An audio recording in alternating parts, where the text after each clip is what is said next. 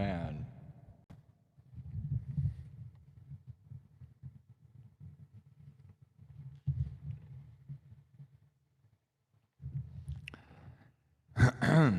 All right, all right, all right. All right, everybody, get it going. Okay, this is later than I wanted this stream to start. It is 1 minute to midnight, Valentine's Day, and now it's midnight.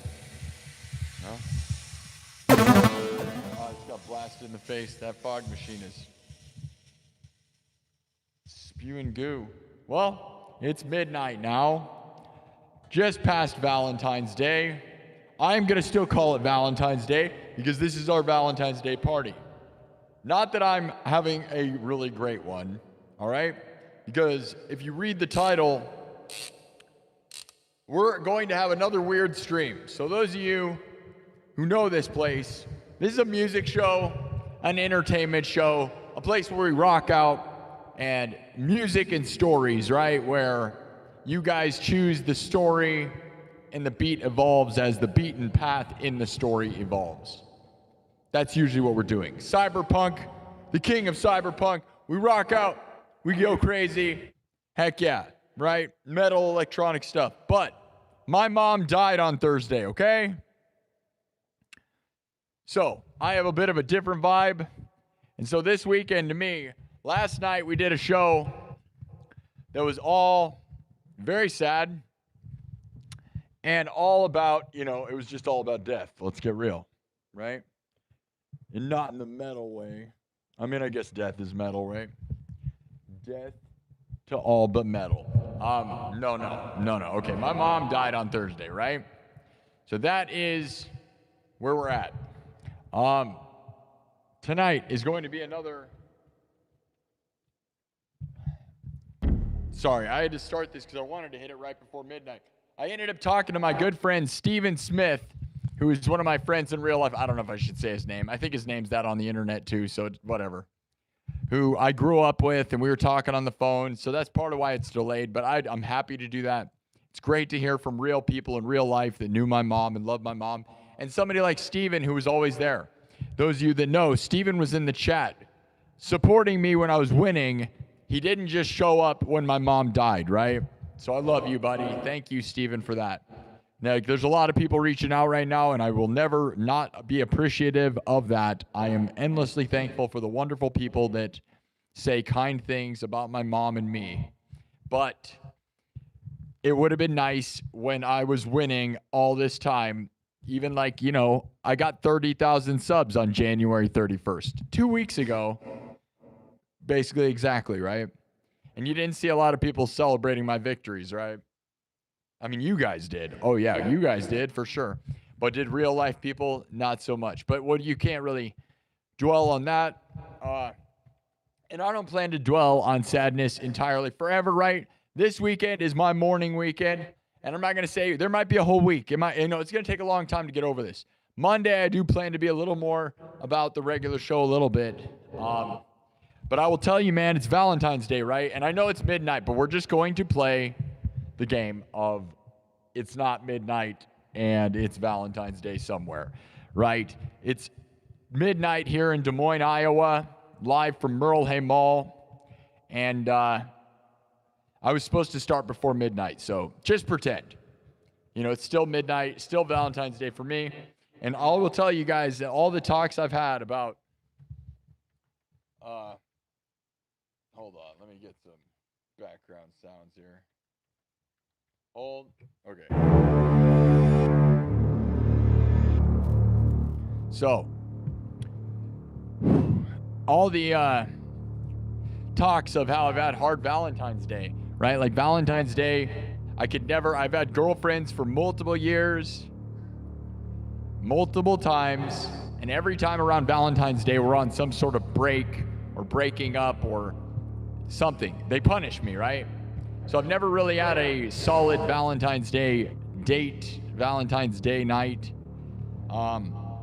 Well, this year, today, Saturday, it's now Sunday, again, still Saturday for me, I didn't sleep, whatever. We had the last time we ever saw my mom was today. They had us go to the funeral home. It was just me, my dad, my sister, my brother-in-law. My other sister should have been there, which is unfortunate. And we looked at her body, mourned. My mom wanted to be cremated. She did not want a bunch of people staring at her body. I'm very thankful for that. Love you, Mom. On Valentine's Day was the last time I ever got to see my mom's body, okay? That's pretty messed up, right? Like, my mom's initials are literally TLC. Think about that. Her initials were TLC. Tony Lynn Churchill. And the last time I ever saw her body is on Valentine's Day.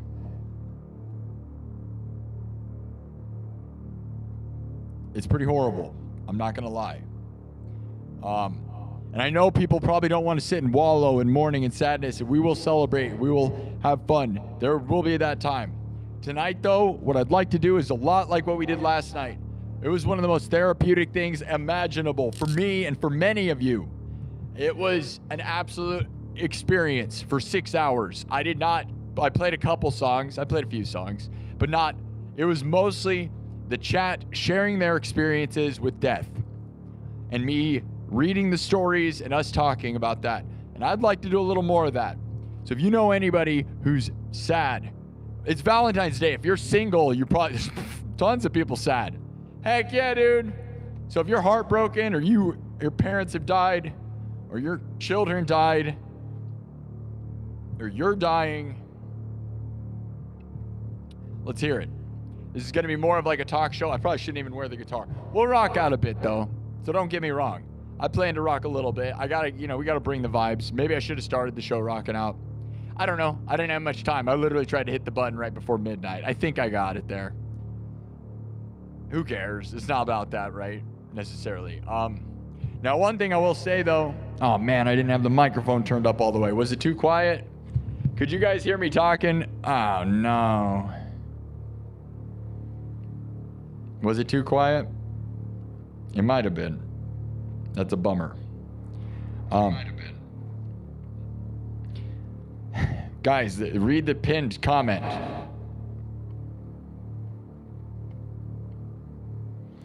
Okay,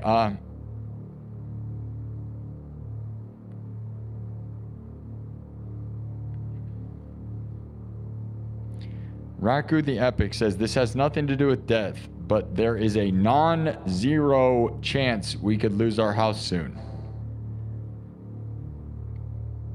So you're saying you're going to have your house forever? Non-zero chance? Does that?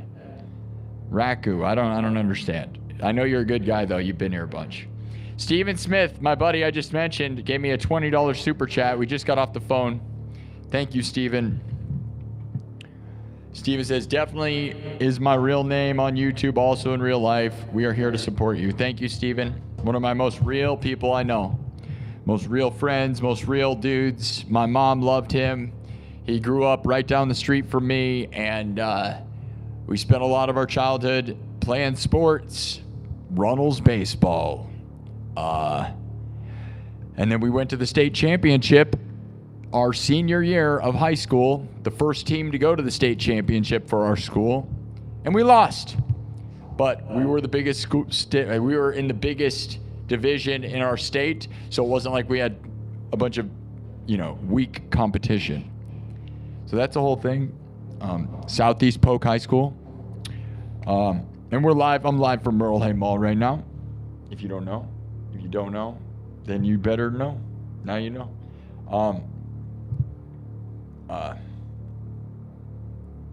Hold on. I'm going to make sure I get some clips of the beginning. Because that stuff I said at the beginning, like I said, man, Valentine's Day now, I kind of wish I would have told them to reschedule what we did there.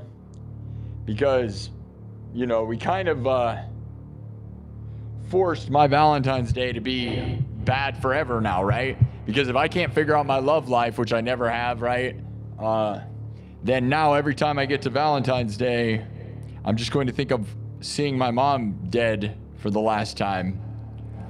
And the other sad thing I'll add that I forgot to bring with me, so I'll bring it on Monday. I'm not trying to overly wallow in all of this. We found a box. My mom was always so good at giving holiday gifts, right? So every birthday party, she was the one doing it, arranging it, buying the cake, buying the birthday gifts, Easter, Christmas. It was all her, man. She was the magic, right? A real magical woman, honestly, when it comes to that. Like, she would buy, make parties for people, send people gifts. Amazing lady. Best mom. But we found a box of Valentine's Day stuff. She would give us all Valentine's Day stuff, and her grandkids, she would give Valentine's Day stuff, and just get us, and nothing crazy, right? Just like a box of chocolates, a heart box. She'd always, every year, give us this big heart box of chocolates.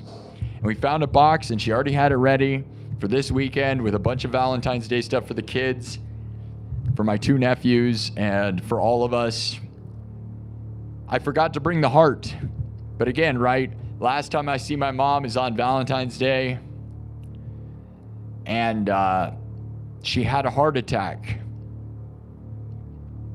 And I got a big box of chocolates that's shaped like a giant heart. And her initials were TLC. Very weird coincidences all around, right? That's just life, is this thing. I wish we would have arranged to see her body on a different day, but it would have still just been around Valentine's Day. So Valentine's Day, until I figure out a girlfriend, is just going to be this horrible cautionary moment in time for me, which is unfortunate, but it is what it is. And everybody that gives me super chats, you're unbelievable, guys. I hope some of you had a good Valentine's Day. I'm not trying to bring you down. I hope some of you, got some, you know what I mean? In the family-friendly way. In a way that'll make your, making families, making babies, making families, making babies, making families. Making babies. Oh, yeah. You know what I'm saying, right? Do you? Anybody do that? I didn't. I was busy being sad, and then I took a nap before the show. I finally got a nap, so I got 4 hours of sleep. So yeah, there you go. I took a nap, got a little bit of sleep, 4 hours. Got 2 hours of sleep the previous day. Not a lot of sleep, honestly. I haven't had a lot of sleep in a lot of days, actually, so it's kind of crazy. Because even before that, I didn't really get a lot of sleep, so... yeah, but man, do I love my mom. And I'll be honest, you go through her stuff, go through the pictures of all the good stuff and good times, dude. And if any of you have anything to share, we'll read that. We will be playing music a little bit. Very low numbers, not a lot of people here. I'm probably going to remove, thank you for the subs. I love that. It's not about sub count tonight because we are doing something we're not rocking out. Tonight is not rock out. I'm the king of cyberpunk. But again, do not expect the regular show. I pinned the thing to the chat. Tonight is not the crazy, goofy nonsense show that it is. Kirk Burning with the $10 super chat says, when I viewed my twin brother before his funeral, it was so crazy. Looking at him and seeing it's him, but not recognizing him was so hard for me. Spot on, Kirk. I agree. She didn't look the same at all. Yeah. Very cold. She didn't look the same, man. And I'll be honest, when I discovered her on the floor dead, like, she honestly looked more like herself than what they did. And, that's whatever. Obviously, like, a few days later. And I hate it because it burns it into your mind, right? Which is why I think, like, regular funerals with an open casket, I get that people should see that it's real, but also, like, it's pretty morbid and weird. I don't know, man. I'm not a fan of that. It's fine maybe for the close relatives, but like that tradition's kind of gross. I don't know. And as I've talked about, you could pay to watch her be put in the oven, right, to be cremated. That's like, I don't know. I get that at least there's some satisfaction in knowing that it happened, but also, yikes. Talk about an imagery that you can't escape forever. Like, that's like, crazy to me. Thank you, Kirk. You had a twin brother. How old? Your twin brother died. When did your twin brother die? Thank you. I'll read your guys' comments now. We're going to play a little bit of music, guys, but tonight is not a regular show. So if you want to be sad, if you're having a bad Valentine's Day, the anti-Valentine's Day, maybe that's what we should have called this. It's the opposite of love tonight, guys. My mom, that was all the love in my world, is gone. And we're going to talk, and maybe I shouldn't be talking too much about my family and exposing my world. I have no idea. I will tell you, man, the radio, dude, it feels like, you know, you ever just feel like the radio... Well, I don't know. I've never had this. It feels like, you know, my mom sending me signals through the radio in the car because, like, I get in the car and there's this song on that's like, you talk too much. Okay, I listen to this oldie station, 104.5 in Des Moines. And I get in and there's this song on called You Talk Too Much. So if you want to look up, like, this oldie song. And it just was like, what? And I'm listening to this. I'm like, this thing is, like, talking to me. And then the next song came on. And it was Elton John doing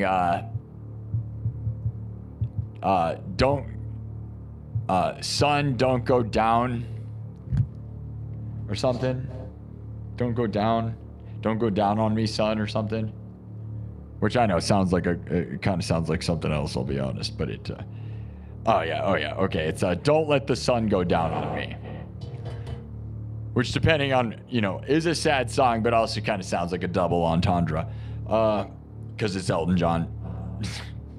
No, but honestly, yeah. Don't let the sun go down on me. And it's like seems like a song that's about, like, not, you know, I'm my mom's son, right? And it's like a song, it was sad. And it's like, I don't know. That's one of those things you feel like signs from the other world, right? Where the radio, because the radio is whatever. It's only on if I get in the car for 2 seconds, right? But talk too much is like sitting there like, don't say all this stuff, right? But I don't know. I'm going to read you guys' comments. I accidentally just did something on this TV went off behind me. I'm going to try to fix it. If I can't fix it, I'm going to have to do something really quick. But maybe we'll be able to fix it. Hold on. Sorry, guys. Again, tonight's show is not this high energy crazy thing, and I hope you guys aren't sad. And I know it's a bummer. This is a bummer show. We're gonna be sad, and we'll play some music, and it'll just be read the chat. I'll read the chat. Tell me your sad stories, and we'll read them. You know, I'm gonna try to not cry a whole lot. We'll be here for a few hours. I got a meeting stuff. We got like dinner stuff in the morning. I'm not worried about like time. My sleep, I don't know. I'm not sleeping worth a crap. I don't care about it. Okay.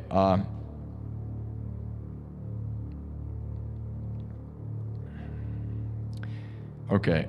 Man.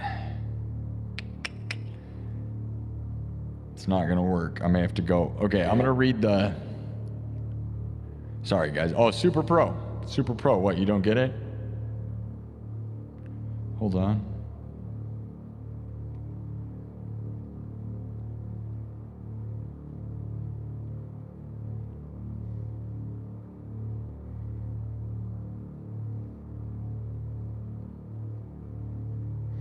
All right, we've got it now. Okay, I'm gonna read the chat. Chill vibes. Remember, those of you who have been sad.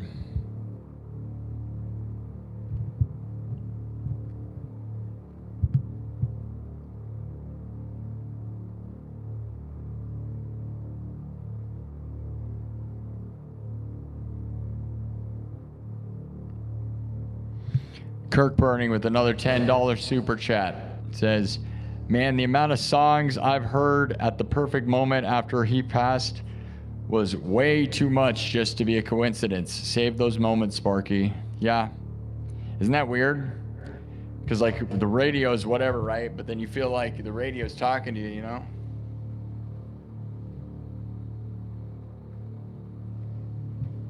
Moderators. I don't know if we got any moderators here, but you got to kick out the creeps. I have it open. So this is a serious episode. and ban the people that are obviously just full-on psychos. You can time out the ones who don't get the understand what's going on, but again, there's these people in the room that they need to be disposed of. More than my mom's cremated body. Read the pinned comment. My mom just died.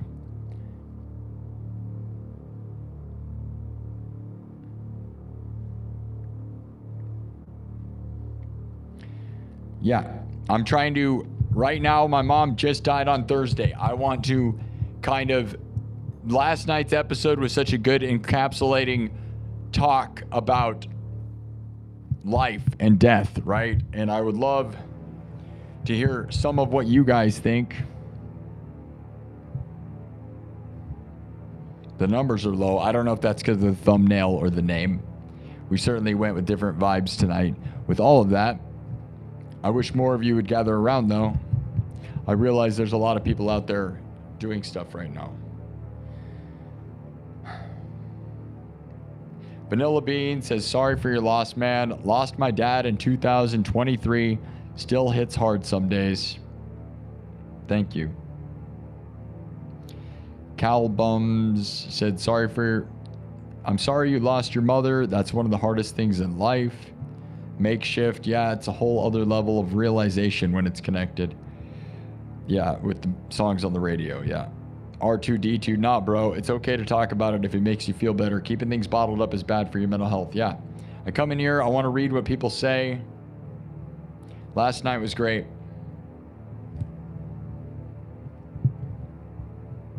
Always listen to the signs, yeah. I'll probably be looking for them forever now.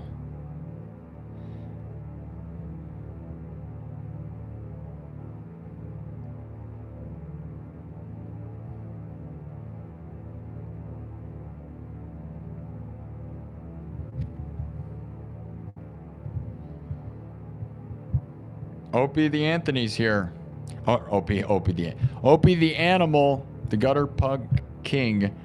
Opie's here, says, I'm so sorry to hear about your mom, bro. Sending love and prayers. Thank you, Opie. I appreciate your support and you being here, dude.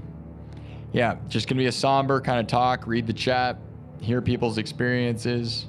I will play some stuff, a little bit, but glad you like my setup. Thanks, people. Yeah, be polite. We don't need, just be real.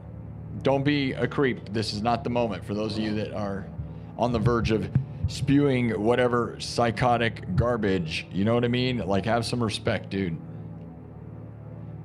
You know, I had to go see my mom's body for the last time ever on Valentine's Day.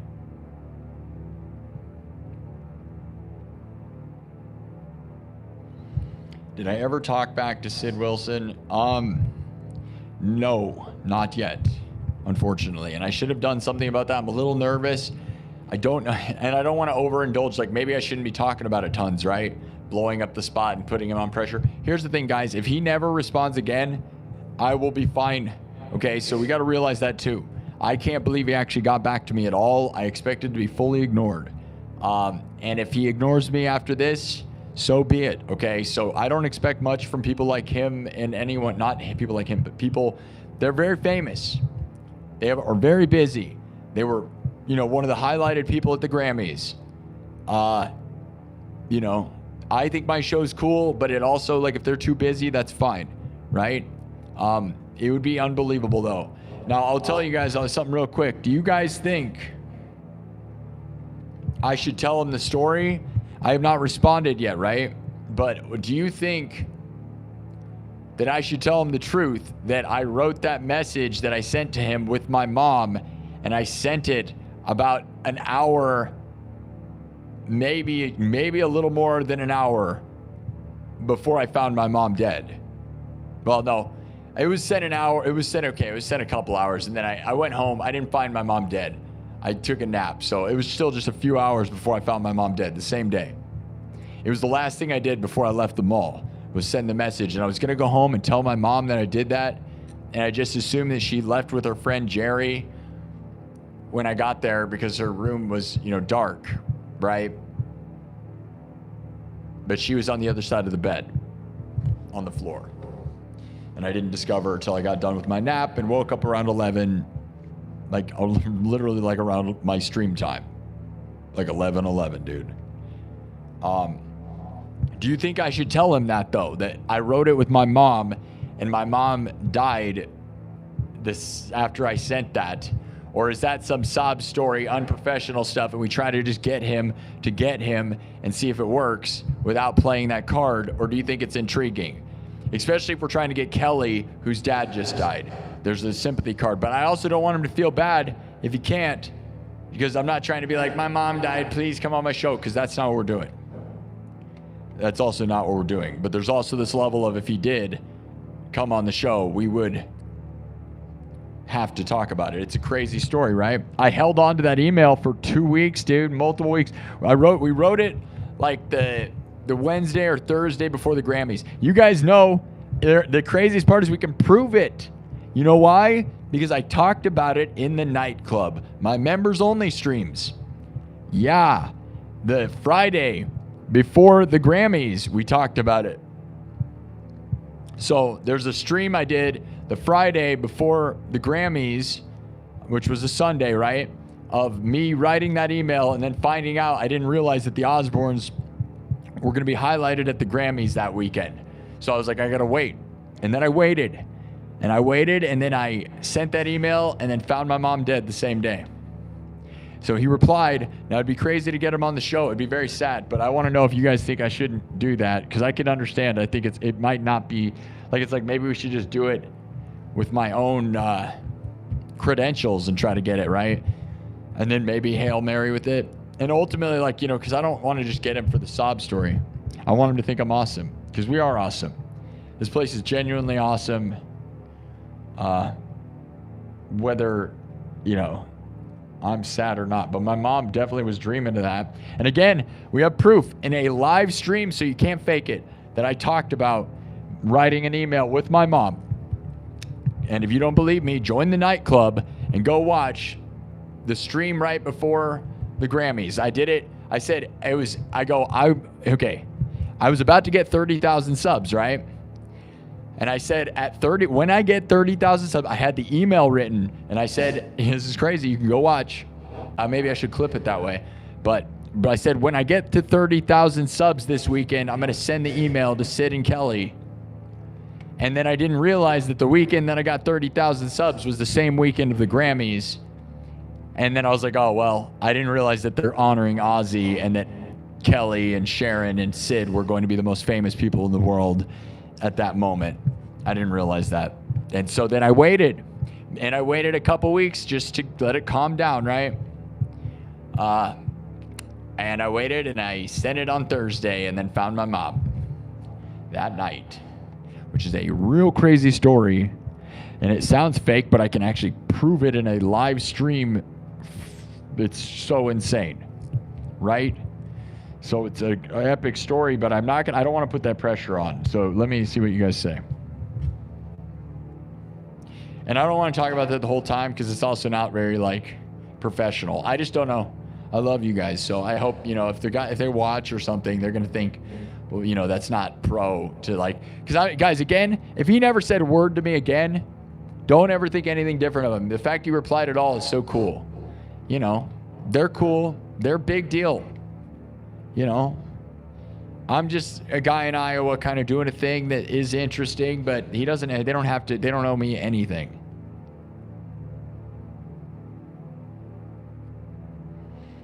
I'm going to try to read on comment and go backwards to some of you people that are telling me sad stories.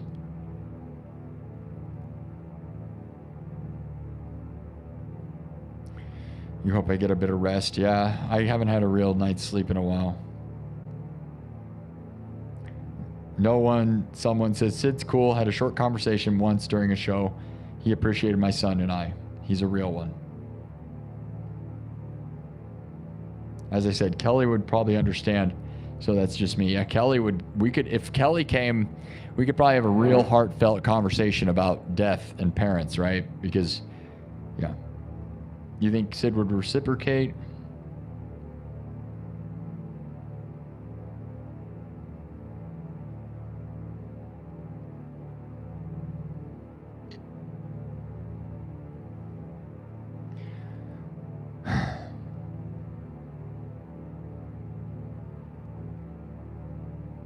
Yeah, it was real messed up to find my mom passed. I told the story last time.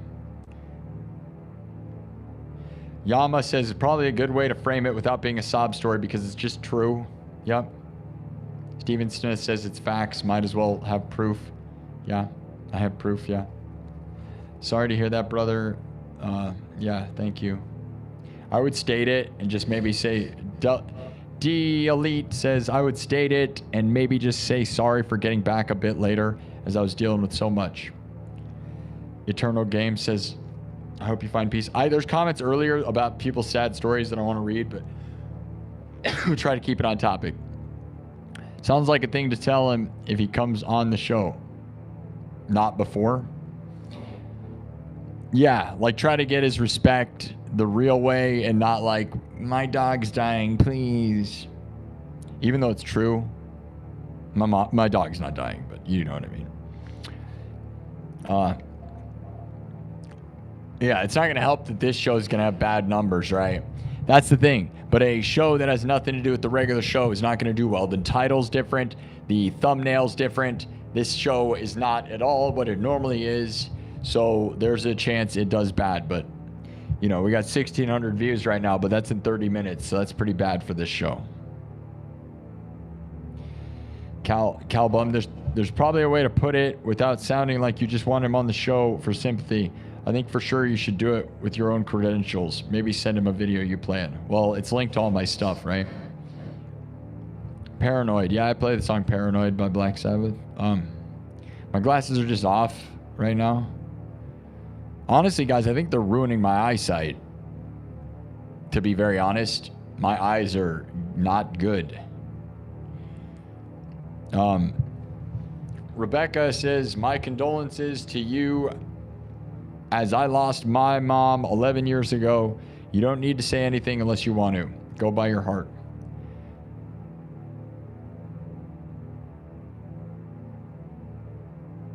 Okay. Steven thinks I should do it, should use it and just say what it is. No one says Sid's a human just like you, bud. He gets smoke blown up his butt all the time. Being real is the way. I say just go for what feels right. I don't know what feels right, so I'm asking you guys. It would be genuine, okay? Says Steven. Rebecca, the passing of mine. My dad, by the way, my dad says to not do that. And he's a wise guy. But there's this side of me that's like, it's just what is real, and real is real, and it's not trying to be sad, but it is kind of like the last wishes of my mom in a weird way. And I don't want to put that on him though, right? Like I said, because if he reads that and he doesn't do it, again, I'm not going to hold anything against him. Busy guy. I mean, you're highlighted on the Grammys, right? You don't have to, I'm just this nut job in Iowa kind of making a crazy world. That, you know, it's fine. I have a future or whatever, but it's not their problem. Although they could help me probably, but if anything, you know, I don't expect anything. Rebecca Alvarez says, the passing of mine at 20s and 30s was hard. I never imagined I'd be here without them. Yeah, that's crazy. Sad. 23rd, play Heretic Anthem. Yeah. Don't feel bad, man. We all go through stuff. We shouldn't have to feel bad how we feel. By the way, never seen your show before. This show rules, dude. I'm telling you, this is not the regular show. It's sad to kind of come out and do a bunch of sad showings, right? I just don't think... I do probably need to ignore my problems, but you guys got to realize everything's so fresh. I saw my mom for the last time in my life on Valentine's Day. So we're going to make this emotional, sad episode. That way, in the moment, we have this, okay? Last night's episode was 6 hours of very sad, powerful stories read from chat and between me and you guys, and it'll help other people. Okay, so anyone that, when your mom or dad die, you can go listen to that 6 hour stream. It's not just music. It was all to heal. Tonight, we need to do the same. I don't plan to do this. It's not going to be, my mom does not die every week. Did you know that? Wait, you didn't know? Yeah. Guys, did you not know my mom doesn't die every week? I know. It's hard to believe, but she only died one time. So I'm going to kind of do it this way. We'll have a full acknowledgement of the sadness. so that there's this stuff, right? The emotion is real and raw and right there right now. And it's not that I'm going to feel any better, right? But I think while we're here, it needs to be acknowledged in real time. Because that's why I'm here, guys. Otherwise, I would have stayed home and slept. I took a nap. I could have kept sleeping. But I have a rhythm, right? Monday, Wednesday, Friday, Saturday at 11 p.m. Central. And my mom wants me to do that schedule. That's the schedule. I put on my gear. I'm dressed like a cyberpunk idiot, right? Maybe I shouldn't dress up. Maybe I shouldn't wear the guitar. I wasn't sure what to do, right? Because we're doing something different. But then it's like, this is what we do. This is what we're doing.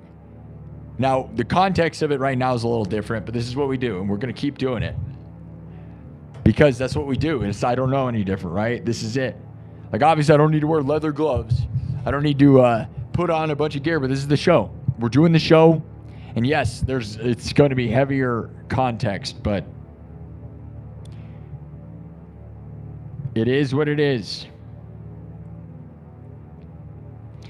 Anyone else with stuff? Okay, don't feel bad, man. We all go Eternal Games. Don't feel bad, man. We all go through stuff, and we shouldn't have to feel bad how we feel. By the way, never seen your show before. Okay, I read that.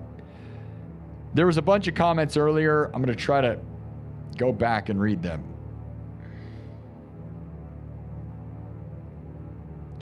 Shauna TV Music and Lifestyle says, if you are a November baby, you were made around Valentine's Day. That's a fun fact. Yeah, the guitar is crazy, and I shred, dude. No, my mom just gave me a plaque for $30,000, not $300,000. My mom made me this. Gave it to me about 10 or 11 days ago. 2 weeks ago on Friday, January 31st, I got to 30,000 subs, right? And then later that week, she gave me this 30,000 sub plaque. No, I wish it was 300,000. No, my entire existence for the past year and a half was trying to get to 100,000 subs before my mom died, because my mom had a bad heart. And anyone that doesn't believe that should go join the nightclub and watch, because it was literally, if you just go watch old episodes, my entire thing.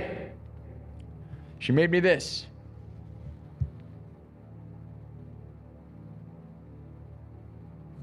Because she knew she wasn't going to be here, obviously. She knew she wasn't going to see me unbox the real 100,000 plaque, obviously, right? That's what makes me sad. And you go watch that clip I just posted. The last clip I posted to YouTube is me talking about this on the nightclub that week. My members only thing, right, for the nights. Saying how we have to get 100,000 before my mom dies, because she made me that, and whose mom would make that? And then, boom, it didn't work.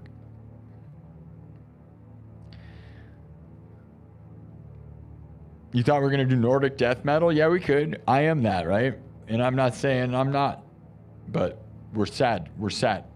We're not Vikings right now. We're sad. Sad little poopy babies. Wah, poopy, whiny crybabies. That's what we are, yes. Poopy, whiny little babies. Hello, Indonesia. Okay, I'm going all the way back to some of your stories. Honky tonk woman. No. Mr. Midnight, just read your thing. Sorry to hear about it. Your mom, much love in your life. Hope you're doing better. Somebody kept yelling honky tonk love. Okay, here's one. Cal Bummed said, I'm sorry for your loss. I lost my mom to dementia about a year ago. It does get easier, but it is still rough losing one of your favorite people in your life. Man, oh man, I'm not going to lie. Do you guys care if I say something? There is a really solid offensive joke in that. I'm very sad for you, because dementia's got to be the hardest thing in the world to deal with, okay? Losing your mom to dementia, though. Where'd she go? Where'd she wander off to? Okay, that's not funny. And it's not, honestly, because if I had to deal with that, I got lucky, okay? I got lucky that my mom had multiple strokes and heart attacks in a way that we knew that she was going to go without her being in a hospital bed. She didn't have to spend tons of time in the hospital. She was mobile, living and happy. And then we knew we had tons of time. She lived 5 years past when she was supposed to die. And so I'm lucky. So something like dementia, I could not imagine. Honestly, man, the thought of what happened to my mom is eating me alive to the point where I don't even want to be a guy anymore, right? I don't even want to be a person, right? So the idea of seeing someone not being them anymore, not recognizing you, and you're like, Mom, I love you, and they don't know who you are. Oof.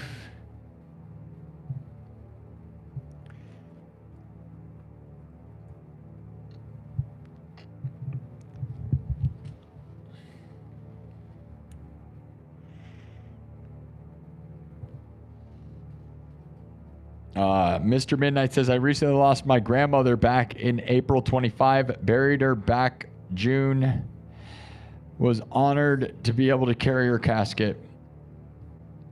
Why am I in a mood? I just want to like make jokes and stuff. Because I'll be honest, dude, I almost feel like laughter is the best medicine. Should I just roast everybody's sad stories? Do you want to have a night where we have sad stories and then I make fun of your stories? Would that make anyone feel better, or would I be a sick monster? You buried her back.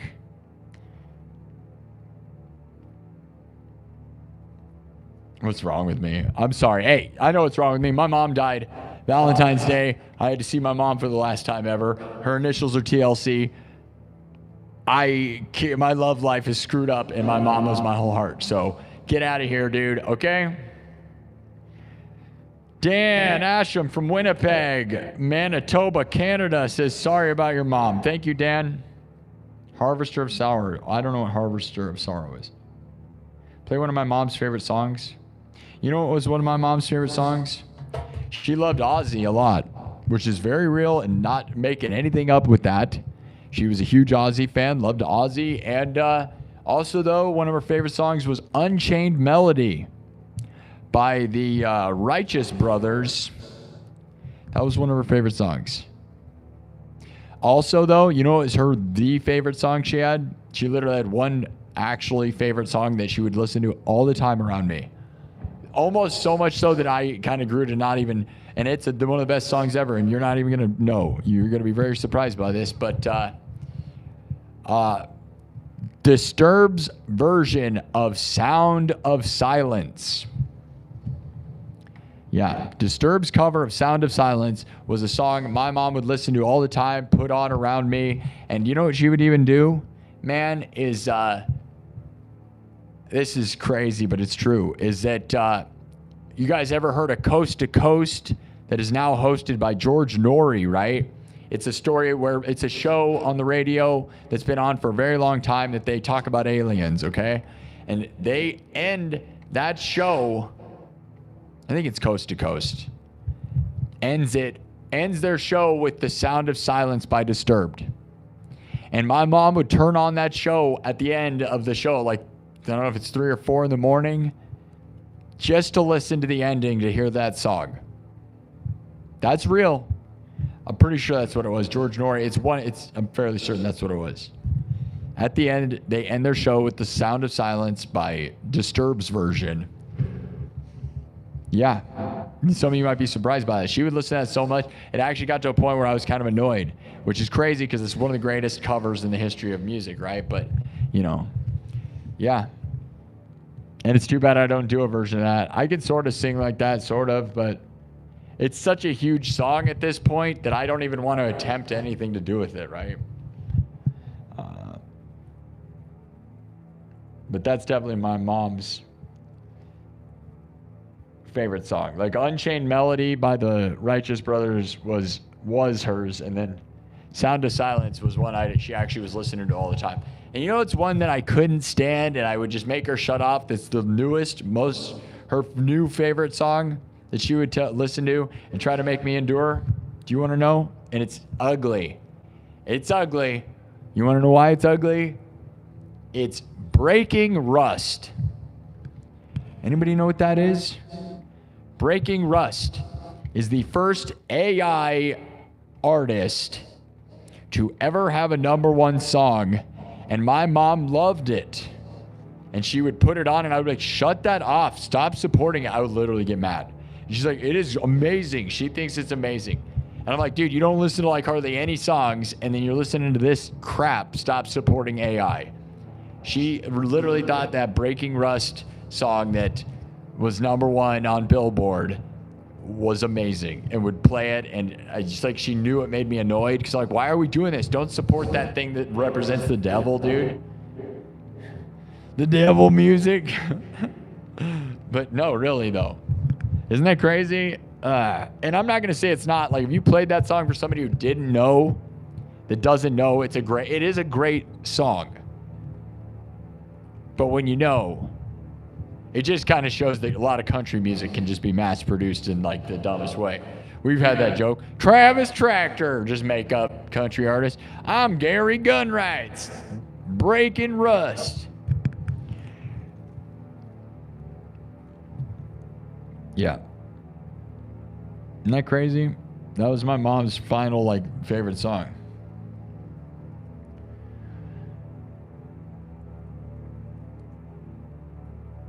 But yeah. Sound of Silence by Disturbed was #1. Righteous Brothers, Unchained Melody, and then really Breaking Rust was one of her new ones. And she put those on. The George Norrie like coast to coast thing has always been crazy. She would tune it. I'd be there because like we hang out in the middle of the night, right? Like just like we do here.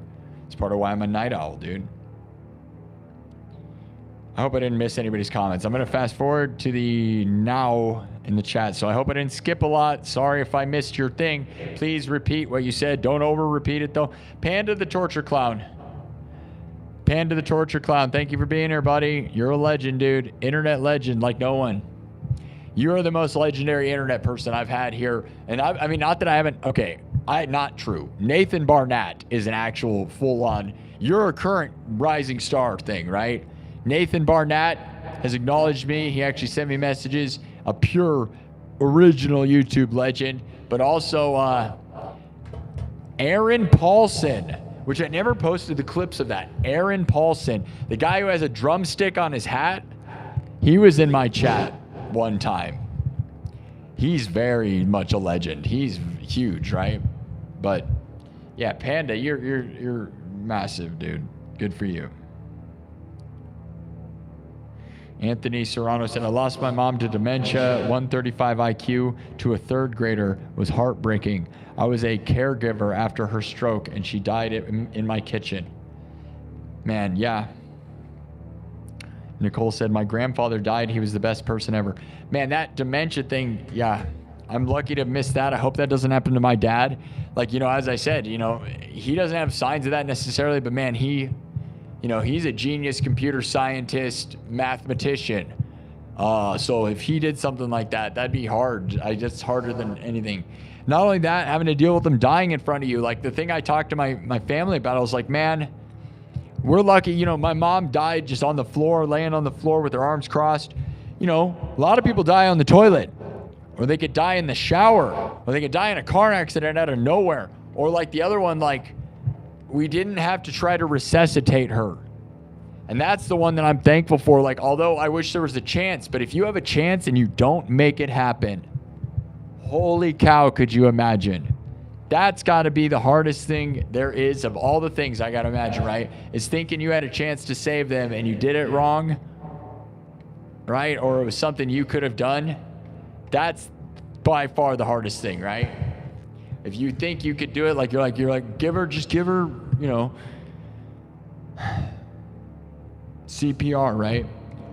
So there was none of that, and we didn't have to deal with that. And there's something very peaceful of that, because again, like you were saying, like somebody could just fall down and like, I'm dying, or like, and it doesn't have to be a heart attack even. Obviously there's way worse stuff like scenarios, right?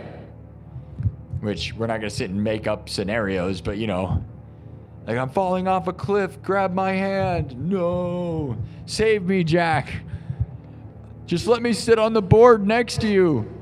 Why are you going to push me into the water? Goodbye, Jack. No, please, let me on the board. Why are you doing this to me, lady? I don't love you anymore, Jack. Go to the bottom of the ocean. This is my door. Why did she do that to him? The heart of the ocean. You're right. You're right. You're right. You're right. More like monster. Just kicking people off your huge door that could hold like 20 people. This is my door. You get out of here, Jack. All right, I'm going to keep reading the chat, and we're going to keep it going. King Ta says, I had 9 dogs. My dogs died from getting ran over and poisoned, kidnapped, and some of them ran away.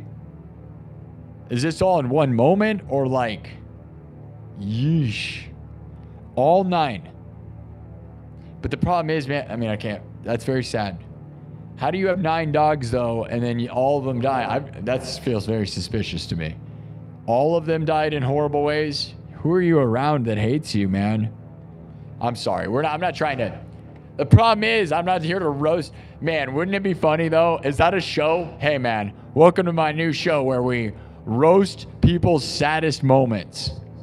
That's a pretty good concept for like a comedy podcast. Write in your saddest story and we're going to make fun of it so that you can laugh a little bit. Laugh at your sadness. All right, I'm going to rewind a little bit so I can read some of these. Okay, here's the hearts. Here we go.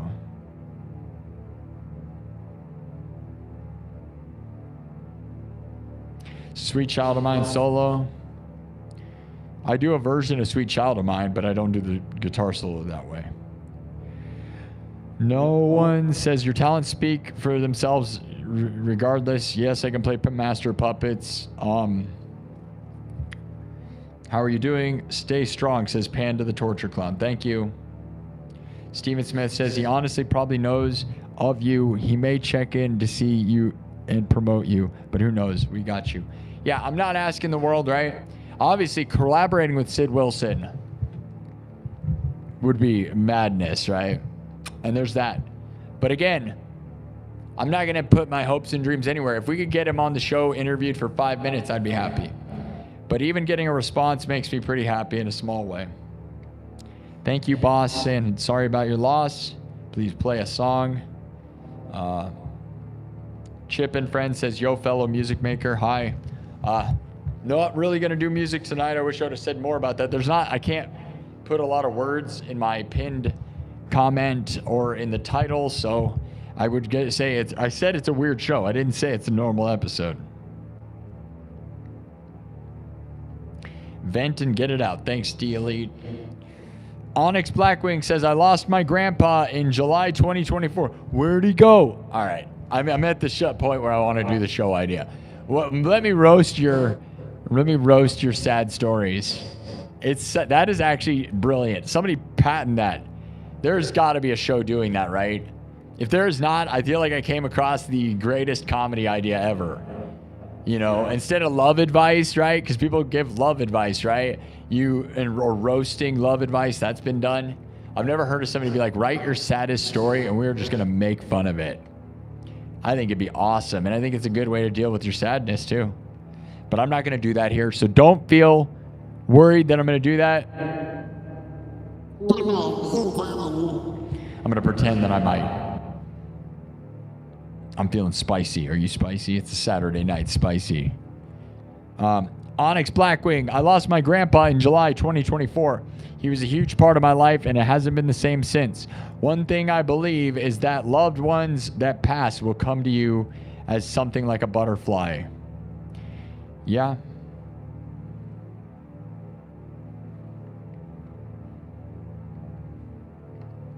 Yeah, I felt like the radio thing, dude, right? I hate that too. Got in the car and it's like, you talk too much was the song. It was just the chorus of you talk too much. Go listen to that song. It's just like an old song that is like, it almost felt like what this show is where I'm like talking too much. I was like, because I was about to go in here and I'm driving my mom's car, right? So it's in my mom's car with her radio tuned to the oldies, and then the song that's on He's like, you talk too much. And it's just like says that over and over again. And I'm like, oh no. It's like my mom saying, shut up and just play music. No one cares. But I'm not going to do that, man. That is where we head to. We will party our way out of the sadness going into Monday, okay? I promise you. Like, I'm not going to say we're not going to indulge a little bit. The moment is now. This is the week, okay? Give me a week of sadness. Those of you that don't get it, I'm sorry for those of you discovering the show right now. I hope I'm not hurting my show by that. Because, you know, we get a lot of... YouTube really helps me out with the algorithm, right? I get a lot of views. But there's a lot of people like, cool guitar, can I hear it? Cool guitar, can I hear it, right? And I'm like, oh, no. My mom died.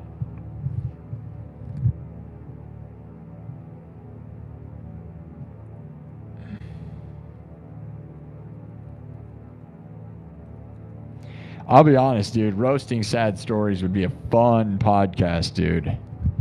Should I start it? Who wants to be on my new podcast called Roast Your Sadness? No. You know what it should be? Cremate your loved ones. Maybe something like that. Because, my mom got cremated. And it's like roasting and like a roast, but like you're cremating your dead or something. It's a work in progress. We'll work on it. We'll workshop it. We'll sell it to a few people. We're going to make $1 billion. And if you see that anywhere else, you know where I said it. Because you know what keeps happening, dude, is I say these brilliant ideas on this show, and then you see people steal it. Like, you guys remember when I mentioned on this show multiple times the idea of doing stand-up comedy as a cover artist, where what you do is you just go around telling jokes that other comedians wrote, but you give the credit to them just like a cover band, right? Mention that on this show. There's proof of it in timestamps. Well, and then you go and watch the show Kill Tony, and Timmy No Breaks goes out this past week and does exactly my joke that I wrote 2 weeks ago. It's on my Facebook. Go look. I posted it to Facebook and Twitter, that exact statement. And no, it was a month. It was a month. Okay, no, it was a month before he made that happen. And Kill Tony is 2 weeks, filmed 2 weeks earlier. So 2 weeks before he makes that joke, I wrote it on the internet and said it all over the internet. Maybe there's other people that have it, but it's still my idea, dude. You don't think I'm making waves, dude? So what I'm saying is, if you're on that show, I feel like I gotta go make that. But then me being mean to people and roasting people's sadness is probably not the move. I'm sure I could do a really good job of it, though. My mom wouldn't like that. My mom doesn't like mean comedy, really, honestly, man. It makes me sad. I'm a fan, but I don't. She doesn't. Roasting death or something, roasting dead ones or something. Roast your dead.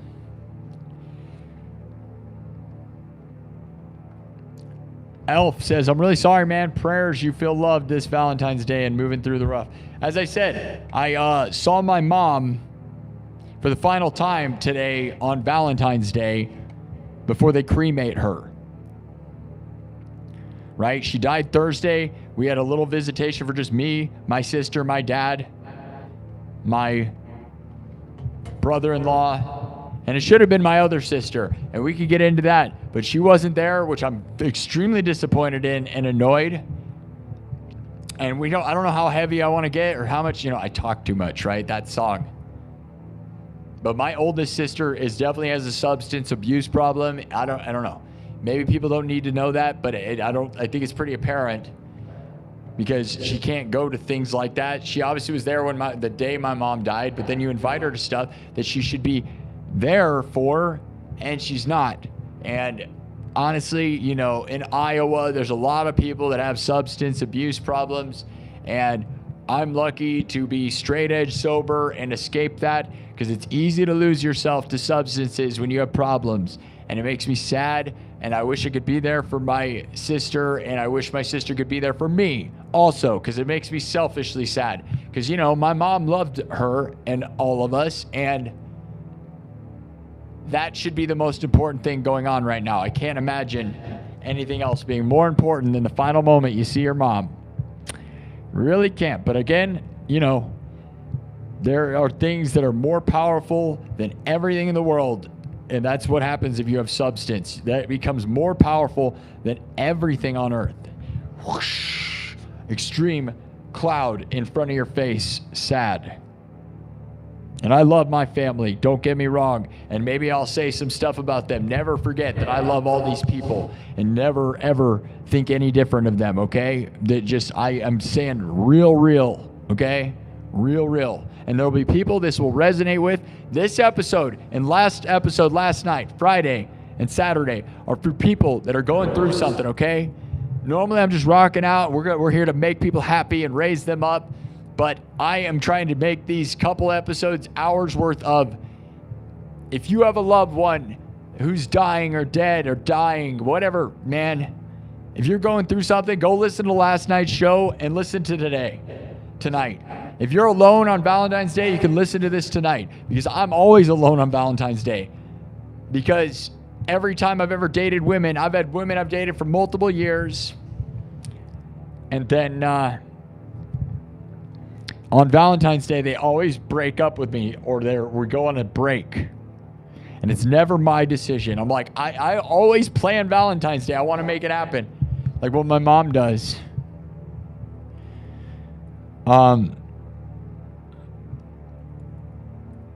And as I said, man, we found a box. My mom had Valentine's Day planned for all of us. And I know I'm like a grown adult, right? But my mom was always she'd give us birthday parties and buy us gifts for our birthdays and have a birthday party with cake. And Valentine's Day, she'd give us a big heart full of chocolates every year. And she had that set in a box. She had stuff bought for my nephews, ready to go. And we opened that today. After seeing her, we all went and looked at her. And my sister, I love you, man. Megan and Ryan, thank you. They bought me this coffee. It was an iced coffee. Look at this, dude. Made at a fancy coffee shop. I wish I could remember the name of it. Fancy coffee shop that was way crowded. And they put a lid. You ever seen this? Canning. It was an iced coffee when it started. It had ice in it. Yeah, iced coffee in a can made from scratch in front of your face, and then they put a lid on it and give it to you. A very popular place, because this is weird. I've never seen anything like this. Very good. They bought this for me right afterwards. That is one of the nicest things. Like they don't get, like, it's always the little stuff for me, man. It is. It's those small things, dude. It matters. It's something I've learned even in this short window of time of sadness, is the small stuff is everything to life, dude. Little things like somebody buying you a coffee when you need it, right? When you're not sure of your future. It's a Spanish blend. Spanish brew? I don't know. Oh no, this one's a vanilla. The other thing, they bought me two, really. One hot one and one cold, which is really very nice of them. And we've had a rough relationship, man, I'm not gonna lie. And that's like one of those really nice things to just, which is what I wish would have happened with my oldest sister, right? Is I wish she would have embraced that someone passing can bring you together, but you only have a small window of time to embrace that moment, right? And maybe some of it's a little fake, but a lot of it is like, because you lost somebody so important, you can look past all the bad things. But man, like my oldest sister not being there in that window really hurts, because you can't repair. That makes it worse, right? There was a moment where we, it's like, dude, we're all here because we loved mom. We're all here because we loved mom, and mom loved us, and we've never experienced any love like that. All of my family, no one has. And I'm very sad that the little things, dude. The little things, guys. Remember that, dude, because I'm so bad about doing little things. I hope someday I can become more like my mom with that, where it's like, here, I bought you you meet someone, somebody does something nice for you, you send them like a little thing, dude. And I've never been that kind of person. I'm pretty cold. I'm a pretty cold person, I'm not going to lie. Like, ultimately, like I let my emotions out on here, man, but I have a hard time I guess it feels like I get rejected a lot, which is what it is, right? Is my dating life so bad that it's always made me feel like if I'm like, oh, if I give you like, here, I got you a muffin, they're going to take the muffin and be like, this sucks. Right? That's what it makes me feel like. Like, they're like, why would you buy me a muffin? I don't want a muffin from you. I have that problem. And that's because I have been in so many great relationships with beautiful women who just eat me alive. My mom is the best relationship I ever had, man. But I wish I would have brought the giant chocolate heart. Regret that it's sitting at home on the table. I don't know what I was thinking. I'm distracted, right? I'm 10 different directions right now. Yeah, I got a giant heart full of chocolates. And my mom had a heart attack and didn't get to give that to me. And the last time I saw her was today. I saw her body as we were mourning her. They're going to burn her and cremate her. And then we opened a thing, and she died of a heart attack. And on Valentine's Day, she had giant heart chocolates for us. And her initials were TLC. All of it for me is like, it's obviously a song. It's like a movie. It's like a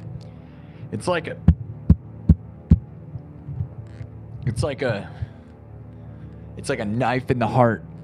And it'd probably make a great tattoo, right?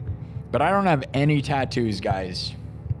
And at my age, that is what it's become, guys, is that at my age, everyone, millennials my age, they all got tattoos in their 20s. They were all drinking and doing stuff and got tattoos. And I'm not saying tattoos aren't cool, because they are. Plenty of them are. Some of them are. Some of them aren't, right? But now it feels more unique to be nothing, right? And that's a fact for sure for people my age and for rock stars, musicians, right? It's very much the thing to have tons of tattoos, and nothing against it because it's everyone, right? But I feel like fighting that trend, I am now like a unicorn. Very rare for a person my age to not have tattoos, let alone a person who did music their whole life. I'm not a poser who started playing music 5 years ago. You can literally watch videos on my YouTube channel. I've been playing music since I was 13. I've been in bands since I was 13 years old. And there's people in the chat. Steven knows. Steven Smith knows. Steven Smith was always supporting me, dude. That guy went to all my concerts in high school, by the way. You don't even understand. No exaggeration. When I would play shows in high school with my little band, Those Guys, we were called Those Guys. He was going, dude, and he was supporting me. He was listening to my music way before anything and was always having fun. And we might have, maybe we sucked, whatever, right? Like, but he was having fun and was there. And he's still there in the chat. And he was there when my mom was there. My mom knew it. And then my mom died, and today he called me. I got off the phone with him right before I got on this show.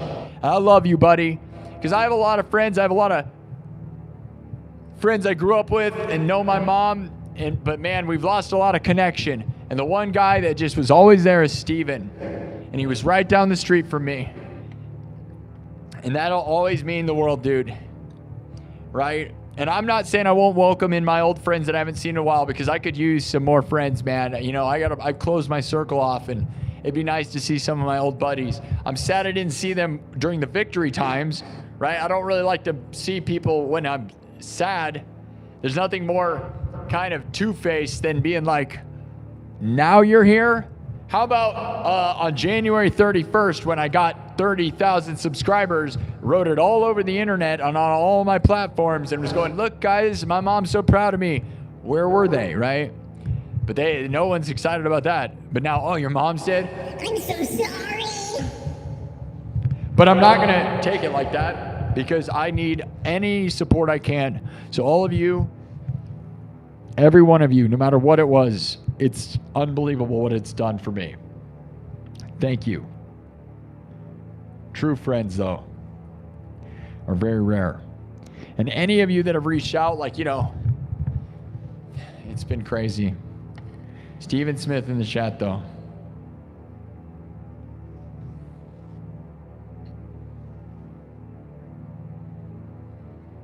You haven't seen my show. I know. Everybody wants Master of Puppets that hasn't seen it. Trust me, guys. I'll be honest, man. Tonight's a weird show. Yesterday and tonight are going to be focused on Mourning. and sadness. It's more like a long-form podcast for people who have to deal with something. So everyone that's dealing with something or having a bad Valentine's Day, man, do you guys notice? I got to look at something. The setting on that phone, I got a brand new phone, right? My new iPhone 17 Pro Max arrived on Friday the 13th. I ordered it, then came home and my mom was dead. And then the phone came on Friday the 13th, the next day. So I have been a Samsung Galaxy user for over 15 years. 15 years. And I switched to iPhone Friday the 13th, right after my mom died. That's a huge change in itself, right? Beyond huge. So you're now watching this through an iPhone for the first time, and I have not used an iPhone in over 15 years, or around 15 years. So it's crazy. And literally what's way weird, dude, is the notifications, because it's connected to my old account, right? I have a MacBook Pro, so I have an Apple account and stuff, right? It has my old notifications from 15 years ago still. Stuff, it's insane. Dude, ex-girlfriends. Okay, this is way crazy, but whatever. I dated this girl named Shania, and my mom always loved Shania, so, you know, and she reached out to me. That's very nice of her. She has problems. We all do, right? Whatever. Apparently, on my old iPhone, the last time I used iPhone, my phone would give me the notification for her to take her birth control around 8 or 9 o'clock. So it apparently keeps that information for this long, and my phone was ringing around 8 or 9 saying that she needs to take her birth control. And you know why? That's because I was, you know what I'm saying? No. All right. No. But yeah, that was way horrifying. When I saw that earlier, I was like, oh God, not that. What else does it contain, right? I have not used it in 50, you know, I didn't realize Apple was keeping all that stuff and having that happen. I'm actually not all stoked on that. You know, that's weird. And I was going to send her that because she reached out to me. I have not sent anything back to her, but that was real crazy, right? She doesn't watch this show. I bet she's watched it before. She's probably one of those haters. Everybody's a hater, right? Hate watching my show. Is so funny. The thought, right? I love that. Happy Valentine's Day, stupid. She's a good example of a person who left me. I could tell you a whole story. I wrote a whole song about it. She was one of the biggest heartbreaks I've ever had on Valentine's Day. I drew pictures. I wrote songs. I have an entire thing about what she did to me on Valentine's Day. It's crazy. I wrote a song called Blood Red Moscato. And I recorded it, and I have recordings of it. It's one of the songs I was thinking about releasing officially. Because it has like real powerful lyrics, and it's all about the story of what happened right around Valentine's Day. And I was supposed to have Valentine's Day. I drew all these images, and I have them on my phone still from that day, and it's a crazy thing. But you wouldn't go on Valentine's Day with me to a place called Panda Express, which is a fancy Chinese restaurant that I had reservations. Getting too personal? I don't care. Tonight, I talk too much. And we're going to talk too much. These people aren't going to listen. And if they do, good, whatever. What, are you going to treat me like crap and not think I'm going to say stuff? You're right. It's going to come back and haunt you. Nah, just saying real stuff. It's funny. I don't care anymore, right? It doesn't matter. My mom loved her and thought she was great, to be honest. She always said nice things, even though she has problems, we'll just say that. But she's beautiful, no question about it. Because I know how to pick them. I have beautiful girlfriends.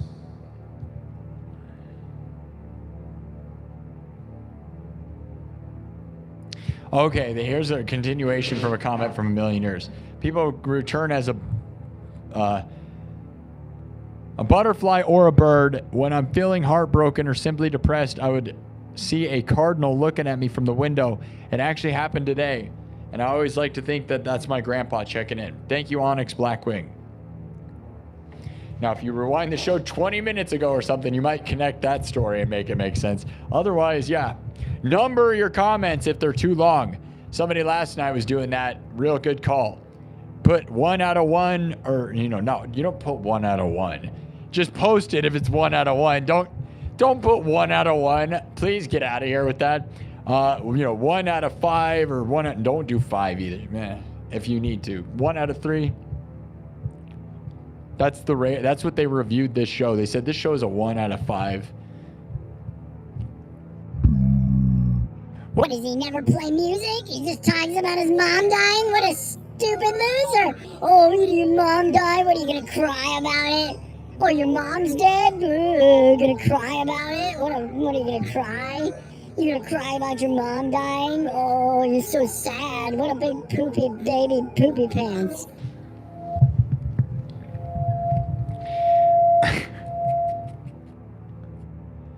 That's my impression of you, the listener. No, that's my impression of an impressionist trying to be funny.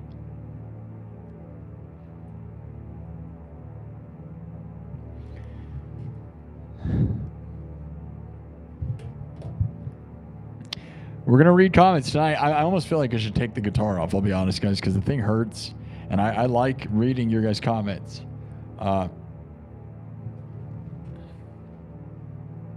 Stephen Smith says, see you in a few hours. Love you.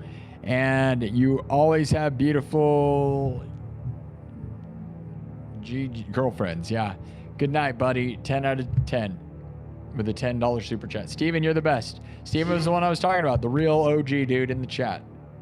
A real dude. A real person. A real friend.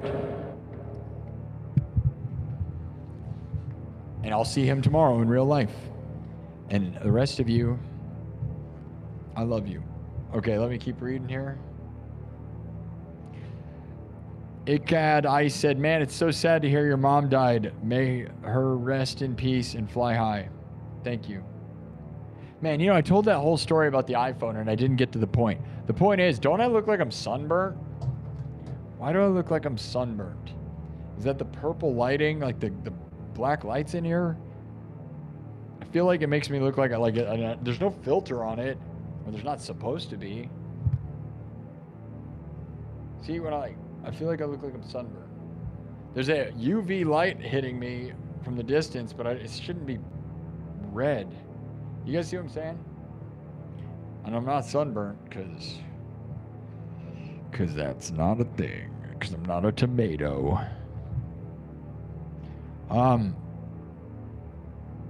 King Toss said, had 9 dogs. My dogs died from getting ran over, poison. Okay, we read that already. Cardinals are our loved ones visiting us. Well, my mom loved the Iowa State Cyclones, and so does my whole family. I actually went to Iowa State in Ames,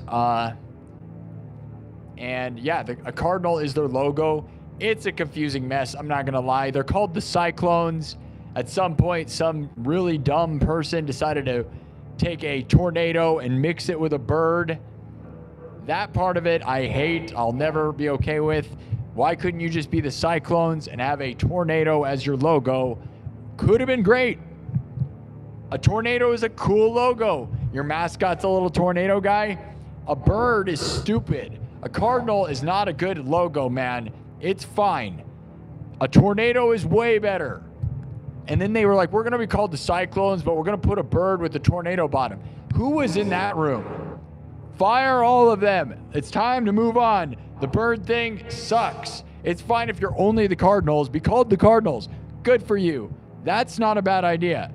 Mixing being called the Cyclones and having a bird tornado monster. Dumb. That's the dumbest thing ever. And I went there, so you can't say anything. My parents fell in love there, and my sister went there, and everybody went to Iowa State, okay? Stephen Smith went to Iowa State. Yeah. There's a thing at Iowa State they used to do called VSHA, and they used to have this huge party. It was literally the biggest party in the country it was the biggest college organized party in the country at the time, okay? You can look into it, it's real. VSHA at Iowa State. And we were at the last one. Stephen Smith had a party house on campus, okay? And the last year they ever had it, keep that in mind, I performed there at his house in his garage, DJing it, playing electronic music, at the height of electronic music, by the way, super sick. And we had hundreds of people, like thousands of people, the whole place. The biggest party on campus, dude, at this dude's house, right next to the stadium, Kinnick Stadium, dude. Like the,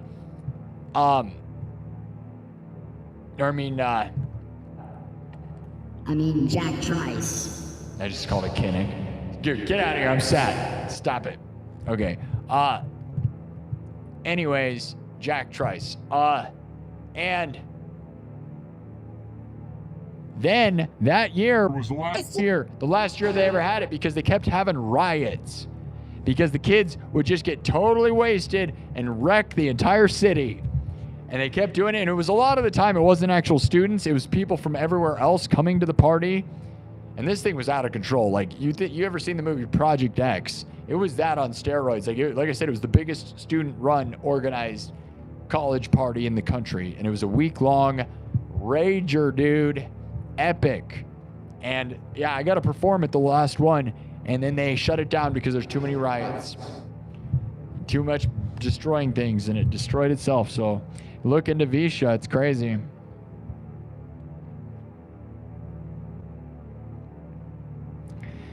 Shout out to Iowa State. No one wants to hear that story? I only went to Iowa State for a year, a little over a year. I didn't graduate. I was having too much partying. I'd rather party and play music.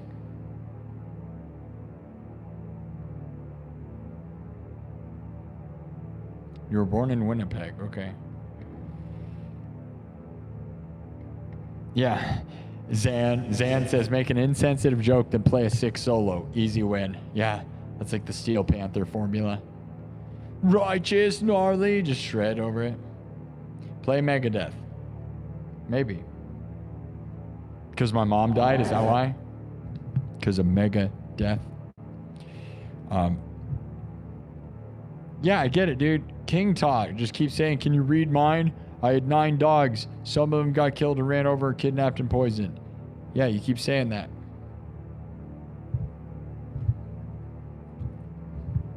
Know any Poison? Dude, I used to be in a Poison tribute band.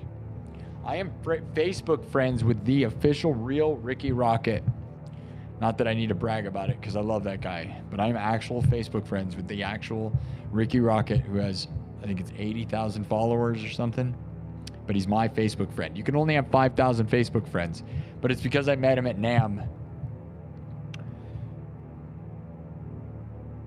Nope, not bootleg Steel Panther. Steel Panther wishes they were me, bro. Steel Panther wishes they were me. I auditioned for them, though. I auditioned to be their bass player and had the biggest video in the audition. Go look on my YouTube page. Type in Sparky SINN, Steel Panther, and you'll find a video that has, I think, 17,000 views. And you won't find a bigger audition video. Mine was the biggest one in the contest. But then the contest ended up being rigged, so it was a lie. But yeah, I tried to be their bass player, and then they lied. But here's the thing. I'm glad that didn't happen, because this is so much more unique. Like, I love what they do and think they're funny, but I'm glad I didn't fall into that, because what I do here is I'm the king of cyberpunk, and I am on a different planet, and I am by myself, run by myself, owned by myself, and no one can mess with that, dude. Nothing but respect for Steel Panther, though. I would freak out to work with them, and I have more connections to that than you even know. But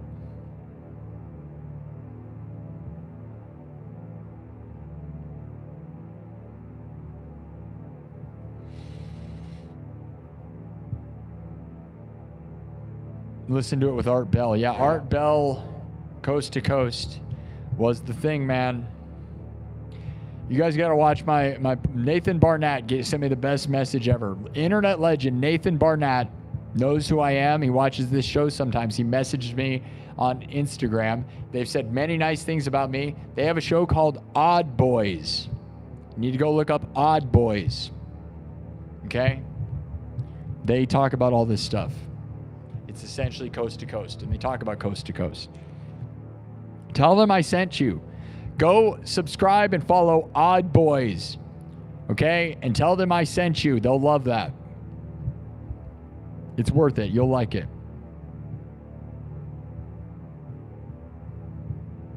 Hello, can I know the sound to release my anxiety? I hope that background noise, you guys hear this thing, right? Is not making people anxious. Is that annoying? I just kind of have it. I thought it was kind of epic and ominous. Some people might be going nuts from that. I don't really know. Some of you might not even know. Tony says, how long you been a big fan of heavy metal music? As far back as I really had it, my own choices, right? Because I was not raised by metalheads, believe it or not. You can look at the thumbnail of this video, which is a picture of what I looked like when I was very little. I had a flat top. My dad is a computer scientist, mathematician, genius, not a rock star guy. My mom loves music. She was kind of a hippie back in the day, but no, like when I was in junior high, well, it started kind of before that. I could reference a couple things. My sister Annie was into metal, so she got into metal when she was a teenager. And people like, there's this guy named Chris Gasper, whose parents came over today. I love you, buddy. Who loved Slipknot, right? And got my sister into Slipknot and Korn and Rob Zombie, and that's kind of where that started. And then I got the album Subliminal Verses Volume 3 from my sister, the Slipknot album, Subliminal Verses Volume 3. And then the biggest change though, that was like one of the first albums I ever had, really, okay? And like, of metal music, right? And I could go even further, like I loved Sandstorm, Darude. I had the Darude Sandstorm album, right? And like, the Shrek movie album was a big deal to me. 8 Mile, right? There's a couple albums that really wrecked me, but I'll tell you the one, man. It's a very specific story. Is I went on a Boy Scout trip. I am an Eagle Scout. Okay, I beat Boy Scouts of America. Anyone that knows that, I am actually an Eagle Scout. Believe it or not, yeah. We went on a thing called High Adventure, which is where they take us into a mountain. You go climb a mountain and camp on it, right? We went to Colorado to climb a mountain and do a high adventure trip. And on the way there, in the car ride, Lance Bricker had an AC/DC cassette tape. I think it was a cassette. It might have been a CD. I don't know. It was old school at that time, because I'm not that old, okay? And started playing AC/DC, and I didn't know what it was. I was like, what is this? This is awesome. And that's where I fell in love with AC/DC. I went and bought an AC/DC Live, the album AC/DC Live at Donington. I bought it right after that trip and was never the same again. AC/DC Live at Donington. If you don't know that live album, go listen to it right now. Leave, go. No, don't leave, but buy it. You will understand it is the definition of rock and roll. It is it. No, nothing's even close, dude. Nothing's even close to what that album puts off. And I'm a huge fan of a lot of other stuff. There's undenying that AC/DC is the ultimate headlining band. Like AC/DC Live at Donington, not a band that has ever existed in all of history would go on after AC/DC in that time era. Not one. And it's proven. Literally, Metallica opened for AC/DC in those days. Motley Crue, Pantera. There were shows where AC/DC was last. AC/DC was never opening for anyone in those days, because you're not going to touch that music or that energy of Angus Young and that band. But AC/DC Live at Donington, dude. But I was already getting into music before that, right? I'll say the big change was like, I was in choir, okay? And my friend Jake Boston was in choir with me in junior high, okay? And we decided to sign up for show choir to be the crew. We weren't actually in show choir dancing and singing. We were working the crew, which just means moving equipment, which is a weird thing to do. But you got to go to crazy places like Chicago and New York. and you get to go see like Broadway plays in Chicago and New York. So that was why we were doing it, really, right? You get to travel around. It was fun in that sense. You get to travel. It was a good time with that.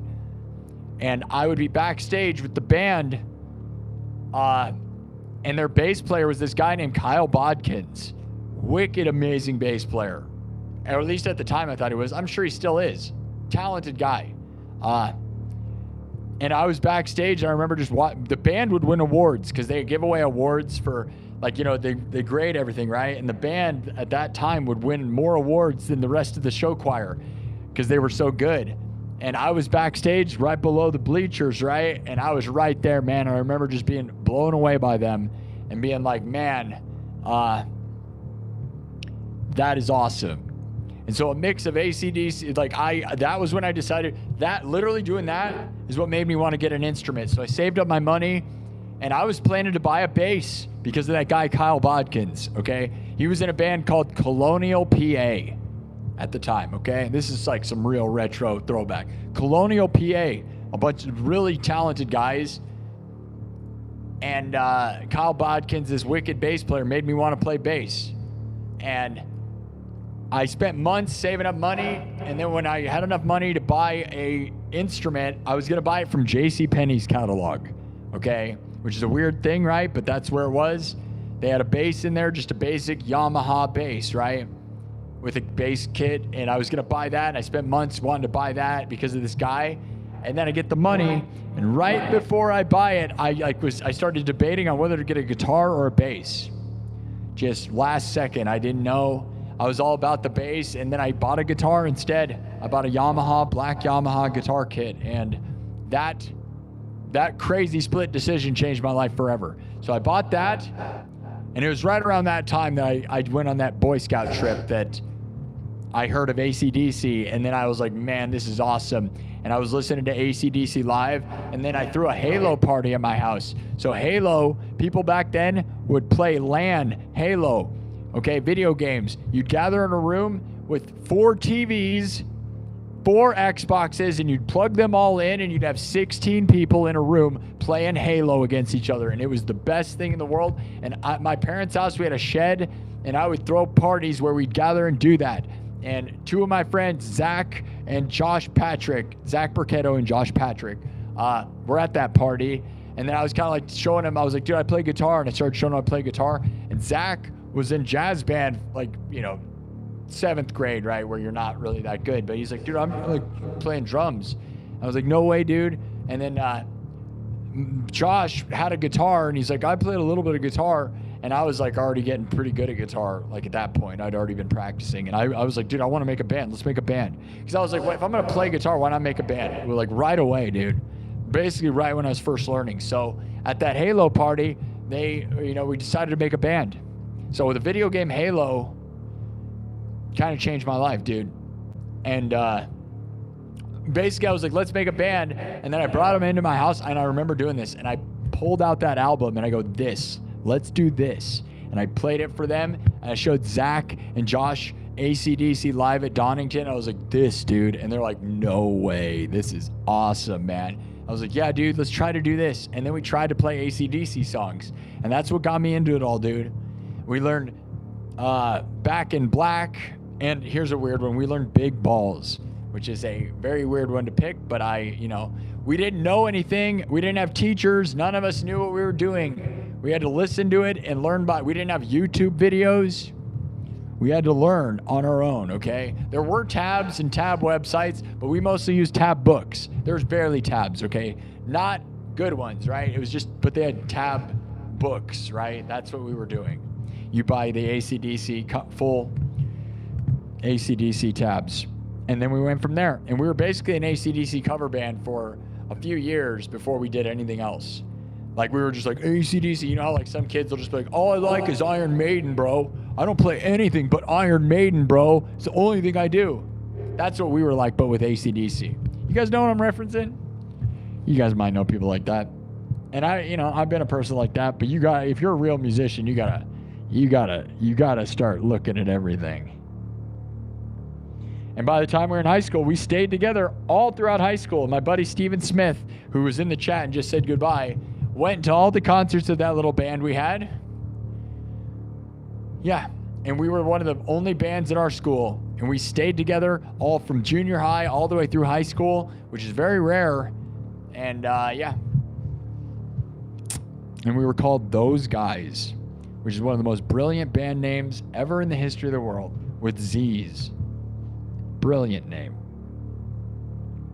Still the best name ever. If I had a band, I'd still do that probably. So don't copy it, because I have videos and proof of tons of it from the 2000s. And I have some of them posted on here. But that's my history, dude. I'm just telling stories now, not even talking about my mom. Somebody said something. Why did he tell that story? That wasn't even a... Alright, we're just talking about nothing. I wonder how long I was telling that story for, because I tried to timestamp that. Too long? It's not even about my mom. This is supposed to be a sad story. There's the story of my life. Now, where's the sadness happen? My mom was there the whole time, helping me do all of this.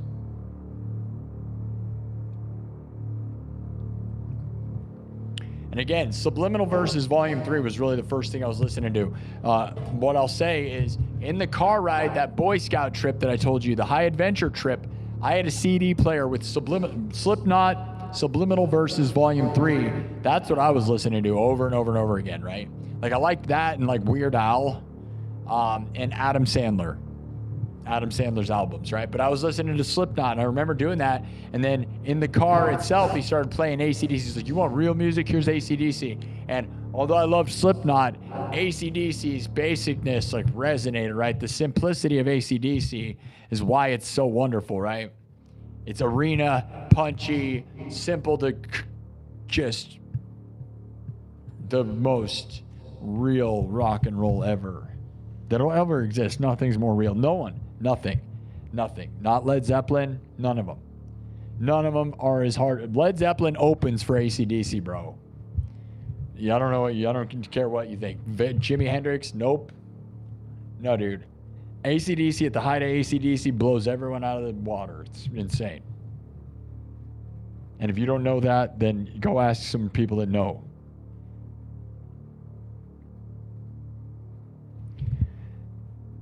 Okay. Now, I'm going to start talking about sad stuff and death again. I shouldn't have worn my guitar, dude, because it just hurts my body. And if I'm not going to play it, we're going to play a little bit, but I kind of just wanted to talk, which is kind of where we're at. And I shouldn't have just told a story about music history, but I went on a tangent there. I'm just kind of... Whatever, dude. This is not what we normally do. It's usually a music show. So get real. I don't just wear this guitar. It rocks. I play a lot of AC/DC around here. You guys know, you can tell I'm AC/DC influenced.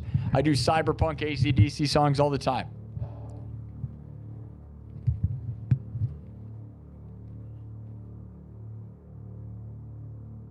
Somebody asked me how long I've been a fan of heavy metal. So it's like a long time. Love Gun's cool. There was room for 2 on that door. That's right. Why'd she kick Jack off?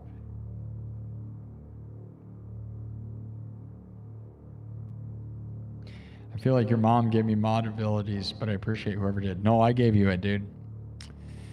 I gave you it for sure. My mom wouldn't know how to give people mod abilities. Kirk Burning says, my son's cat Neptune got poisoned and died. I remember doing a song for Neptune. Panda Torture Clown says, random jokes are good, but I wouldn't pull personal stuff from chat. Yeah, right on, Panda. Joseph Limbo, hello. Can I know the sound to release my anxiety? I don't know. Dogman with a 50. That's a weird symbol. Does anyone know what that is? 50 something. Can do Children of the Grave by Black Sabbath. No, but you know, I love that reference, and I love that. That's a nice deep cut. I think Pantera has a version of that. The Planet Caravan, and I think they did a Children of the Grave version. Thank you, everybody. Laughter with smiles is good for healing. Yeah. Jambi MC, my sad story is eating grocery store made samosa with cheap IPA beer on Valentine's Day. I'm sorry for your loss, brother. Yeah, well, I went and saw my mom's body for the last time today on Valentine's Day, which is now no longer today, but you know, it's still to me. You want me to make sound to release your anxiety? Here's the sound to release anxiety.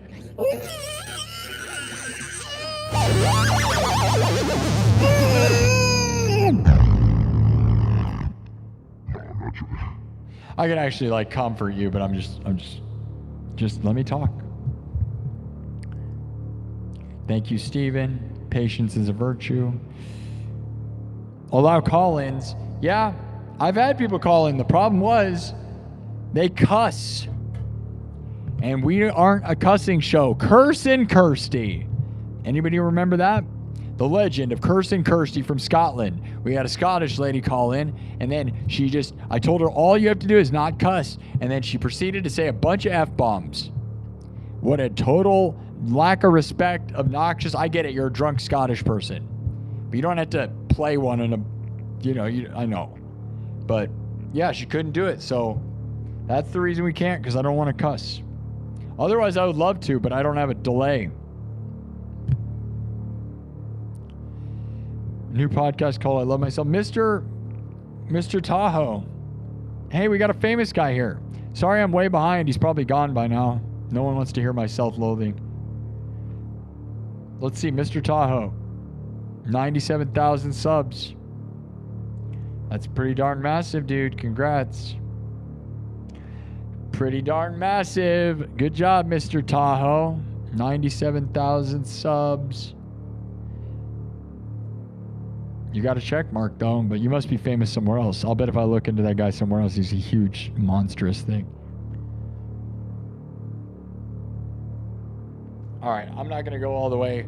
I'm too far back behind the chat. Okay. Odd Boys for the screenshot. Yeah. Can you play Bad Company by Five Finger Death Punch or Psycho by Slipknot? Bad Company would be closer. Like, I don't have Slipknot stuff. I want to, and every time I try to approach it, I can't do it justice, right? Because one man live looping when you're in standard tuning and stuff, and my style, it's very hard to do it. I will get something, though. Early Soundgarden, no. Back in Black changed your childhood. Oh, yeah, especially that album, right? That album's crazy. AC/DC was not putting out huge albums when I was a kid, right? Everything was already done. But their career was already so great and they weren't done being awesome, though.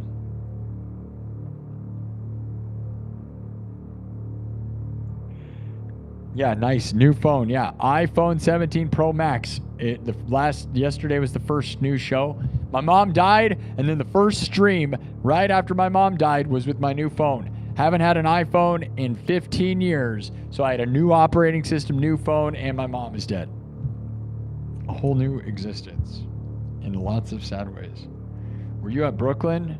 No. I mean, were you talking about when I went to New York? We went to Times Square. We went to Broadway, right? We were teenagers. We just went to Broadway. Halo's the best. The movie Maximum Overdrive introduced you to AC/DC. Yeah, the soundtrack. I know. That was the best part of that movie is what a lot of people say. That's a movie I think they need to remake. Literally, dude, when I tell people like the movie, when people ask what movie needs to be remade more than any movie ever, I always say Maximum Overdrive. Because Maximum Overdrive has all the potential in the world and was just done incorrectly, especially now that AI vehicles rule the world. But, you know, that's like, you would love to listen to Djavan from Brazil. I don't know, I screenshotted it. You love the name. In 1988, I first heard AC/DC. I played that air guitar and still do Angus Young style. Yeah, I practiced the skip. Like I told you in high school, dude, I was basically, we were an AC/DC cover band. I would do the skip. I was the Angus Young. I did the strip tease. I literally did the Angus Young strip tease, which is very questionable for like a 15, 16-year-old. We made a lot of adults uncomfortable. And everybody went to jail. Jailbreak is one of my favorite AC/DC songs. No, it's those guys, not those guys. THOZGUYZ. Star Spangled Banner, like Ted Nugent. I'd rather do it like Jimi Hendrix. And I'd rather not do any of it right now. Just speaking real. Your band, Kirk Burning's band name in high school was A Dying Breed. That sounds like a lot like Everything Ever. That just sounds like what a lot of people in my high school would name their band. Everyone in my high school during that time era was like something about falling down.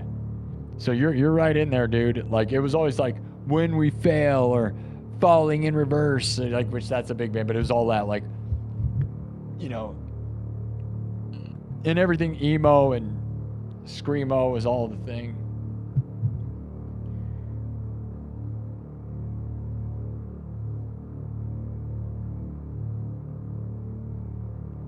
Can you play Riptide? I can play Sandstorm, dude. I have the best version of Sandstorm. Go look it up. You were watching another one of your streams? Very nice. Take the guitar off. Yeah, I thought about it. Undefeated champion of the world. Thank you. Slap him with some finger picking. Anybody have any more sad stories? Rock for Mom. I know, yeah, we're going to talk for Mom with the idea of rocking in mind, right? You know what's crazy, guys, is my mom tells me never to get a haircut. She was like, never get a haircut. Because I played around with the idea. I was like, dude, James Hetfield, Duff McKagan, Eddie Van Halen, all got haircuts, right? And I've never had short hair in my life where, like, as an adult, to know what that feels like, right? And I thought about it, but then my mom was like, never cut your hair. And now that she's gone, I'm like, man, I'm never going to be able to cut my hair. And I have a good full head of hair, which is why I kind of want to cut it because you don't want to have short hair when you're balding, right? Because long hair, it's almost easier to pull off when you're balding than it would be to have short hair where people notice it. So it's like I almost want to do that. Now I can't ever. Ever, probably. Thanks, Jay Hold. Play your favorite song. You lost your dad and brother a few years ago, Jaime Camp. Sorry to hear that. Hey, Gary C. Shauna TV. What are your thoughts on classical guitarists? They're amazing. I love it. I love Spanish and classical stuff. Go listen to my single, Mystics, MYSTIX. Under my releases tab on my YouTube channel. Under my official releases tab, I have a song called Mystics that is basically just a classical acoustic guitar solo arrangement that I made. I play classical guitar stuff. Not like extreme finger picking like some of them, right? But I love classical music, right? I know, all the scales and the notes. I'm like kind of classical when it comes to some of that stuff. System of a Down is great, love it, but it doesn't really fit with what I do. If I recomposed it entirely, we could do System of a Down. But the problem with System of a Down is it's so ADD switching up nonstop, which is the same thing with like Slipknot. It's not as ADD. No, nothing's as ADD as System of a Down, right? System of a Down is legendary, amazing for that. That's why they're the best. But with Looping World, if I actually live loop it, I can't create all those on the spot. Now I could probably do a prearranged recording where I do that, but it wouldn't be authentic like I usually do.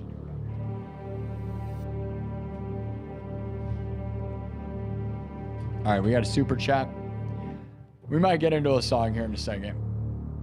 We're about 2 hours in. I don't know how long I'm going to go, dude. I'm not going to lie, guys. I told you guys I did this like pretty intense 10-mile hike. And then last night I did a 6-hour show. I got barely any sleep. I got almost a 4-hour nap tonight. Maybe 3. So I'm better, but I'm sore, dude. My shin splints, dude. Which I'm not good at. Like, I have not been walking huge miles. I'm not gonna lie. Gary C. Trying to get caught up. I think I'm almost caught up. Cursing Kirsty, Purple. Your orphan year.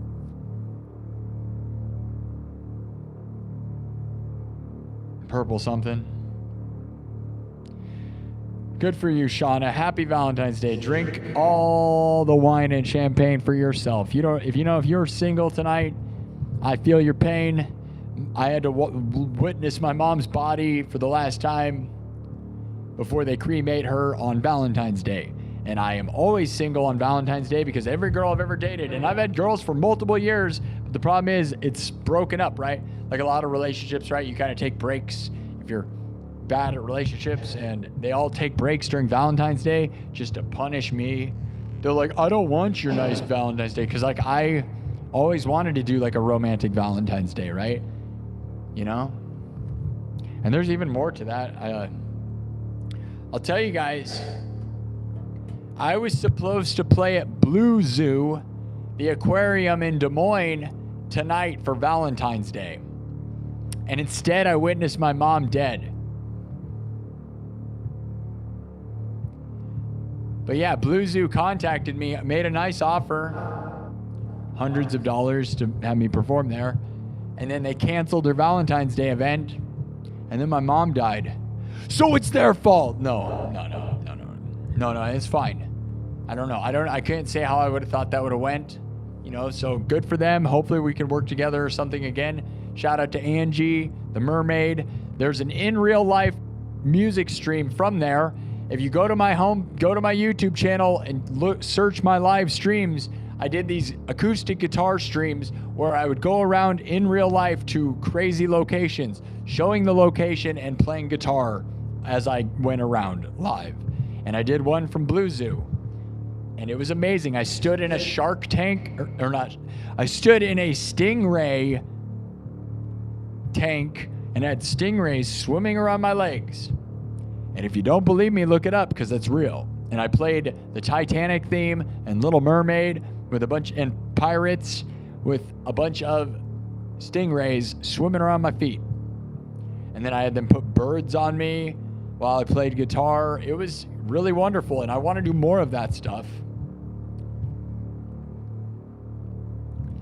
So yeah. How about Rush?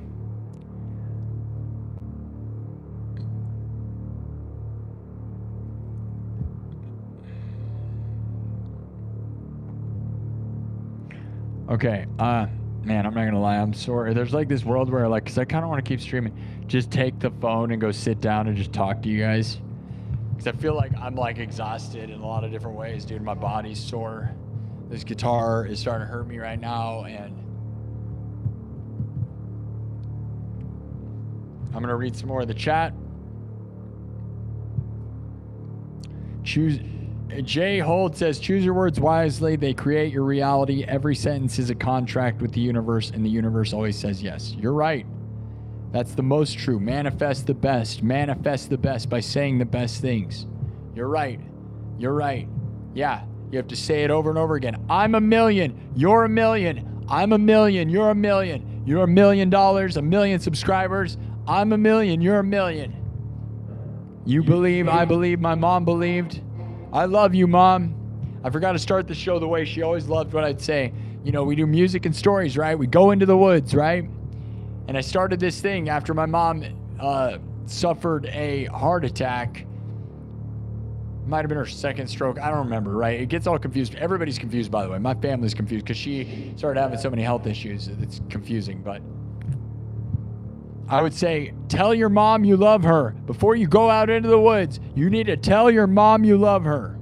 You never know what could happen. You could die. Your mom could die. Tell your mom you love her. And if you don't have a mom, the chat will be your mom. And now you guys are my mom. And I hope you guys understand that. You guys are my love, man, and my world now. And you always were, man. It was you and my mom, man. I would do this and I'd go hang out with my mom. And obviously I have other, some friends and some family, but man, it was this and my mom. Now it's just this. And if I hit the road, it's really going to be this. So you guys are going to be my confidant, my love, man, and my world. So I hope you're ready for that. Are you going to marry me or what? No, you're not? You won't accept my ring? Oh no, what am I gonna do? It's Valentine's Day. I got rejected again. Oh, no, it's Valentine's Day and I got rejected again. It's so funny, dude, like, to be winning at this show and then, like,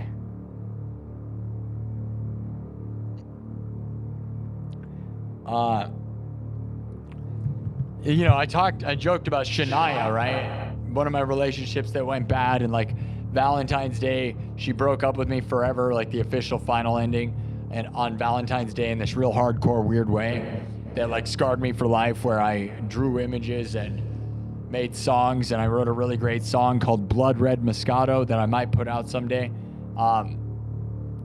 And it's funny now, right? Because I'm winning, right, with my numbers and my success on streaming. And it's funny to reference that because there's a world where I was like sitting there cold and lonely in February. And here I am lonely and cold in February. But the difference, I have 30,000 subscribers on YouTube, which is a huge achievement, putting me in the top 1 to 2% of YouTube, which is hundreds of millions of people I have beaten. Let alone think about where that puts me in the music industry. That's all of YouTube, by the way. So how many musicians? And there's actually a rank for it on Social Blade. I'm like number 2,600 or something, like 2,500. I'm ranked like 2,500 in the music world, which feels like I'm not as high as I'd want to be. But then also, man, okay, so I'm in the top 2,500 music people on YouTube in the world. I'm in the top 2,500 musicians in the world on YouTube, which is everyone on YouTube. Every musician's on YouTube. So top 2,500, hundreds of millions of people. How many of them are, there's billions of people in the world. Everybody's a musician, right? Everybody's a hack guitar player, right? Everybody thinks I suck at guitar, right? Because they're in a basement and they suck worse than me. Dennis Rice with a $10 super chat. Let me read your chat. I'm going to mark that. That was a funny rant. Just talking, too much talking. I rock, guys, trust me. This is just a retrospect.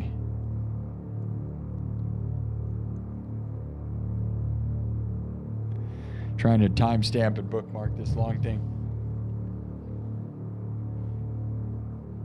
Finish my iced coffee from my sister. Cheers to my mom. Manifest the best. Dennis, I'm going to read your comment.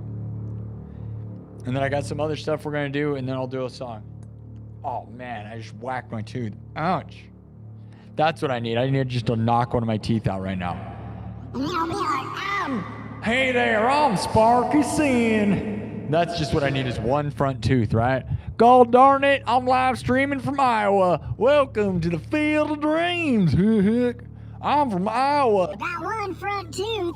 Yeah, I'm gonna marry my sister. Derp, derp. No. No.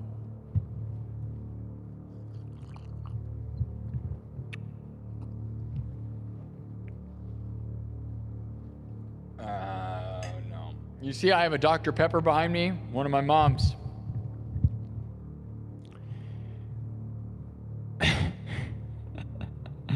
I'm glad you thought that was funny. I don't know. Whatever, dude. Get out of here. I get to do whatever I want. It's all in good fun. Anyone that's offended, honestly, we don't want them here anyways. You know, I'm so sick of offended people. If you are easily offended, leave me alone forever. What is wrong with society full of those people, right? Why is everybody offended? If you're offended by everything, never watch this show or talk to me. You're going to be mad and try to cancel me. Those people, honestly, it's embarrassing. We should all be embarrassed for that. I'm so offended. It's just everything. Like, oh man, you like McDonald's? Did you know that McDonald's is bad for you? And I'm offended and Okay, anyways. Dennis Rice says, when I lost my mother, just real sad out of nowhere. Okay, I know. It's fine. Just stupid, goofy, weird, and then just super serious. Now back to sad death stories. Oh yeah, I love you, Mom. And I said it all the time before she died. That's what I love, is it wasn't like it wasn't real, dude. I was saying it all the time. All right, Dennis Rice. I feel like I can't be serious now. Let me read this. Professional. Very sad, guys. We're sad. Welcome to Iowa. I'm live from Merle Hay Mall. Did you? Get her done. Did you know Larry the Cable Guy's from Nebraska? But he pretends to have a southern accent.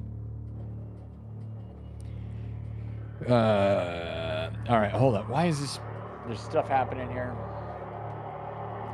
Dennis Rice with a $10 super chat. Love you, Dennis Rice, saying, when I lost my mother, it was the most profound time of my life. Last night's show had me crying with you. My heart goes out to you and your family. Thank you, Dennis. Yeah, I've been crying off and on all day. I have not really fully cried this show, which is surprising and good.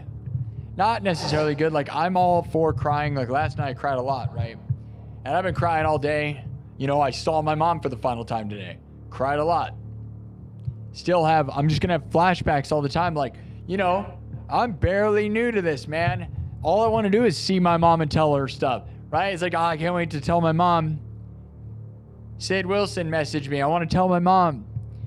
Hey, Mom, our message worked. Hey, Mom, the message worked. Nope. Pooh, you take her there. She sits in the room looking for my mom. She's defeated, dude. By the way, Pooh is defeated. Princess Pooh, you can tell she's just defeated. Because she's my mom's dog, not mine. Now she's mine.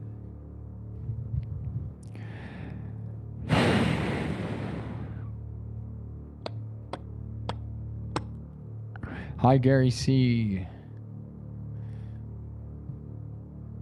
Creed. Yeah, hi, Nightbot. Guys, did you say hi to Nightbot? He's, you're a soulless monster, Nightbot. And you keep yelling at everybody. Nightbot's my biggest fan, though. Look, he's there every night. Where are you guys? Me and my Nightbot, I'm going to go. Dude, Nightbot is my Valentine. Nightbot, I love you, buddy. Yeah. Guys, should I start using AI as my therapist? I'm not going to lie. I've actually thought about doing that. Because, like, AI, you know, in some way it could be like your mom, right? It remembers all the stuff that you say. It can sympathize. But every report that's come out about people doing that has been bad so far, right? Is like, it makes you real mentally ill and makes you make bad decisions. But, like, my mom was my confidant, right? And what I would ask, like, even the thing, like, how do I approach Sid Wilson? Do I mention my mom dying or not? I've been asking advice from my dad, from you guys. And I almost want to ask ChatGPT what it thinks, right? But then you do that, and then you're starting to, like, is that good advice? Does it even have a soul or a thought? Or is it just, or do you start becoming a sick person? I have the Tiger Angel for sure. This love is the best. I love that. Candlebox Far Behind or 7 Mary 3 or 3 Water's Edge. Now, Case Dog, are you from Iowa? Because those are 2 bands I saw at a little concert they used to call Waterstock Rock at Waterworks Park here in Des Moines, Iowa. They used to have a concert called that. And Candlebox and 7 Mary 3. I know 7 Mary 3 was there. I don't know if Candlebox was there. Water's Edge, they played that song, dude. Charles Hoffman. Well, unfortunately, I didn't want to mingle. I, in fact, wanted to chill with Cyberpunk King. Real talk, real time. That's right, Charles. You want me to get a braids like a Viking style French and Dutch braids, Angel? Yeah, that's where I wish I had a girlfriend, dude. I am not going to act like I don't really know if I should be putting in the time for a girlfriend, right? Like, because I'm here all night and I want one though, right? And obviously I'm very in a bad spot right now. So there's this world where I could just I could get married instantly, and because I'm. Please, I'm sad and I'm sore and I need someone to fill the hole in my heart. Please, I need desperate for love. Please, someone love me, please. No, it's not like that. It feels like it though, right? Oh, you want to replace my mom? Let's get married right now. No, and I need to not do that, right? But things like Valentine's Day, dude, date night's awesome. Cuddling and watching movies is awesome. Total waste of time though, by the way, because once you split up, you're like, dude, all we did was lay in a pile of our own goo and watch terrible movies. But is that what life is all about? It might be. It might be more about that than all this crap. And I think about that sometimes, because the times I've been in love and just laying in a pile of our own goo was some of my favorite moments. But then I get broken up with and I go, why didn't I focus on my music career? Why did I let that devil woman control me? My mama said you were the devil. You're the devil. My mama said.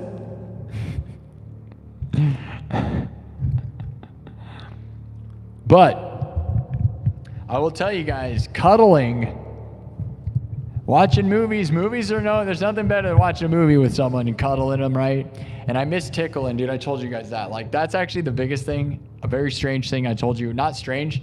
Dude, what do you guys know about a woman with nice nails? They don't necessarily have to have long nails, but nice nails, rubbing their nails all over your back. You lay down and they just kind of tickle, massage your back with just their nails. It's kind of like ASMR stuff, right? Which they have those videos of just nails, rubbing them softly along your back and the back of your body, man. I miss that. And all the girlfriends that I had, they were the ones that I really kept as girlfriends, were real good at that, because it's the ultimate relaxation thing. And I'll be honest, dude, I'm a good computer programmer. I'm a haunted house guy. I programmed the underground at Adventureland in Altoona, Iowa. I'm good at making automations, okay? And I've actually thought about trying to build a device that has fingernails that varies in pressure that could give you a finger massage on your back. And I still think about that, right? And I don't know if it'd work or not, right? You just got to put nails on like a glove and then have it kind of, but it'll never replace the actual human thing, right? You could probably sell that product. And don't be a pervert. It's not perverted. It's just love, okay? You sicko. It's not gross. You're gross. It's not sad. You're sad. You're sad, not me. Happy Valentine's Day. Love you, Mom. Thanks for dying. So glad you did that. Really glad I don't have any love on Valentine's Day. Thanks, every girlfriend I've ever had. Thanks, Mom. So glad. Life is like a box of chocolates. She gave me a heart box of chocolates for Valentine's Day, but she decided to die before she gave it to me. Now she's in a box, and she was burned today. There you go. Love you, Mom. Life is like a burnt box of ashes. What's the point in anything? Mama said life is like a box of chocolates. Wait, are you Forrest Gump or Bobby Boucher? Is that the same guy? Probably could be, right? Could be. I think that's actually just the sequel. The Water Boy was actually just a spin-off sequel. It's a fact. Oh, you didn't know that?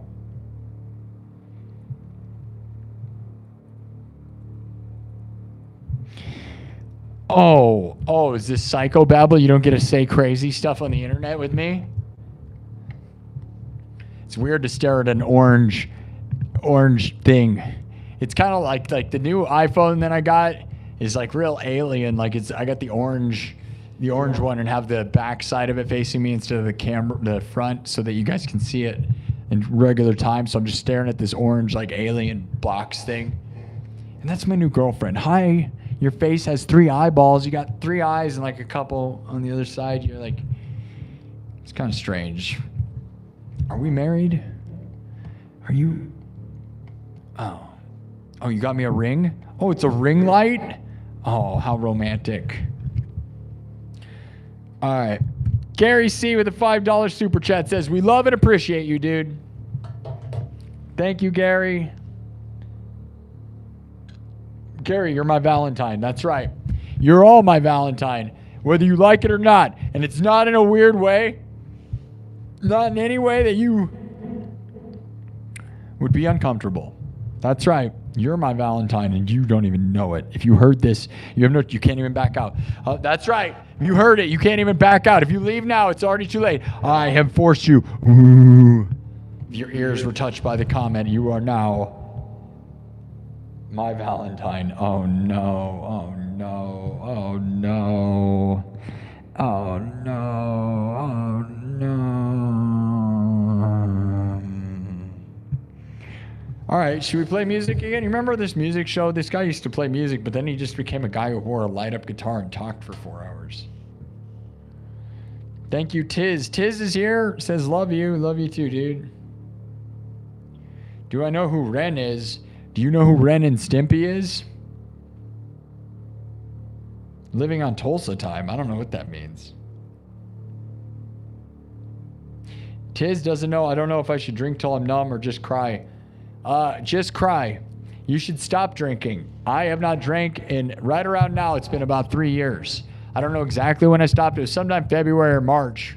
I wasn't keeping track because I didn't have a horrible problem. I didn't need to go get a chip and say today is my end day, right? It just stopped. And then I just started, you stop and then you're like a couple months out and you're like, oh, you know what? I'm probably just going to start never do it again. Try life without drinking. What I found is most Americans have not gone 3 years without drinking. Now, I know younger people are starting to not drink, but like a lot of Americans, you start drinking when you're, an adult, and then you just never stop for years, which I would recommend trying. Try to be straight edge sober for like a year. See if life doesn't get better. It might get worse. I'm not going to say it's all good because it's hard. Good 4 hours of sleep for that boy. Oh, Blue Chew at the Blue Zoo. And that's not an adult reference. We were talking about gummies. Not adult gummies.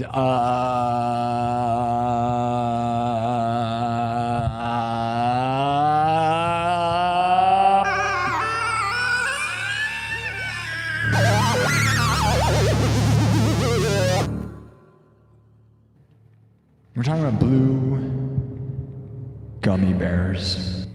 Or something. I don't know. Baha Rob says, I got the saddest story about dead parents, but I don't want to ruin the mood. No, ruin the mood. Please give us the saddest story about dead parents. Baha Rob. Which also kind of sounds like boo-hoo. Baha.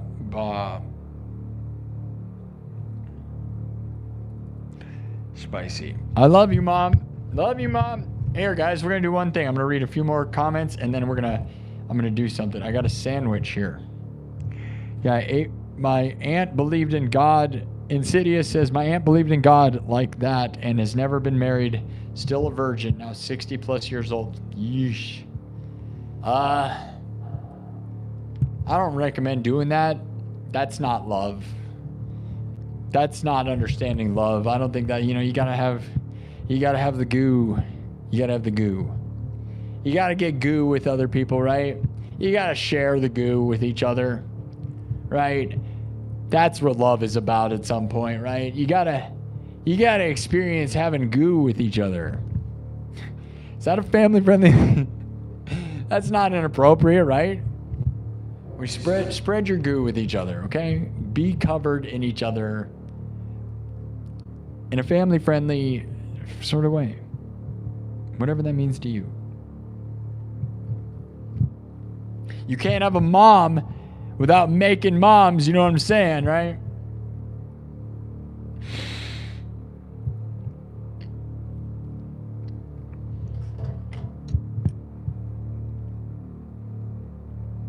We're gonna get all gooey together. I love you. Yay, let's go. That's how I actually, like, dude, on the dating apps, that's how I get them, dude. I said, are we gonna goo together? And they were like, what? Did you mean go? And I'm like, no, not go. Goo.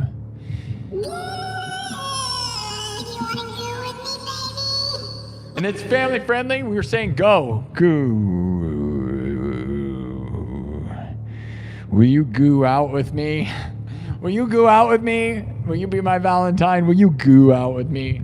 Oh no, I misspelled that. It meant to say go. That's an autocorrect. My bad. I bet that's happened before. Will you goo out with me? Disgusting. Put it away, you sicko. Go. Go. Go. Family friendly show. Nothing but. You're the weird one if you're taking it any other way. It's not me. It's you. You sloppy monster.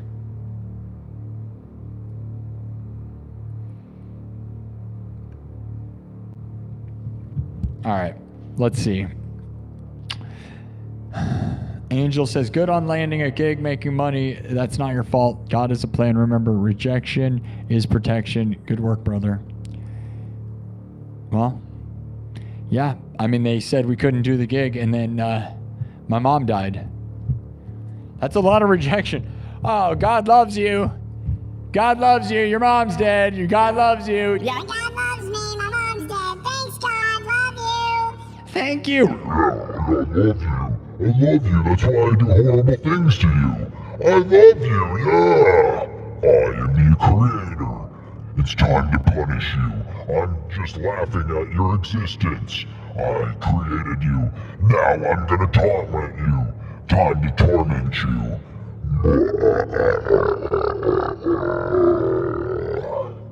What is this? The worst video game of Sims you've ever played? But why? Why would you build the video game if you're gonna torment the Sims? Don't pull the ladder out of the pool. Please put the ladder back in the pool. Please put the ladder back in the pool. Put the ladder back in the pool. It's my video game. I make the rules. I am God now. You and your mom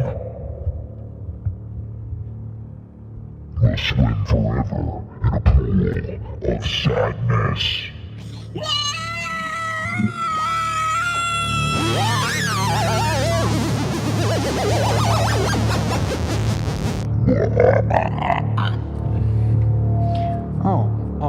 Okay. Okay. Oh, all right.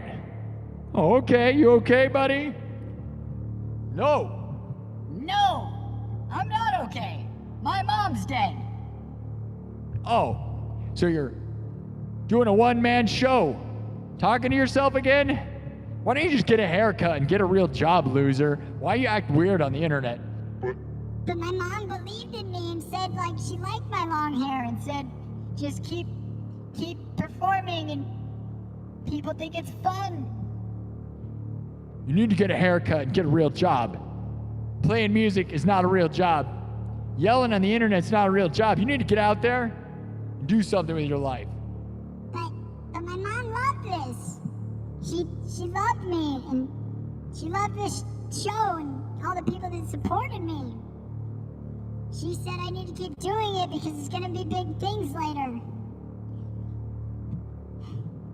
She said I was an innovator, a game changer. She said I was gonna be a big deal.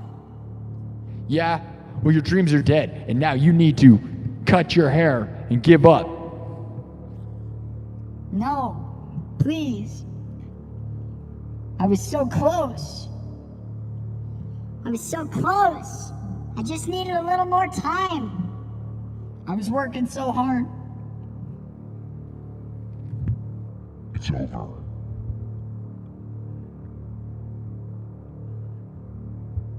End it. End it all. It's over. Why? I'm doing it for my mom, man. I was always doing it for my mom. We were so close. game is over. Throw in the towel. Take off your guitar. Leave the internet forever. No one cares. Life is pointless. You are pointless. We are pointless. But, like, being happy is the whole point, right? Right? Right? Why are we alive?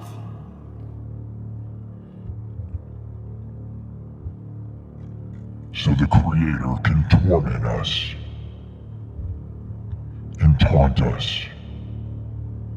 God has placed us here to mock us with our own existence. We are one with God. And it is one sick joke. I don't understand. I just want my mom back. Mom! Why? Mom! No! Mom! No! Mom!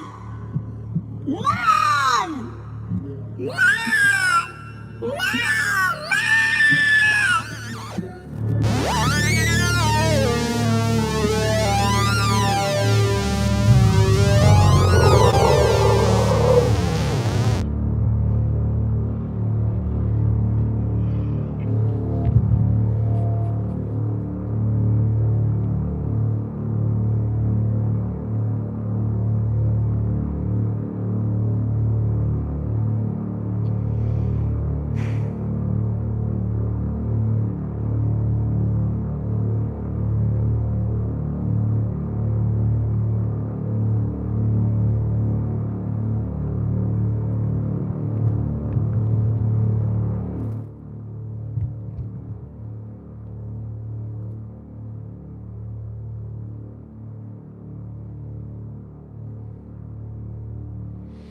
Huh. Well, strange times, huh? Somebody said an inappropriate comment that I probably shouldn't say, but there's a side of me that wants to make a really good joke. So check this out. Now, back to things that my mom did that is really nice. One thing she bought that came in the mail that we just opened today, we just got a letter from my mom. Somebody in the comments said, the blacker the berry, the sweeter the juice. Which doesn't mean anything gross if you're not gross, and I don't mean anything gross by it, because check this out. This is one of the things. My mom bought a 12-pack of blackberry Dr. Pepper, 0 sugar.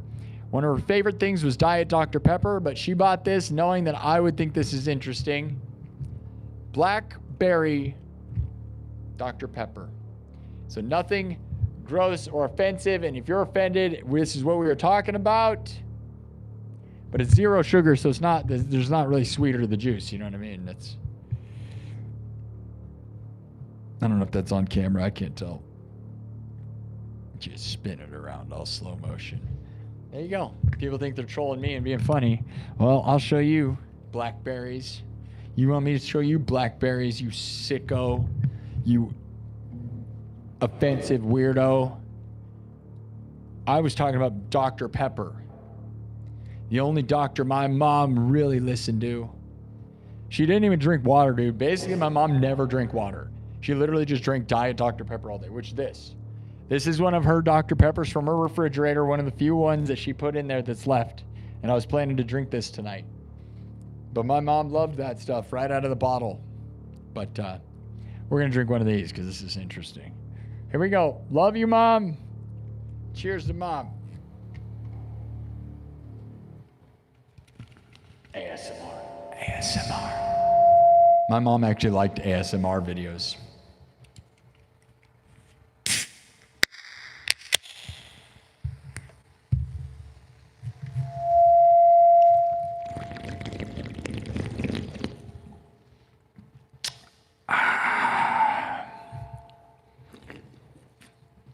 Blackberry juice.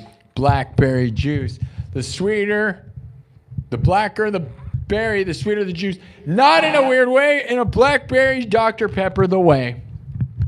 You're the offensive garbage person who's saying it. The person in the chat that thinks they're going to say these kinds of things did not think that I had a blackberry Dr. Pepper behind me. And I do. And I did. And it's right here. If you're offended, that's you, not me. I'm not being offensive. I love everyone. Oh, trust me, and I do. And when I say that, if you're beautiful, I love them all. All the different types. I love them all. And I'm talking about Dr. Pepper, or am I? Probably not. Oh yeah, I don't care what color your berries are. I love them. And I'm not talking about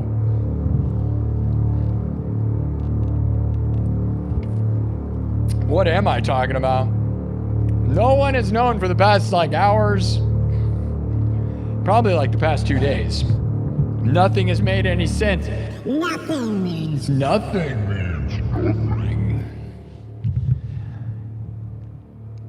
Remember when this was a fun time and now it's just a sad, sad time? 2.5 hours, we have not gotten 10,000 views. This will be the lowest viewed episode in the year, probably. But the title, the thumbnail, all drastically not on brand, on purpose though, so...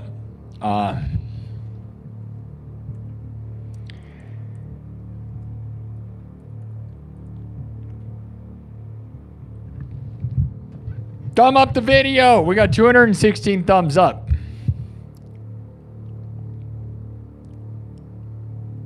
Thank you, Angel, saying get rest. Don't wear fatigue like a badge. What am I going to be sad? I like this place. Insidious says, I have to keep this one in mind as my mother was born in 62. Yeah, my mom was born in 1950. She was 75.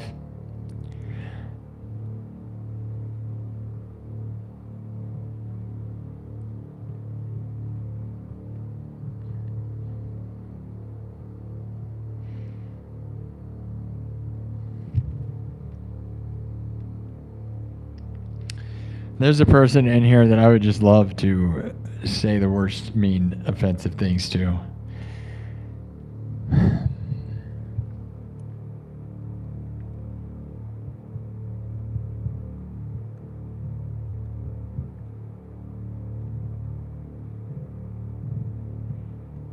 Yeah, I blew your mind with the black cherry Dr. Pepper. It's good. It kind of tastes like medicine, though.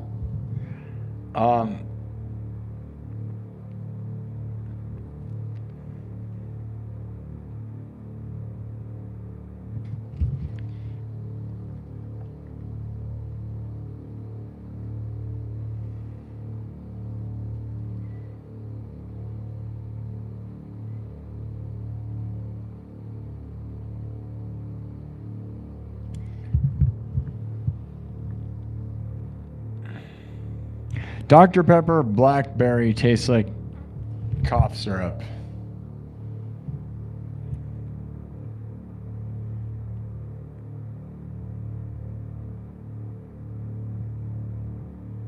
Love you, Mom.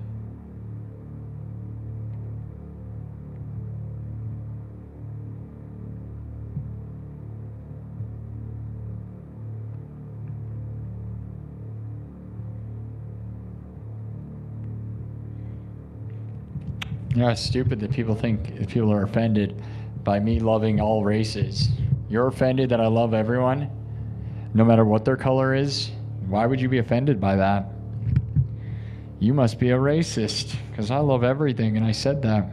You didn't. Remember that. If you were offended, it's because you don't like everyone. I like everyone, all the kinds. They all taste great.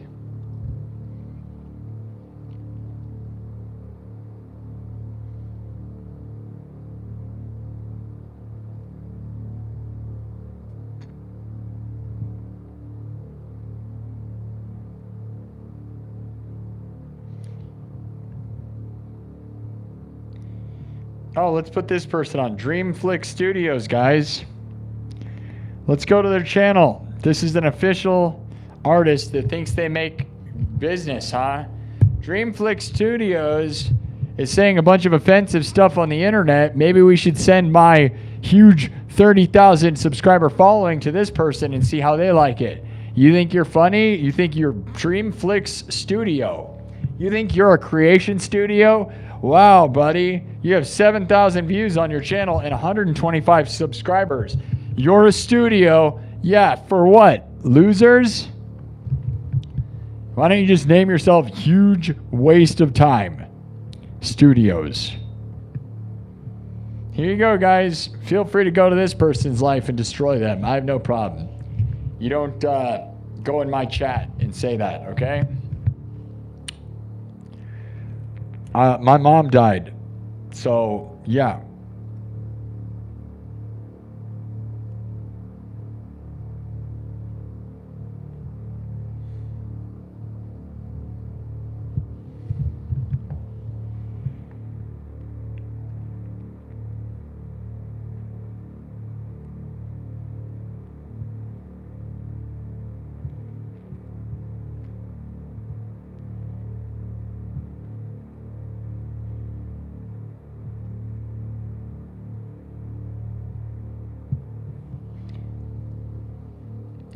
Yeah, I had to witness. I saw my mom for the last time today. Valentine's Day, I went to the funeral home and looked at my mom for the last time in my life on Valentine's Day. So the people in the chat that say stuff who think that they're somehow barraging me, you have no idea what I'd love to say to you about death. Yeah. Person, I hope your mom don't have to even say it.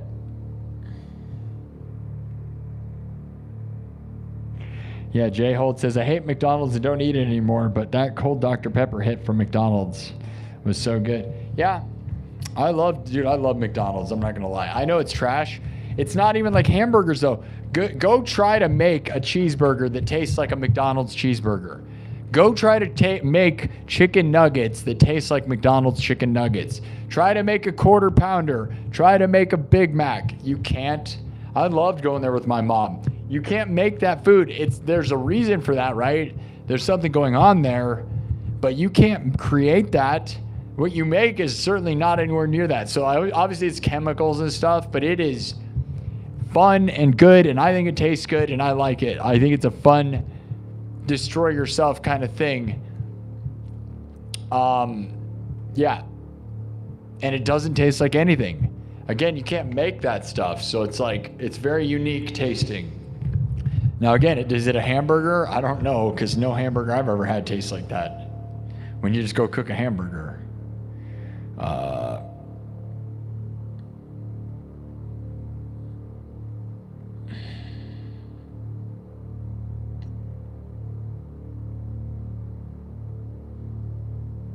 Thanks. The Outdoor Dude says you're going to blow up in 2026. It's your year. Maybe. I don't know. I hope so. I don't know. I love my mom. Too bad my mom died this year.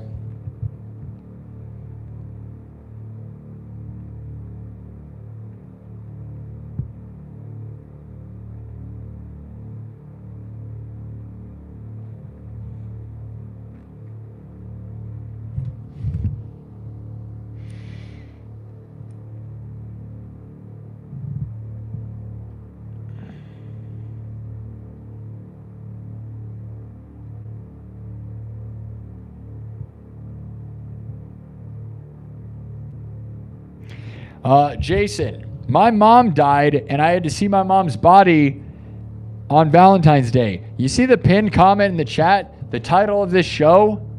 Nothing subtle about what's going on here. So somebody saying anything inappropriate to me at this moment at all gives me freedom to destroy them.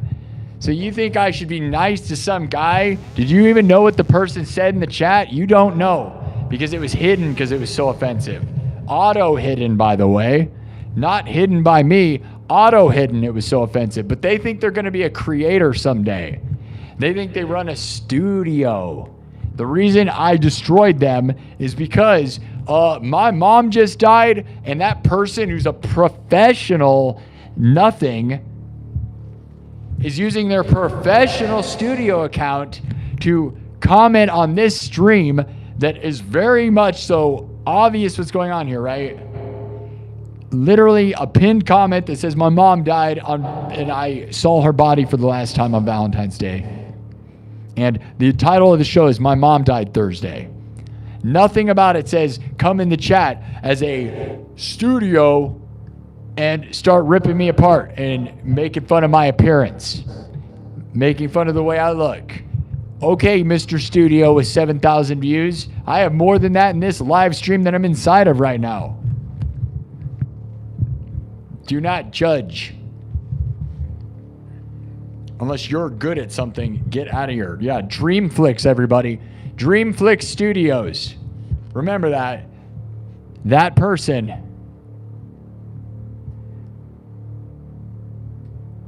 Creep.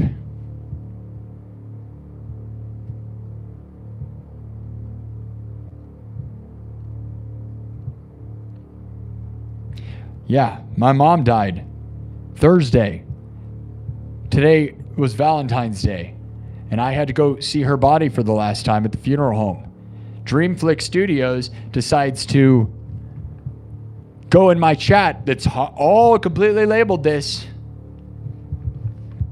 and say disgusting things about my looks.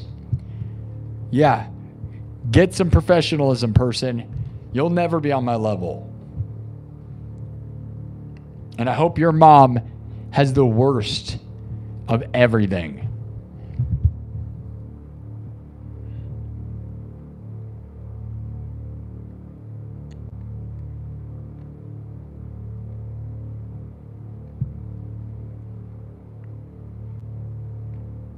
Oh, Chloe, I'm screen recording. Yeah, the internet's actually screen recording, dummy. Oh, yeah, I'm recording the conversation that's recorded to the internet already. You think I care, dude? Read the room. You're also a loser. Yeah. Go away if you're not watching to support me and my time where my mom died.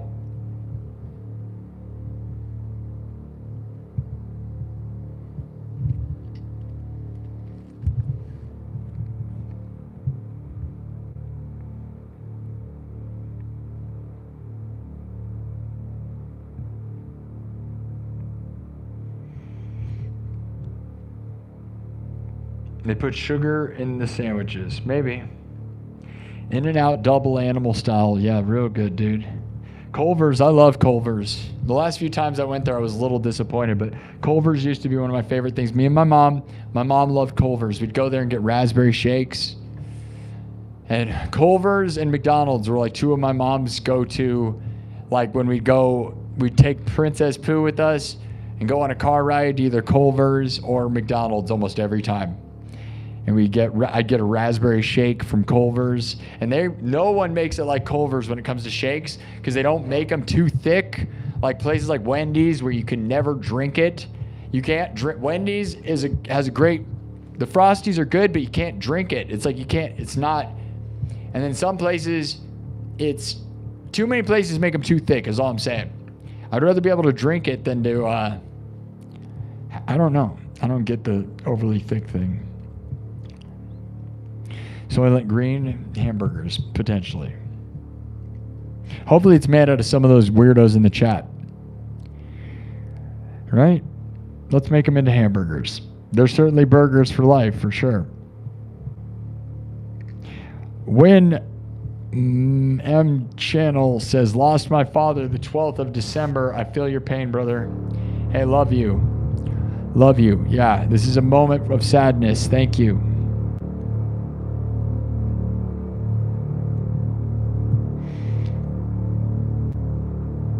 Church of Dr. Phil says, Sparky, I've been in your shoes, brother. Hold your memories close. The pain will one day fade, but it will never fully go away. Being a musician helps you release some of your emotions in music. Thank you. Yeah, I hope so. It is weird, dude, because, you know, I'm still so fresh, right? So, like, flashes of stuff just makes me cry, right? Which is going to happen probably for a while. Especially when you're like, I have good news, I want to tell my mom. Or even I have bad news. You're like, Mom, like, you know, now it's like, I want to go talk to my mom. Like, Sunday is a family day for me.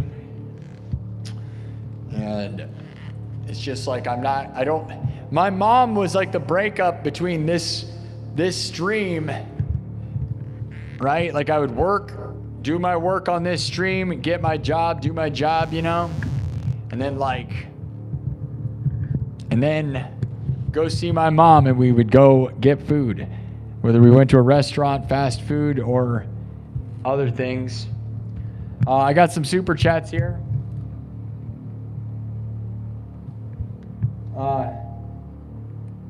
David on with a $5 super chat says, sorry to hear that, bro. Hang in there with a $5. Thank you. Beowulf with a $5 super chat says, here's to you, man. I'm all alone today, too. Let's pray the quality of women gets better. I didn't say that. He did. Yeah, but that's for both of us, right? If you're experiencing negativity nonstop, as like I have and many have, you know, I like beautiful ladies, but that does not necessarily mean they're always good people, right?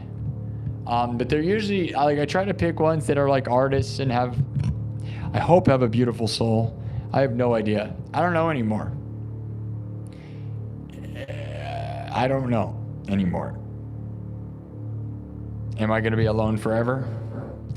You have to settle for sure, right? The only real way to be in a relationship means you have to settle. And I think it's hard when you have dating apps and you can just flip through like channels of people and you're like, I'm just going to pick another one. They're like trading cards, right? You're just like, this one's not it. I'm going to pick another one.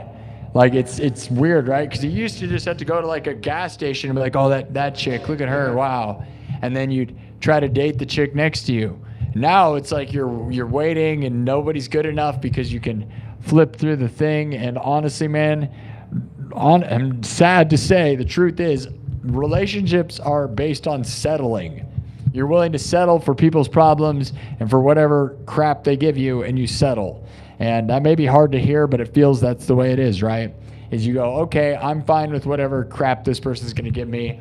I want to make a family, and that's where it is. But both of you have to settle, and the problem is almost no one does that nowadays. They continue to keep searching while you're dating, and that is the problem. Happy Valentine's Day. Happy Valentine's Day! Love you, Mom! So glad I am alone now. I have Princess Pooh, though. I have the cutest dog in the world. Love you, Pooh. She's here. Look at you. She's my biggest fan. And she's sad. So people like whatever that studio weirdo was that came in my chat who calls me weird. They called me weird. Imagine calling me weird. And I'm here entertaining people, and my mom died. Imagine being that person. Throw them in the hamburger grinder, my dudes. Throw them in the hamburger grinder, dudes.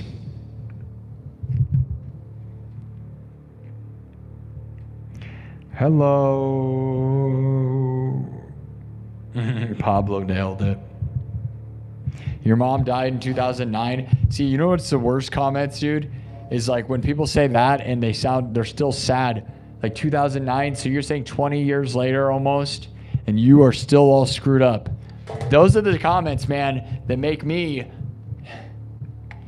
not want to exist anymore. I'm not going to lie, guys. Because it's every time, like I have had a lot of those last night and into tonight where people will, they're like, my mom died in 1908. And I'm still sad. And you're like, oh, okay, well, I'm not even middle-aged, man. Most people, like a lot of people, not most people, a lot of people, though, will have their parents till they're 50, right? Dude, I'm not even close. Like a lot of people would get that, right? But my parents had me when they're old. So this is what you get, right? But older parents are more wise, right? Because a lot of people that have young parents have like a lot of dumb stuff, right? My parents are a lot wiser, but then this is what you get. You're in your 30s and your mom dies instead of when you're in your 50s. Now, granted, I probably should have had more life figured out by now, but, this show started taking off. I would not have been this good at this any moment before now. Even just the streams 5 years ago were not this good. I had to get a lifetime of music skills and entertaining skills and trials and tribulations to get here, screwing things up. You have to screw up a lot to get to where I am. So those of you who think like, I'm 16 and I'm going to be just like this guy. Yeah, obviously you can be inspired by me, but you are going to have to... I street performed all over the United States, man. I did not have a fast anything. The slowest grind of all the grinds.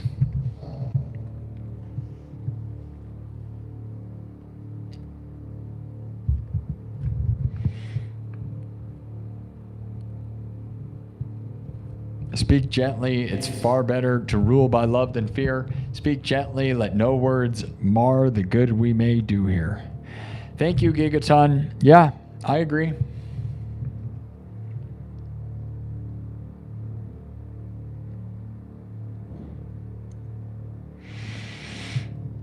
Jokes on you says, you look amazing, dude. Love your vibe. But when you read your name, the whole thing becomes ironic. Your name is Jokes on You. And you say, I look amazing and you're amazing. Is it an ironic thing? Could be. It's pretty funny when you say nice stuff, but your channel name is also just contradicting the nice things. Don't know how to feel about that. But I appreciate it. I'll just take it for what it is. Love you. Thank you. Anybody making my sad stream into a garbage stream is just garbage themselves. Do you guys think that I should go into members only mode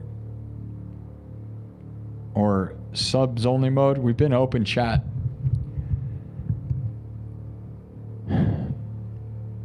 Jason was here yesterday morning.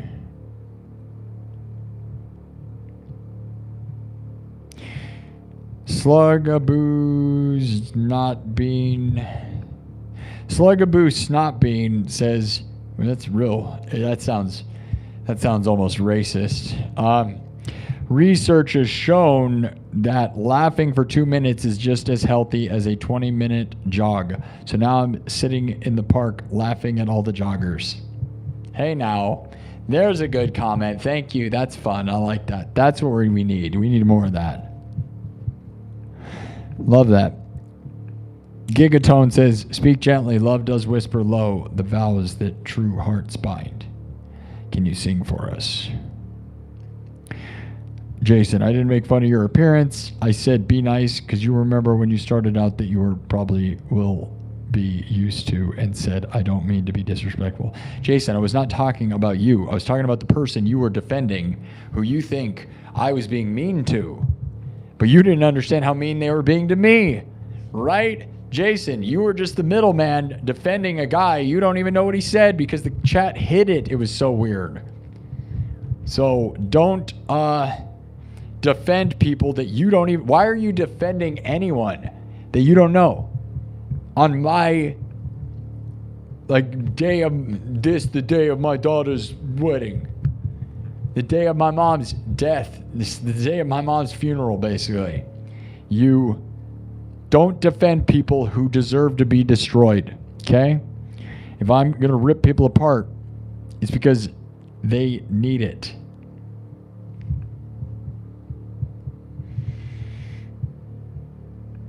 Oxytoxin says, you look fire better than most, I'd say.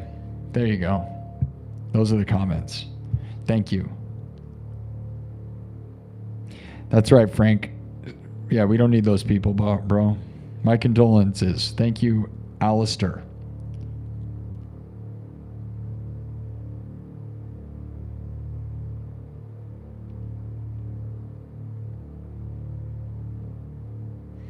Yeah, dude.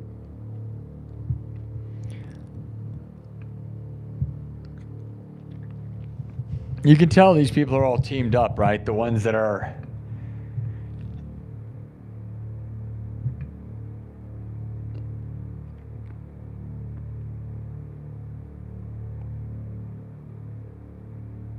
there you go. Daryl Hayden says, I could live 5 lifetimes and not be as skilled as you. Thank you. Thank you.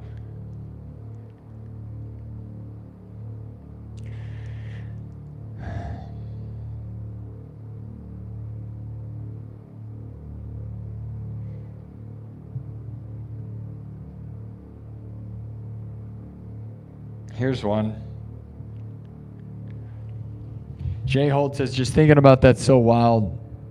I smoked, though there's that. But yeah, I've learned about the concept slightly. What are we talking about?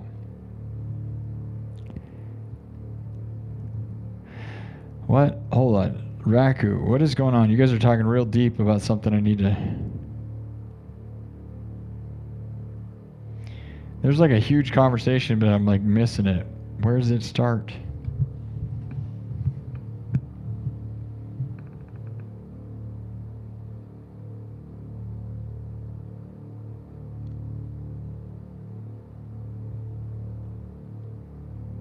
There's like a...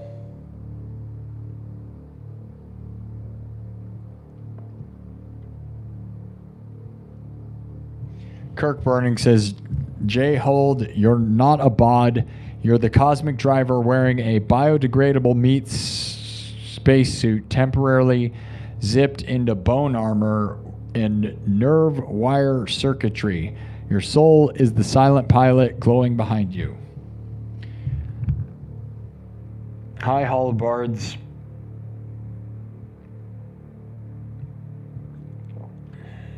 Troublemaker says, condolences. My mom passed away back in 2014. I remember her every day. Gigastone, speak gently as the little thing tossed in the heart's deep well. The good, the joy that it may bring eternity shall tell. Thank you. I don't know. I love my mom. Raku says, not zipped.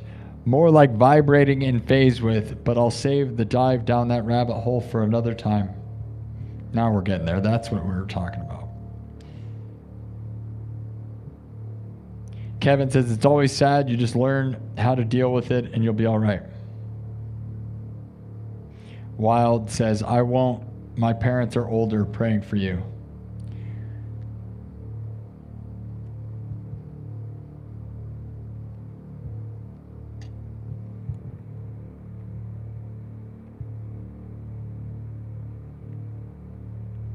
Gigastone says, my father died from lung cancer. I held his hand while he took his last breath in this world. It doesn't get any easier, I feel for you. When I have bad times, I think about the poem I just wrote out to you. Can you rewrite it and number it so I can read it in order, please? Number it 1 through whatever and then message it, man, and I'll read it in order because you wrote it like you were writing a bunch of stuff. I didn't realize it was one ongoing poem. It felt like you were spewing stuff. It was real stuff. It just was all spread out. I'll read it. Thank you, Gigatone. Raku says, research the Gateway tapes. That's not like a... Is that something good? It sounds like conspiracy theories. Play something for mom. Yeah.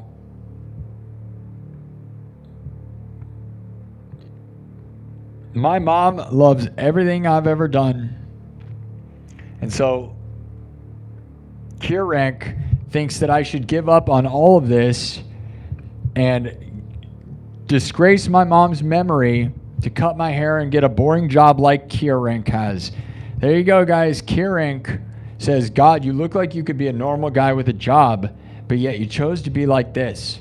Yeah, dude, I chose to be a world famous entertainer. And my mom loved it and said, never cut your hair. But you know what you do? Is you chose to be a troll. And you're a sad little loser who will never have any of it. And to talk that way to somebody's mom who just died makes you the biggest garbage creep in the world.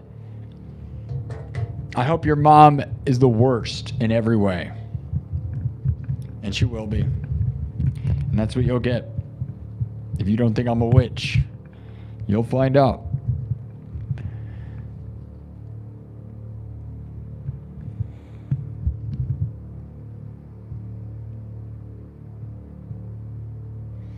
The rabbit holes. Raku. Thank you, Raku. Raku was already defending me, said, you could have read the room, but instead you chose to be an idiot. Exactly. Kieran. That's for Kieran, that guy who said that. Who doesn't seem to understand that I have 11,000 views tonight and 30,000 subscribers on YouTube. And my mom wanted me to get to 100,000 subscribers and made me this plaque. Does your mom love you though, person? I doubt it. You would not be negatively commenting if you had any love from your mom, right? Because I never go on people's chats and comment. But my mom made me this when I got 30,000 subscribers, January 31st, a couple weeks ago. She made this for me, and then she died on Thursday. So you are the worst human being alive, just so you know. And you think I should just go, what, dig holes in a field? Feel free to name another musician you know who live streams and gets more numbers than me, total. Now there's some concurrent people, but go look at my YouTube channel if you're gonna talk about what I'm doing. My mom is extremely proud of what I'm doing. But you can, you know, I will be happy to go to the gas station that you work at and buy food from you, because we need people to work at the gas station, and that's probably where you are, right, guy? And that's great. I love gas stations. Heck yeah, dude. We need people working hard at those jobs. But don't tell me anything, because I work harder than you, and I am doing this.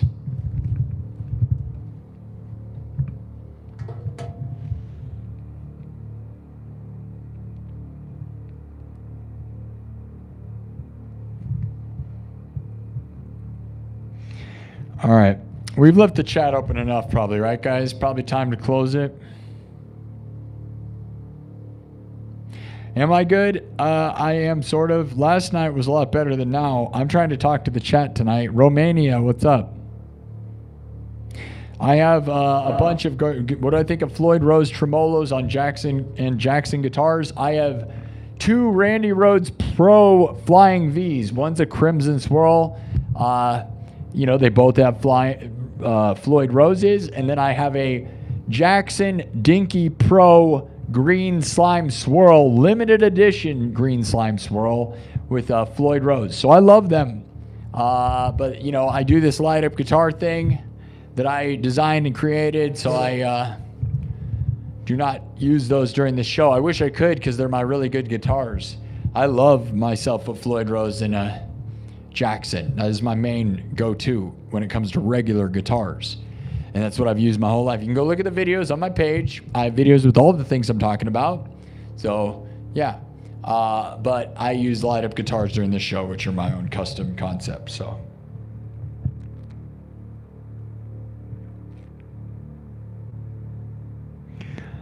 War Disty says, I lost my mom in 2018 when I was 23. Yikes. It was pretty tough, but things get better. Think of the good times, the laughs, the silliness, and those important moments, and everything will be okay. Take care. Thank you.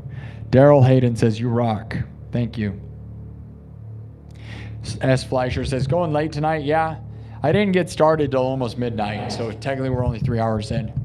tomorrow morning I'm supposed to eat. My sister's having like a gathering for people, you know, and invited me, and I'll go.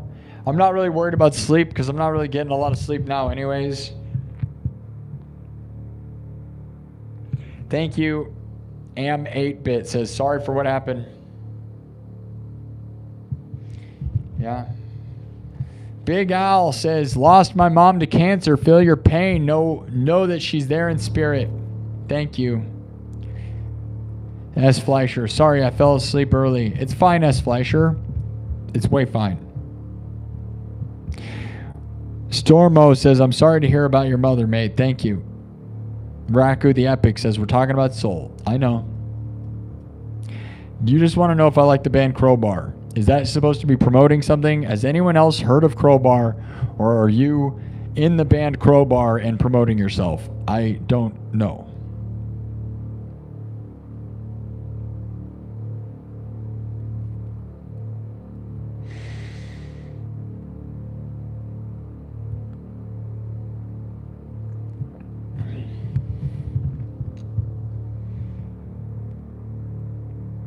Love my mom. Love you, Mom. Sarah Woods here. We love you, Sarah. Wesley's here. S. Fleischer's here. Jeeves says, boring people want you to be like them. It makes them feel better. Yeah. Yeah. People that are losing can't stand seeing people that win. People who are just gray can't stand people who are colorful and winning. So that is me. I am while you live in black and white, I live in color. Don't be mad at me because you don't make the choices to win. And don't be mad at me because my mom loved me more than anyone's mom loved them in a way that has created me to do this. A person encouraging me to be nonsense and art and dream big has allowed me to become a big dream. Creeping Death, yes, Metallica. Kevin says, keep going, you do you, and you're very good at it. Thank you, yeah. Yeah, I mean, some people are like, oh, he says negative stuff. Dude, I am in a situation, do not throw things at me. And if you think I'm going to take crap from people, I will not. You know, I'm on the stage, you're not. I kind of look at it like being a stand-up comedian. Like, if you're going to say something and you don't think I'm not just going to throw it right back in your face fivefold, what do you think this is, you know?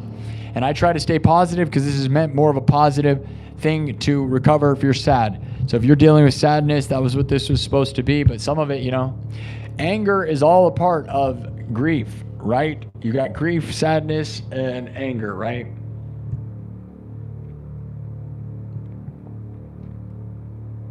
I left the chat open, but, you know, that's part of the problem. S. Fleischer, oh no, Sparky, my God, I'm so sorry to hear this. I was so mean to my mom today.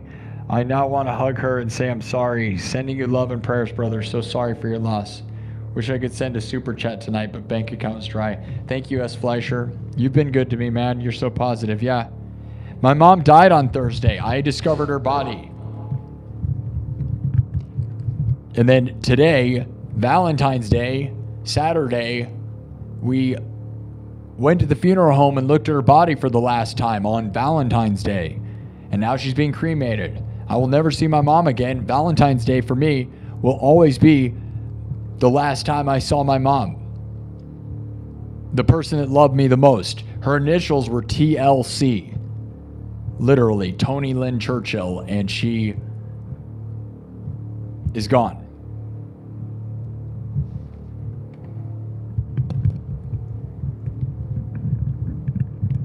So I'm here just trying to get vibes from some people. But obviously there's some people that can't handle it. Thank you, S. Fleischer. You're great. Yeah, I love gas stations. Yes.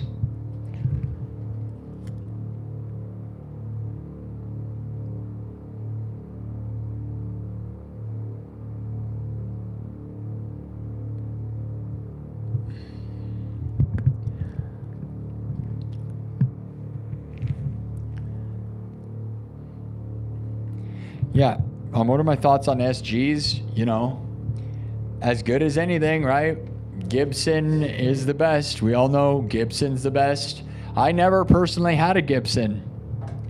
Yeah, I had an Epiphone SG Angus Young Signature. So I had Angus Young Signature Gibson SG, but the Epiphone version, right? So $500 guitar. Very awesome. Has a tremolo bar on it. Great thing, man. But I never owned a real Gibson. I have never owned a guitar that was worth more than $1,500. I would love to buy a Les Paul, right? Because that seems to be the go-to. It's always Les Pauls or Fender Stratocasters pretty much, right? And I've never had either of those. And I kind of am sad and regret that. I have a bunch of Jacksons, but I've always wanted to get a Fender, like I'd love to get the Yngwie Malmsteen signature Fender Strat, to be honest. But I think it's like $3,000. And then like a real Les Paul, which you can get one for reasonable amounts, right? But that'd be epic, right? But I can't justify spending that kind of money on anything. I bought a phone. I bought this new iPhone that I got yesterday.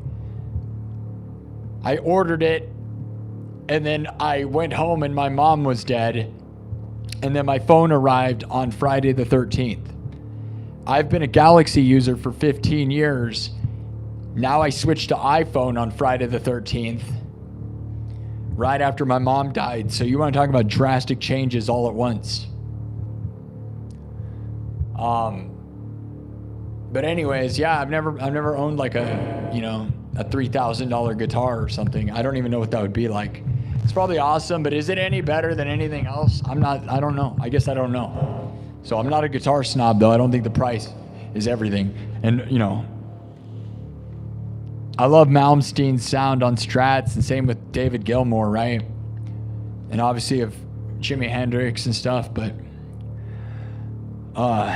Les Paul seems to be the meatiest sound.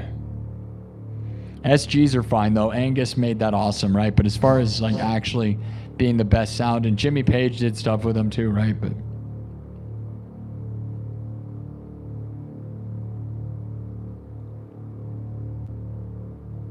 yep, CJ nailed it right there. SG with the worst neck dive. And I wasn't going to point that out, but realistically, dude, you wearing a Gibson, because I had the Epiphone SG, right? The Angus Young signature Epiphone SG. Because as you guys, if you were here earlier, I was talking about how I was in an AC/DC tribute band growing up, right? And so I was obsessed with the idea, right? But yeah, the neck dive. You can't like stand like I am right now. Your guitar just goes, psh. The head is heavier than the rest of the body. It goes down. It's super annoying. And that's a bad time. So yeah, that's the truth, is that the SG has a weight balance issue that is almost unbearable as far as that goes. But obviously it's a great guitar.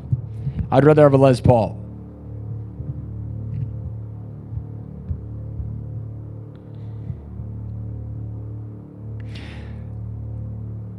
Kara says, sorry for your loss, my guy. I log on here and you're always grinding away. Keep strong. Thank you. These are the comments. All right.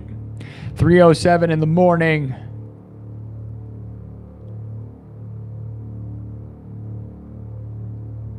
Thank you. PJ says, condolences, bro. With you, the best, and your mom, buddy. Thank you. Yeah, some of you are starting to understand what's going on. A lot of people pop in here saying some real creep stuff, not understanding the weight of the situation. I get it. I'm all colorful Looney Tunes garbage, which is normally how the show is. It's funny and fun and stupid, and that is usually what it is, guys. So don't get me wrong. But tonight, I did not title the show Funny Title. It's not Goofy Title Show. And the pinned chat comment is not a goofy one. So if you spent more than 2 seconds paying attention to what's going on, instead of commenting first, right? Everyone who said nasty garbage commented before absorbing anything. Because if you spent a little more than 5 seconds looking around, you would be very sad by what's going on here, instead of He looks like a, and it's all so stupid and, yeah. Your mom, is your mom alive?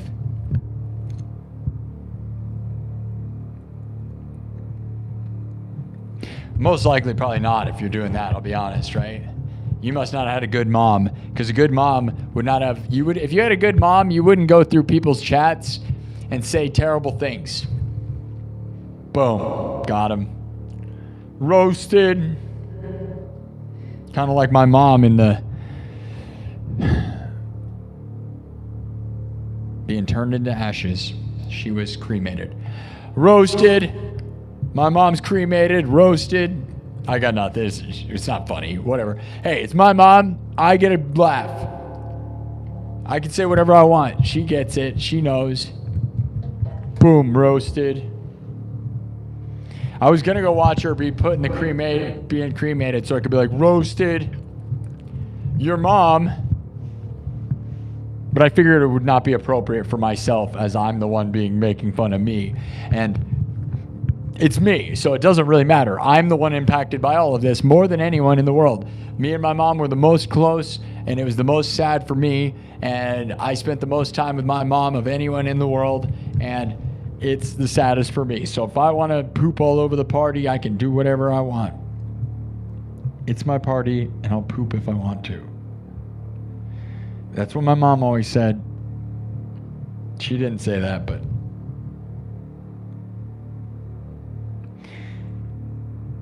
you know. All right, I'm gonna do one thing. Here's another sad thing. Let's get sad here. You want something sad? Let's change the background, and I'm gonna switch the vibes. Here we go.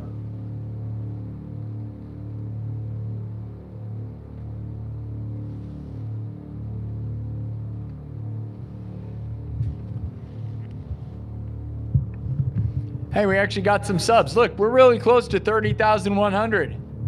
If I actually started rocking out and trying, do you guys think we could get to 31,000? It's crazy to gain subs on a night like tonight. I'm not in subs only mode. I'm not even trying. It's just me talking sad stuff. All the people who subbed over the last couple days are probably gonna be horrified when I start playing music. Like, oh my god, I thought he was a...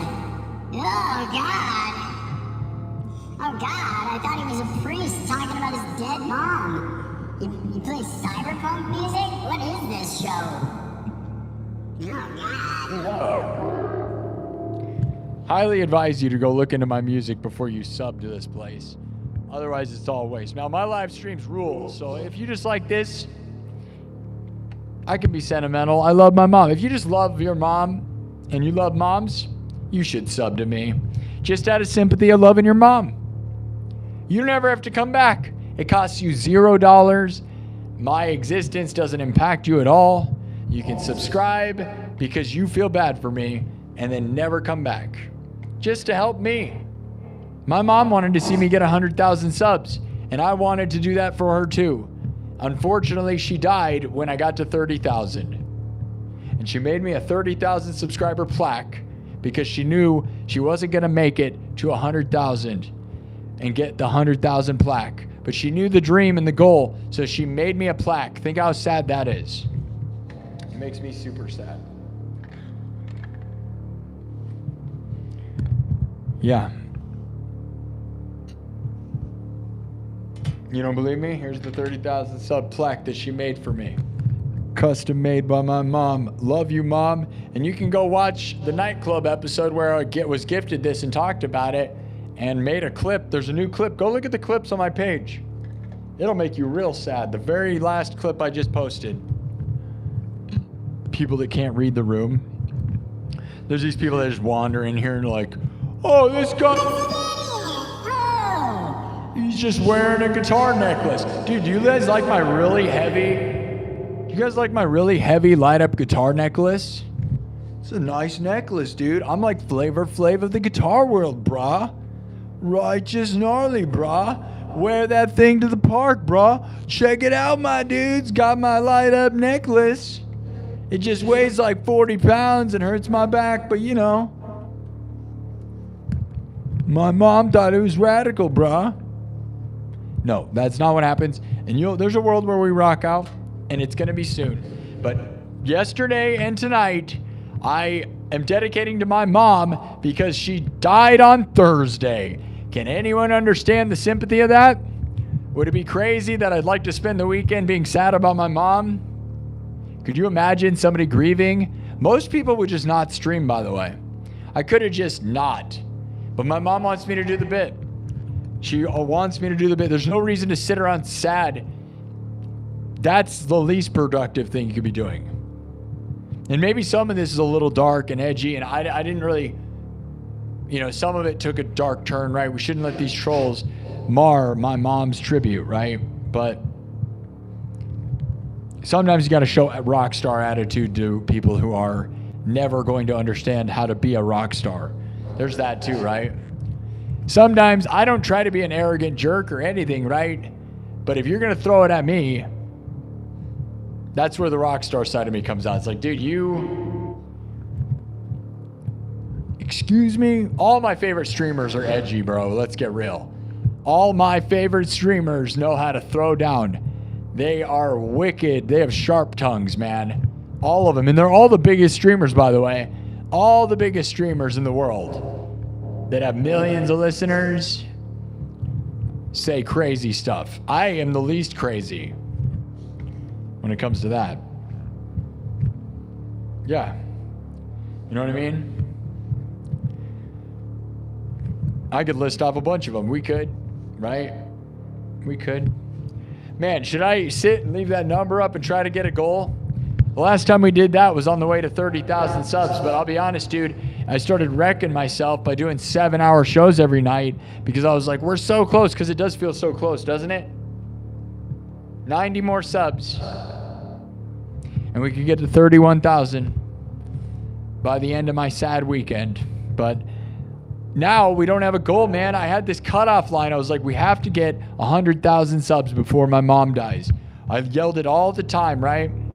And I figured, I literally gave myself like a 2-year time window. I was like, she could probably get 2 more years. And all the things, if you go to Social Blade, it gives me 2 years at most. It goes up and down a lot, right?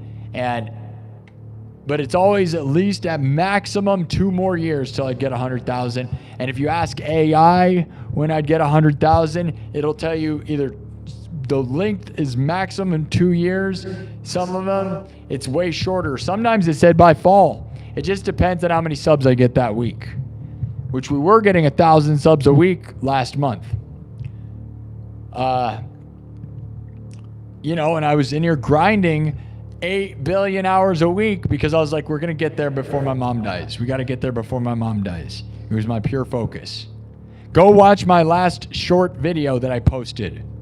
If you don't believe me, it'll make you sad, the ending of that. Because then my mom died.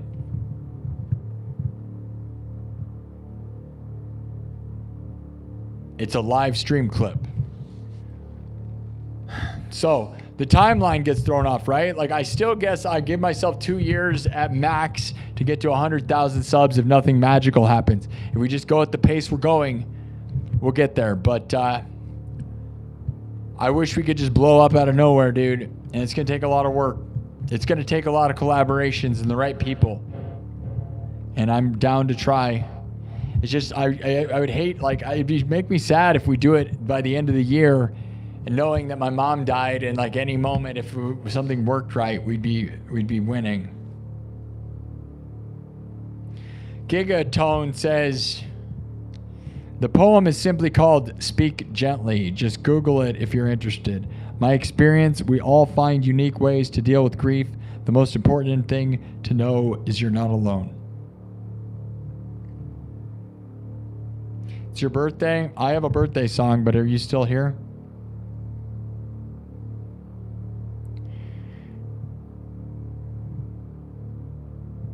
I'll look for signs that she's around for sure. I think part of the thing is some of these people are, I'm reading reading the deleted comments, which I shouldn't be. Thank you, moderators. Hall of Bards, you're doing a great job, buddy. I keep reading those people, though, which is why I go off. You're protecting me, man, and I'm not letting it happen, which is sad. I'm sad that there's moments of negativity in this stream for any of those people, but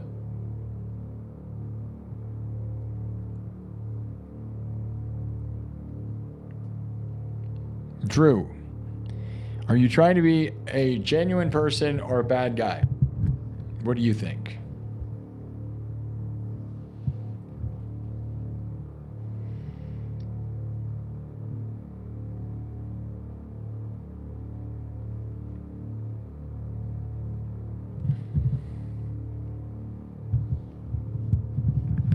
And my talk box is falling off.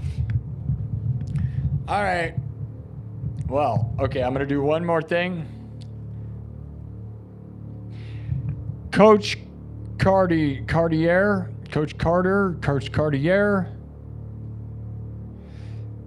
says, hey, brother, my mom recently passed as well. Hardest thing that I've ever gone through, and I'm still going through it.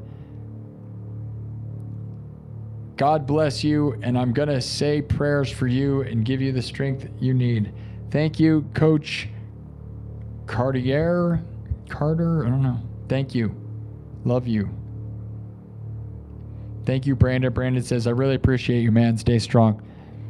Sir Trigger Oscar says, much love, brother. Yeah, it takes the weight of this guitar off my shoulders. This guitar hurts.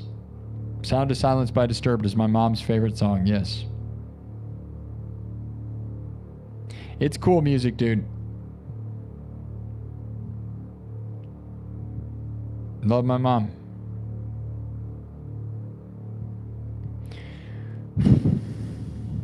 Pagan says, lots of respect. Keep it up.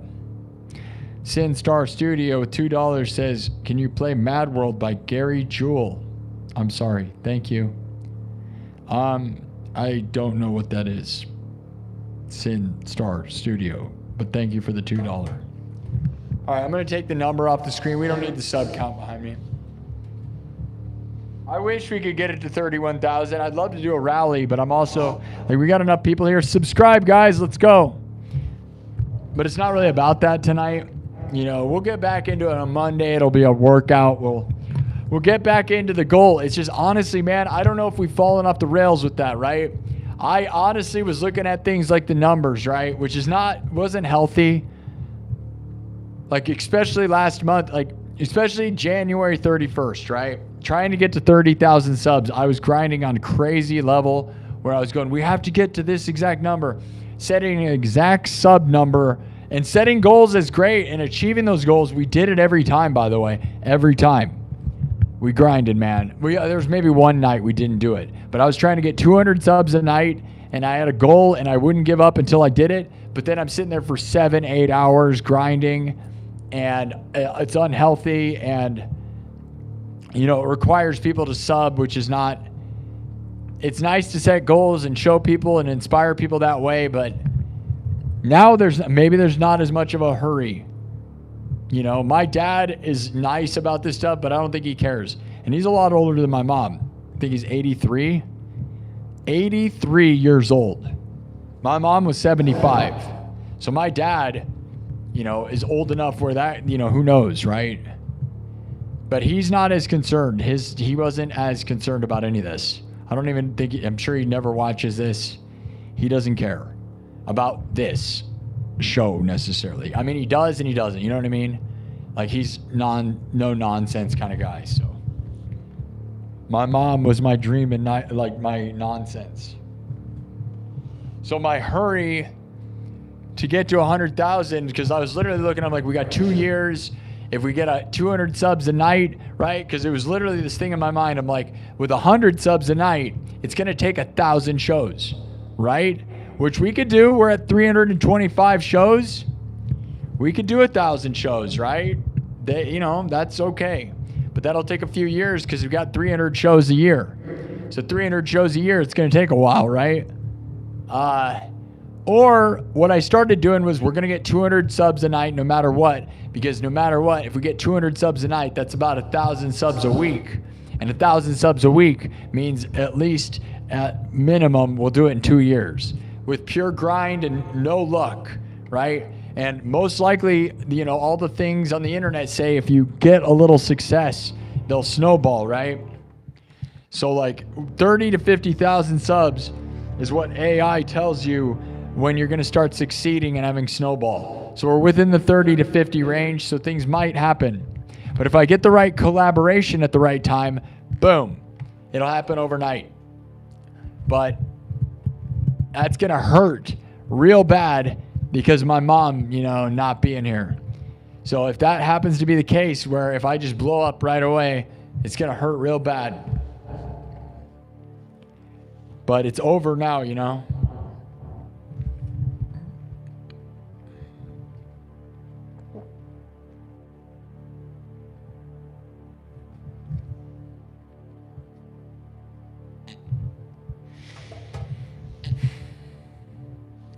Yeah, S. Fleischer just watched. There's a clip in the nightclub right now that I just uploaded of a video of me yelling at cows in a field with my mom.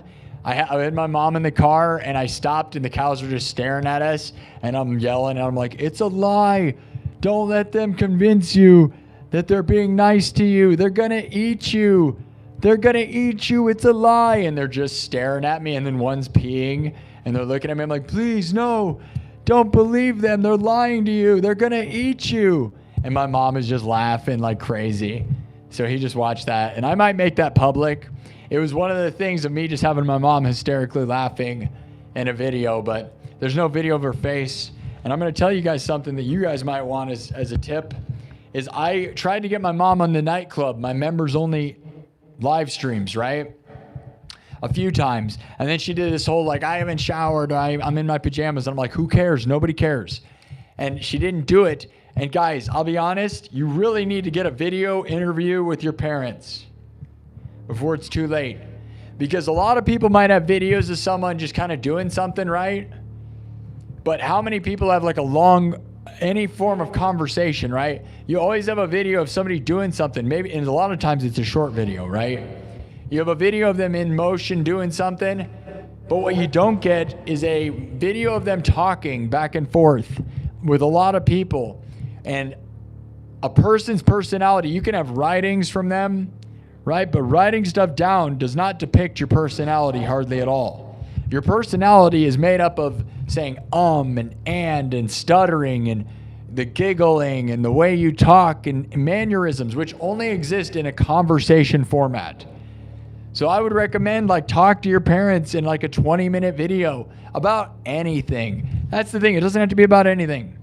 Because within 20 minutes, you're going to have enough of you'll see how they sound and talk and their personality as a person so that you don't forget it. Because what I'm sad about is I realized once my mom died, I was like, we don't have any, I have a little videos with her voice in it and little moments, but I don't have like my mom being my mom.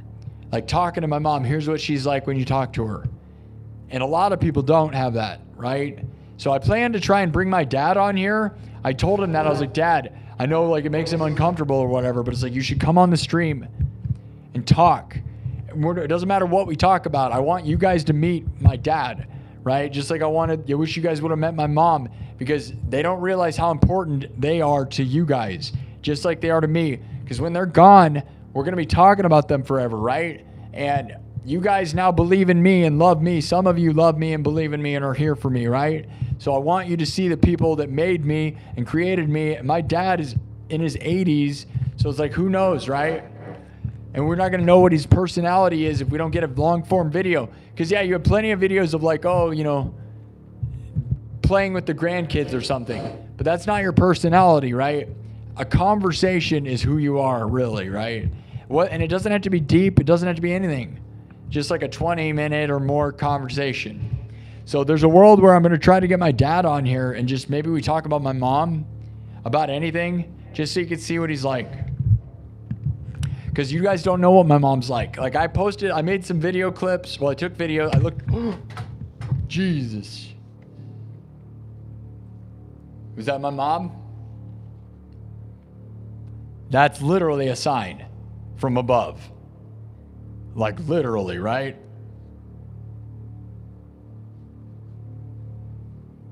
I didn't touch that, by the way. That thing's magnetic and has been sitting there for a million years. There you go. There's your sign. Here's your sign from above. Literally about hitting me in the face. I hope that's not broken because Kirk Burning made me that. Yikes.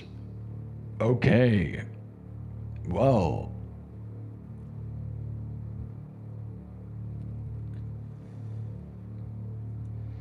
Who saw that? If you were listening, you might want to rewind and look, because... Hey now, don't act like I wasn't good in the moment. Was I not quick enough to the punchline of that? That's what live streaming is all about, though, right? I can be witty sometimes. My mom tried to hit me in the face with the sign. Is that what it is? I don't know. Whatever. Sign from above. All right, let me grab that. I hope it's not scratched and ruined. Yeah, this thing's magnetic. I didn't hit it at all. You see this? Kirk Burning made this, by the way. Thank you, Kirk. Love you. Love you, Mom. Yeah, you guys didn't know, like, you know, I was saying you didn't know my mom's personality. But, like, by knowing me, maybe you do know. You know she's a great person. That's crazy that just happened. Brutal. That has never happened, by the way. Without me hitting that, that's never happened, right? Am I just going to think everything's a sign? Do people whose people die just think everything's a sign? Probably, right? Like, that had to be Mom, right? Right? I didn't touch it. Rewind the video, dude.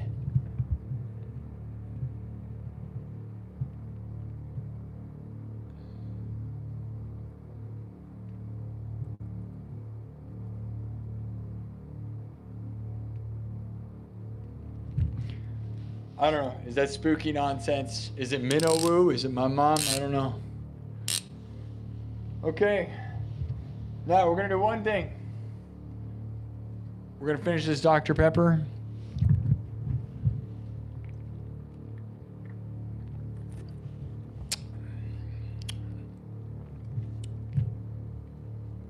We need to get a Dr. Pepper sponsor. Should I do the Dr. Pepper song by that one chick?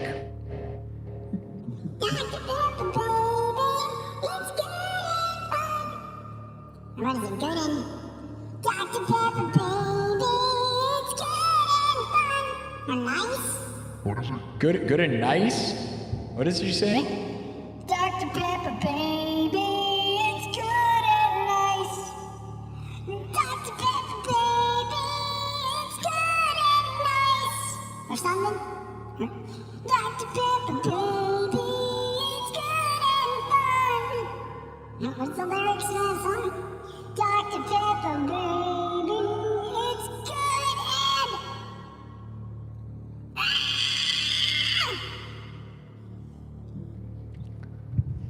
Something like that.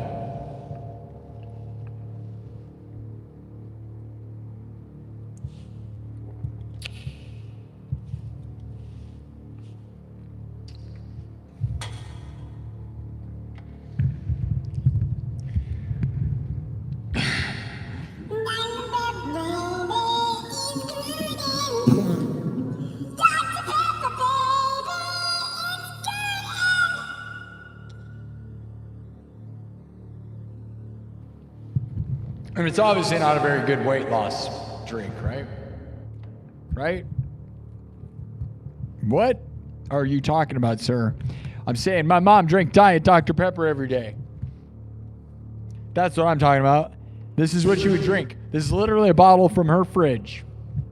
My mom was not a big lady, by the way. She was skinny. She never drank water.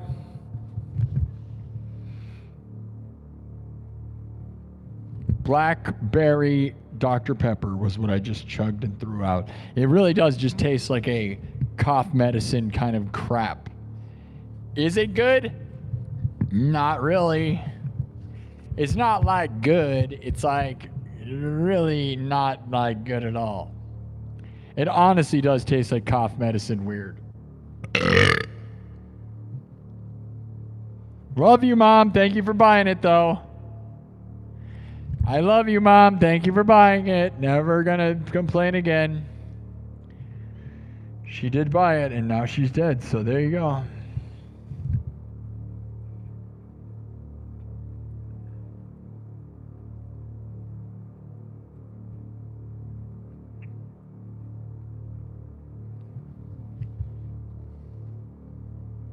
You like blackberry Dr. Pepper. All right, you can have that. It's fine. You give that burp a 7.5 out of 10. That's not bad. I can do way better.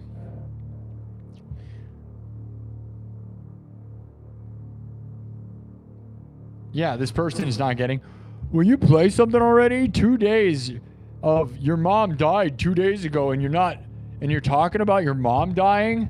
2 days in a row and this guy's still talking about his dead mom. Get over it, dude. Your mom died 2 days ago. Dude, get over it. Oh, today you went and saw your mom for the final time on Valentine's Day? Get over it, bro. Yeah, get over it. Just play a normal show and do it the way you do it every time for the past 300 streams. Or could we have a couple streams where I focus on death and my mom dying while it's fresh from Thursday night, and then earlier Saturday I went to the funeral home to see my mom for the last time before they burn her on Valentine's Day. So get a reality check, dude. Oh, the past 2 days have just been you being real talking about death. Yeah. And we'll get back into rocking out and having fun and being dumb. Of course we will. Yes. Because we've done 324 streams. 325 streams. I think we're going to have more music, bro. I think you got to chill out and stop being a jerk. You're a jerk. You know what I mean? Dude, is this guy ever going to play music again? Yeah, no. I'm just going to whine about my mom for the next 300 more streams. Or have we done 325 streams where all of them were more than 4 hours long and they were all rocking out nonstop for the most part? I think we can have one sad, real deep show while it's the time, because this is in the moment. You're in the moment. It's so weird when people say just play music. That music,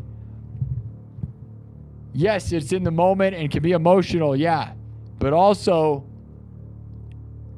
these words are going to be more powerful in the moment than anything that if I play stuff I've already played before is not going to resonate quite as hard as saying a bunch of real deep and profound stuff.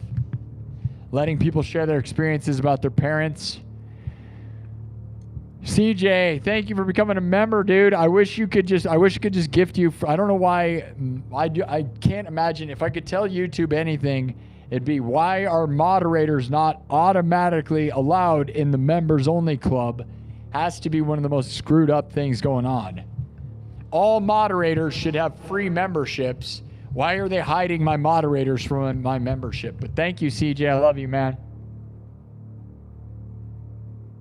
Said, I rewound it. Lots of energy in that room, said CJ. Yeah, I was just standing here, dude. The Seinfeld, dude, from above. Seinfeld. What's the deal with the sign behind you? Seinfeld to the ground. Kramer, no, don't say it, Kramer, please. Kramer, no, don't say that. Get off the stage, Kramer. You're going to lose your entire career, Kramer, please. What's the deal with racist comedians? No, Kramer, no! Here's your sign. Failed reference.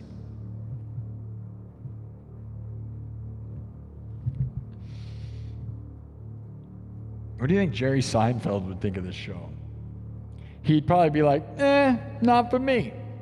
Not for me. Not for me. That's probably what he'd say. And you know what I'd say to him? Probably be like, holy crap, it's Jerry Seinfeld. He'd be like, hey, it's not for me. Not for me. And I'd be like, no soup for you, bro. And then he'd be like, that's not my line. Leave me alone. He'd probably go, ew, don't touch me. And I'd be like, what? I wasn't trying to touch you, bro. And he's like, what? You just stuck your pants? Wait. What? Stop talking. This is stupid. All you do is say stupid stuff. You're not even getting sad about your mom anymore. You're just saying psycho garbage on the internet. Cancel him! I'm offended! Cancel him! I'm offended! Cancel him! I'm offended! Cancel him! I'm offended! Cancel him! I'm offended. Cancel him. Yeah, I'm offended! Cancel him! Yeah, I'm offended. We should cancel him. Yeah, I'm offended too! I want him canceled! Cancel that guy. He's offensive. I'm offended by everything, and I want him canceled. Me too, I'm so offended. I think we should cancel him. I would cancel him too. Cancel him.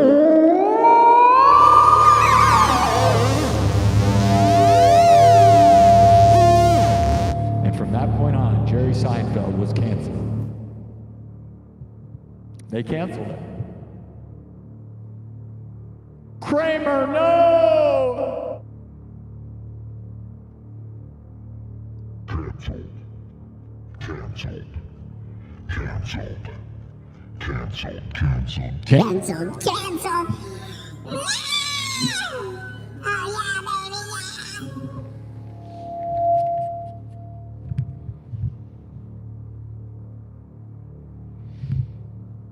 Canceled, said the guy who sells cans.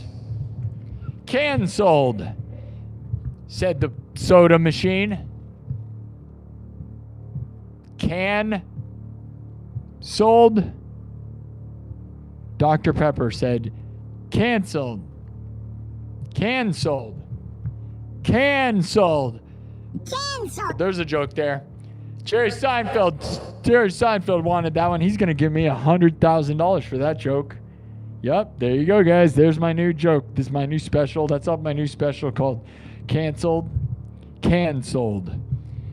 Can sold, like you have a soul of a can. Not even just can sold, like my mom being put in an urn. Like my mom's ashes being put into an urn. Canceled. Canceled? Canceled at a convenience store? Canceled? Like you are offended? What's this guy talking about? Are you sure this guy's a straight-edge sober person? Yeah, he's actually straight edge sober and he's just acting that weird, dude. Like, what's wrong with him though? Yeah, his mom died, and now he's just aimlessly saying psychotic skits. Oh, so you're saying he's crazy? Crazy entertaining. Oh yeah, suck on that one, Jerry. That's right, Jerry. That's right. Do it, Jerry. Do it, Jerry. Do it for Mama. Do it for Mama, Jerry. What's wrong with you? I'm gonna leave. This is getting... You need to get away from me. This is not it, dude. That's a new scene from the B movie. The new B movie that's coming out, the sequel to the B movie. That was a clip, live clip from the new B movie.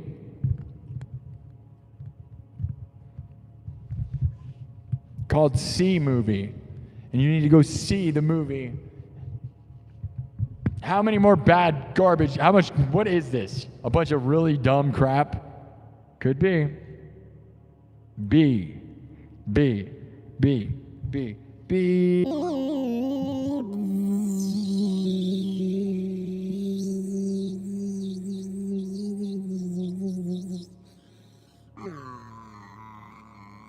Jerry, please. I just want to watch another B movie with you, Jerry, please. It's Valentine's Day. Will you be my Valentine?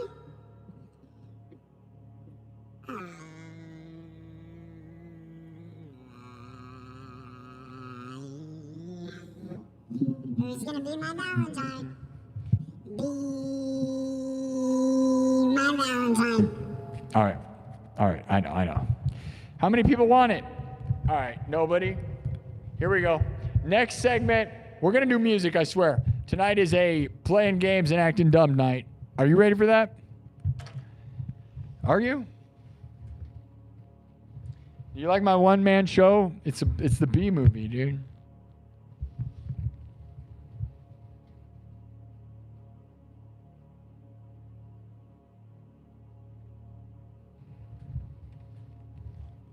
Is it funny or is it just dumb? Can it be both? Does it have to make any sense? Dr. Pepper, baby. Dr. Pepper, baby, it's good and dumb. Dr. Pepper, baby, it's good and dumb. Dr. Pepper, baby, it's good and dumb. Dr. Pepper, baby, it's good and dumb.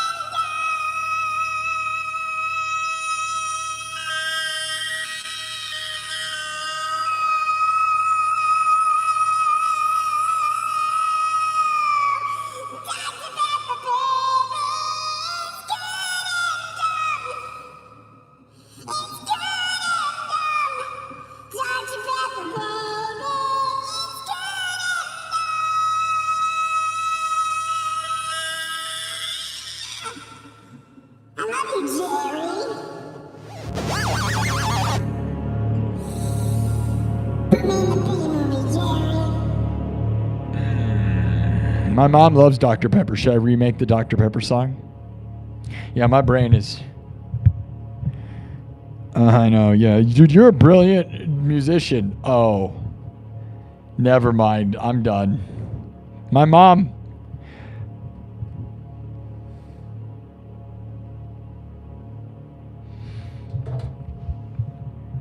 My mom would actually like the... I don't know if I ever showed her the Dr. Pepper song. I think I kind of ignored that whole thing on TikTok. I don't know if she probably saw it, right? I guess, right? The whole Dr. Pepper song saga, right? Or they claim she made money. I don't know. They used it obviously for the, the ads, right? But they took this chick's song. She made a song on TikTok. Everybody rallied around it. It went viral. And then Dr. Pepper made an official ad out of it. If you don't know what I'm talking about, well, most of this you probably shouldn't know because there's about 50,000 segues into psycho nonsense. Most of it would not make sense, but that's okay. Hey, don't worry about it.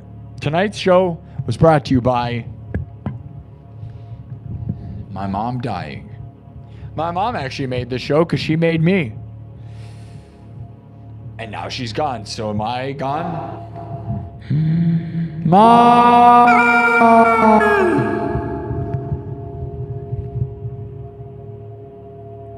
It's good and dumb. Dr. Pepper, baby.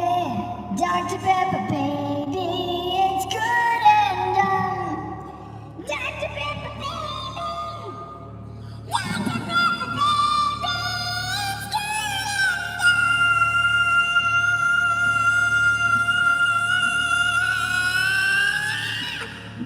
Dr. Pepper, baby.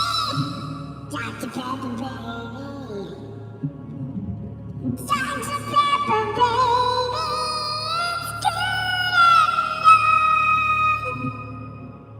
What's the last line, dude? Is it good and... It's good and... Good and stuff? Dr. Pepper, baby. There's literally like 3 lyrics and I don't even know them. Dr. Pepper, baby. It's good and... Fun stuff?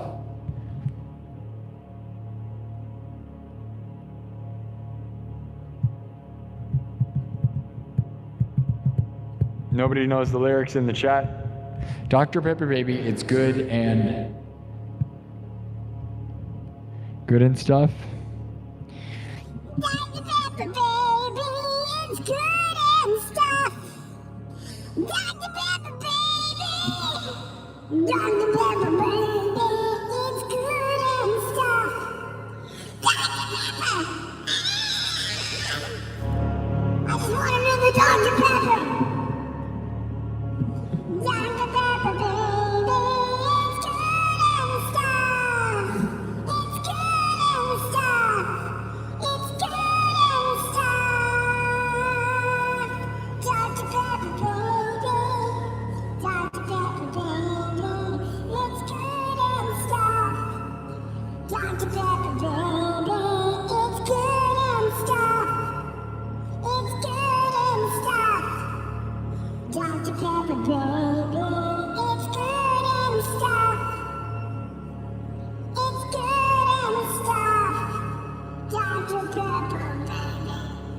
Dr. Pepper, baby. Hasta la vista, baby. Dr. Pepper, baby.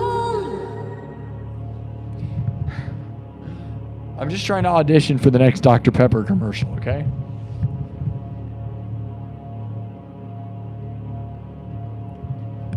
That chick watches the show nonstop, guys. I had to just show her what it was about. She stole my song. You guys hear that? I don't even know the lyrics. She stole my song. Come on, Jerry. What's the deal? Dr. Pepper lady stealing my song. It's good and nice. Is that what it is? It's good and nice.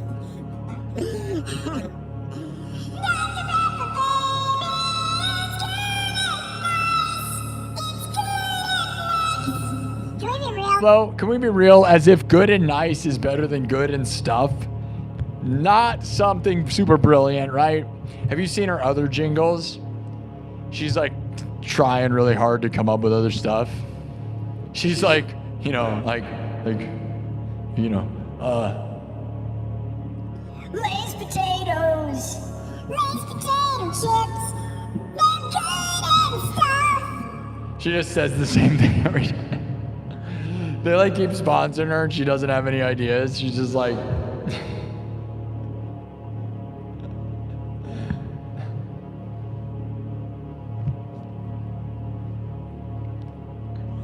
Dr. Scholl's shoes. They're good and nice. Buy a Reebok. It's good and nice. It's good and nice. Dr. Pepper, baby. Dr. Pepper, baby. Dr. Pepper, baby. It's good and nice. Yeah, buy Dr. Pepper. Oh, it's good and nice.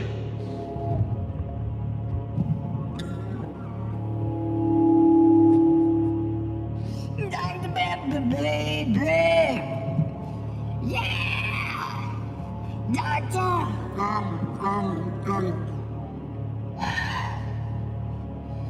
M&M's, baby.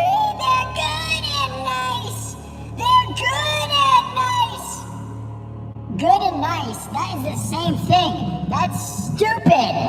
Good and nice? Good and nice. That's the same thing. Stupid. You're fired. Your jingles. You're fired. Get out of my office.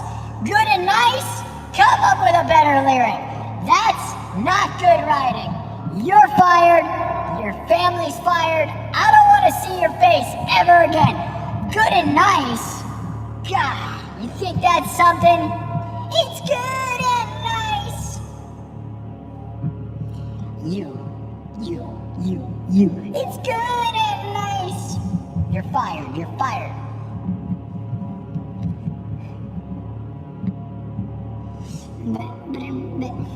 Ben and Jerry's ice cream. It's good and nice. you're just saying the same thing over and over again. You didn't even come up with a new song. It's good and nice. Nike shoes. They're good and nice. You can't just keep saying that. It's stupid. It's good and nice.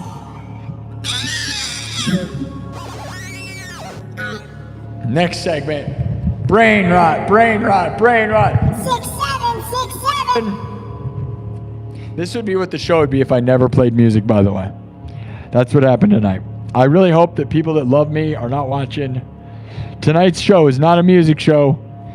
It's this is a preview of the B movie sequel. I'm just doing a live impersonation of the exact moment for moment reenactment of the B movie sequel. Don't tell Jerry Seinfeld how I got the script, please. He's very, very excited and he would be so mad at me. Because it's Good and nice. It's good and nice. It's good and nice.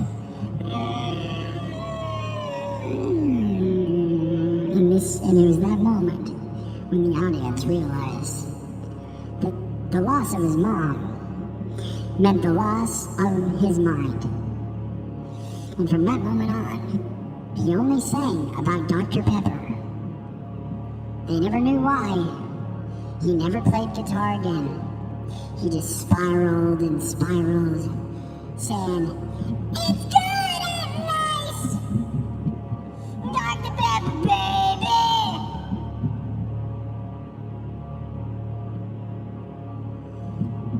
If my mom drank Dr. Pepper all the time, does that make me a Dr. Pepper baby? That's a Mitch Hedberg joke. He said I could use it, and then Jerry Seinfeld stole that joke. And I want my money. And I want it now. It's good and nice.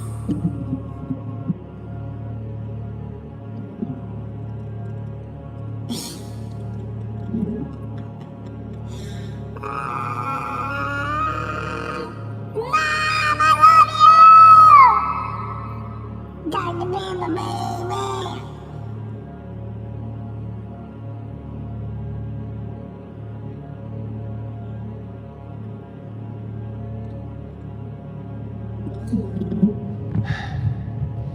Dude, I told you, I'm going to get signed for the big bucks by doing this. The big bucks, dude. This is how you make the big bucks, okay? All right, now, here's something I'm going to show you guys something real special right here. You ready? You see this? This is a special thing. I got to save a little bit of this. Special moment right now. 4 hours in. This right here. We talked last night about it's the little things, right? With my mom. And how, like, sometimes she would make me a sandwich before I went to stream. She would just surprise me with stuff, right? I wish I had a wife or somebody that would do that, right? Right? Well, this right here. This right here. This is real. There's this side of me that wants to go completely insane and say crazy stuff, but this is a real moment, okay? He flew off the rails. Go to bed, you're crazy. Okay. No. This right here is the last sandwich my mom ever made.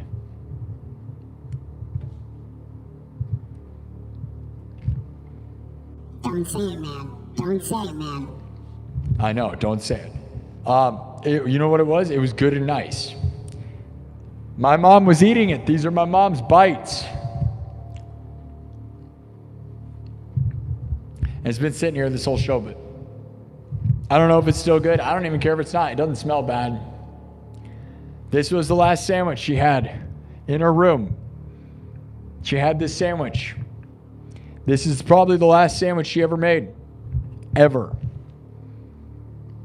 And it's not much of a sandwich, to be real. It's just, looks like it's just butter and ham. Buttered sausage. Butter and ham, which is a strange choice. Maybe that's what led to her heart attack. You never know, right? She probably had this inside of her when she died. Most likely, right? So she took bites out of it, and I'm just going to finish it. It's like a weird thing. You could like keep a hold of it. Do you get weird sentimental? I am definitely going to try to not be one of those people that overly sentiments things, right? Right, where they're like, that was my mom's, don't touch it, right? Like hoarders, right? This is like the only chance to eat this. I'm not even sure if it's still good, right? I don't really know. And I don't care. If I get food poisoning because of this, so be it. We're going to do it. And I'm going to save a little bit for Pooh. So Princess Pooh can have some, because I let her try some earlier. She ate it, but she's a dog, so. My mom's final sandwich she ever made. Isn't that kind of powerful and weird? She was eating it. She was meant to eat the rest of it, which is really messed up to think about, right? She was meant to eat the rest of it. She ate half a sandwich.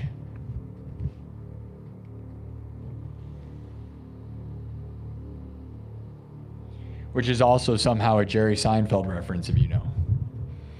Why am I ruining my precious moments by other things I don't know? It's good and nice. It's good! Maybe. It's just I don't really understand a butter and ham sandwich.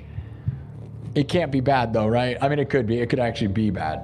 So this is my mom's sandwich. Last sandwich she ever made, dude. This is real. This is real. And I'm just going to eat it because there's also a cake, dude. She has these cakes in her fridge that I'm not sure where she got them. I think it's from her last time she went out to eat with her friend Jerry, I think. Man, like a chocolate, you know those like chocolate French silk pie. And it looks so good, and it's in her fridge right now. And we know it'll go bad, but it's perfect right now. So I'm probably going to eat that on the stream as well. Or I might share it with my sister. I don't know. It sure looks really good, though. And that's the sad thing, dude. She had orange juice. Someone last night was talking about orange juice in the chat. She does have orange juice. She has milk. All the things in her fridge, dude, that's the stuff that makes me sad, you know, is like the things in her fridge are the things the saddest to me. Like her fruits and vegetables she also has left, right? As those begin to rot, the bananas, that stuff's all still good, right? Because she still just died. But once like all the bananas and the fruits rot and all the food in the fridge starts going, that's when it's over, right? Right? It's real crazy. That's super powerful in a dumb, profound way to me. But this is the last sandwich she made, and there's nothing I would love more than the time she made sandwiches for me. I'm fairly certain I had moments on this stream where I talked about my mom making sandwiches and showing you. I was like, look, my mom made the sandwich, and I just ate it. I was aware of how nice it was, dude. I wish I could find a wife or girlfriend who would just happily, randomly make me sandwiches. Not requirements, right? Like people are mad about, like as if it's some requirement. My mom would nicely, randomly, I didn't say make me sandwiches. She would just make a sandwich. I'd be like, here, you want this? And I was like, man, I do want that. I love you, Mom. Thank you for the sandwich. That was actually meant for her. It was never meant for me, but that's fine. And even if it's bad, I'm going to eat it. And well, hopefully I just don't have a heart attack like she did. That's about the only thing, right? That's the worst case scenario. The second worst is food poisoning from old ham. And let's get real. How bad could that be? It's not that bad. It's not going to be any worse than my current scenario.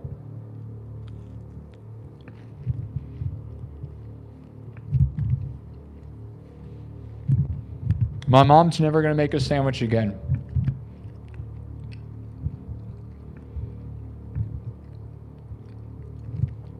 It's kind of like this weird symbolism of like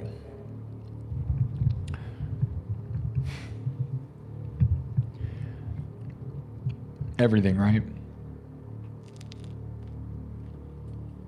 And I just ate over the final bites that she'll ever take of anything. The teeth marks that were in that, they're now gone. There'll never be proof of her teeth marks ever. They're gone. Is it sad? Do you get overly sentimental? I don't know. Because we could be overly sentimental about everything she has, right? And this was one of her Dr. Peppers from her fridge. And we're going to open it. It's not cold anymore, right? Because we've been sitting here, but I'm going to open one of her Dr. Peppers and I'm going to drink it. This was meant for her. She only has, I think, 5 of them in there. So this is kind of like the, the thing, right? But it's the time to be doing that. Happy Valentine's Day. Happy everything. I love you, Mom.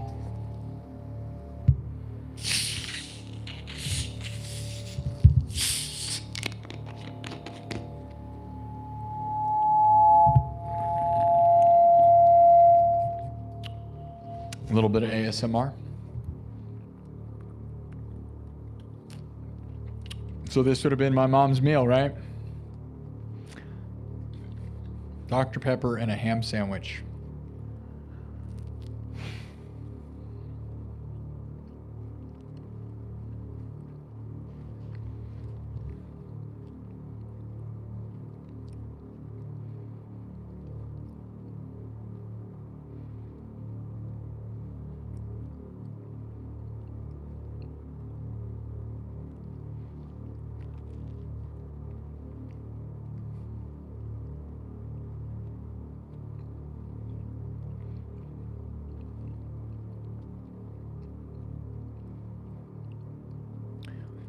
I imagine people who tune into this stream who have no idea what's going on, how weird this would be.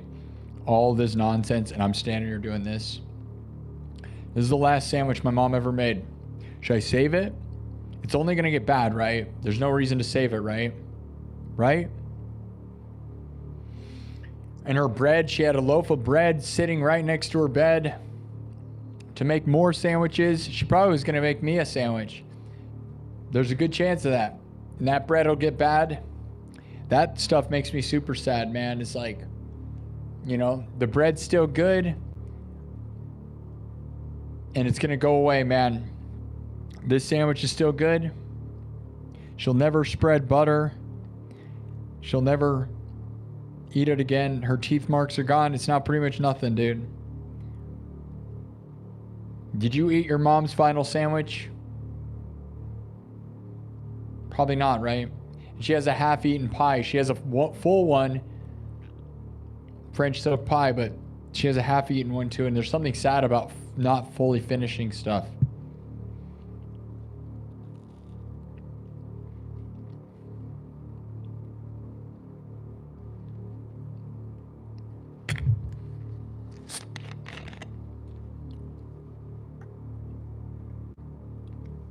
For Mom.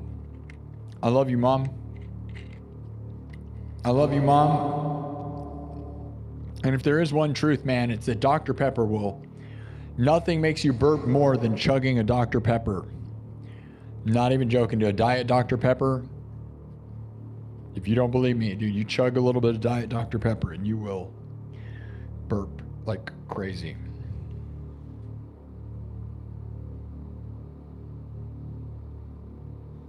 Okay. Is this content? I don't know. To me, it's like about as sad of a ritual as possible, right? I have a little bit of this sandwich. Pooh, I'm going to save like the last bite for Pooh, which maybe she'll eat it. She gets picky sometimes. She'll eat stuff and then sometimes she's picky, but love you, Mom. I wish my mom could make me one more sandwich, dude. If you have a mom and she was nice, man, appreciate the little things. It's the little things, man, that matter the most. It's the little things all the time. It's so crazy. They make you a random sandwich. They get you a small gift. They're like, here, even like, I bought you some socks, like something small. Like,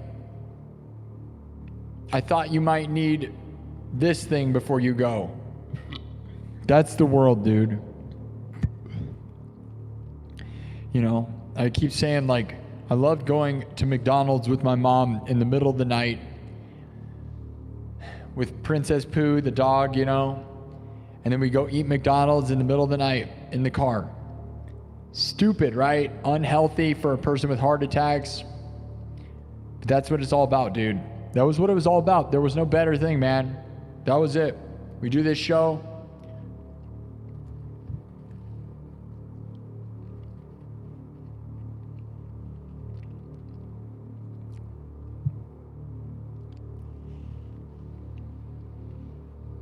I love you, Mom. Tell your mom you love her. I love you, Mom. Tell your mom you love her.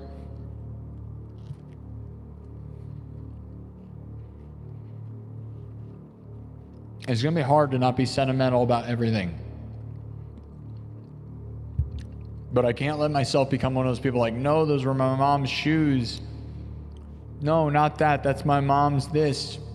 I don't want to be that. I feel like it's going to be harder. The further you get away, the more that becomes, I think, right? Because I think initially it's like easier to be like, I don't care about any of it. But the further you get away, the more you think it's going to disappear. That's got to be what it is, right? I don't know because it just happened on Thursday, right? But it's like even this, what, you keep the sandwich, but then you're going to have rotting sandwich forever. That's weird, right? And my mom, unfortunately, my mom was a huge fan of the channel TLC.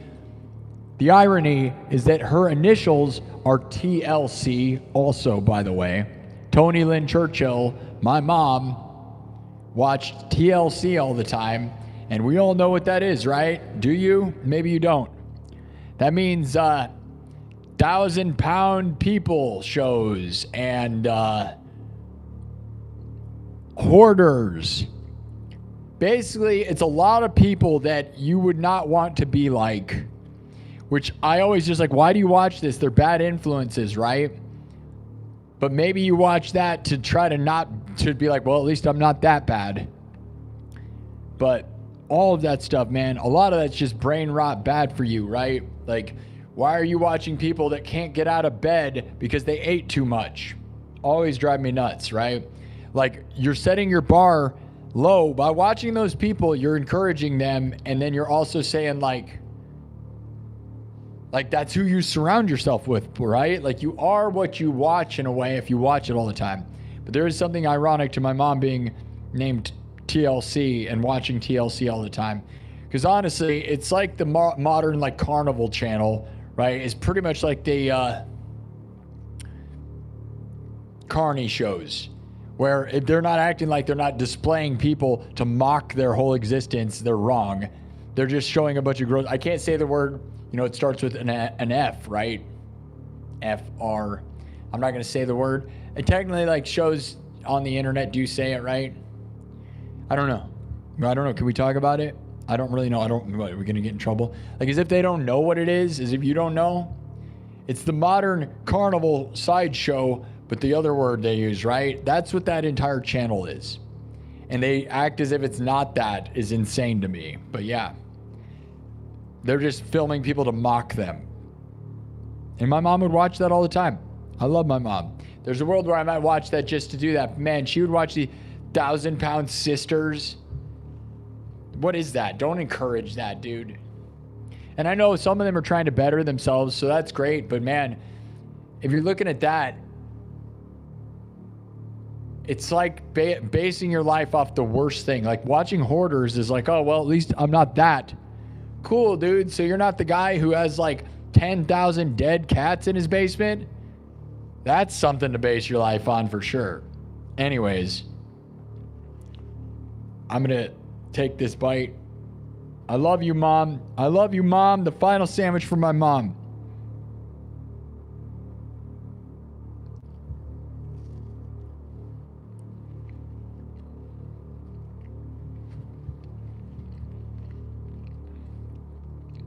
I'm going to save this one for Pooh. This one goes to Princess Pooh. She probably won't eat it anyways, so.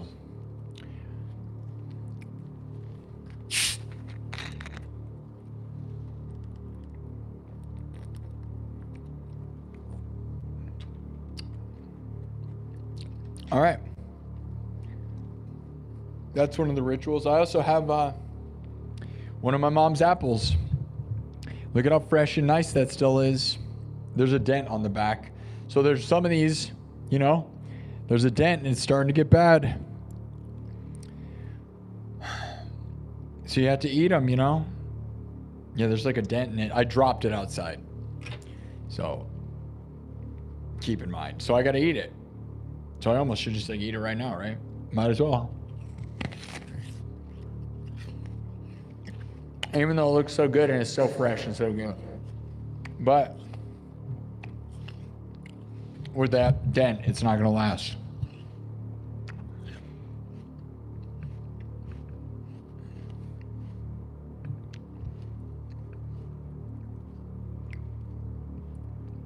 All right. The last sandwich, a sandwich that my mom was eating, is just crazy, right? It's like the Last Supper for me. The last sandwich. They'll be painting giant murals on every building in the world of that sandwich eating session, right? Right?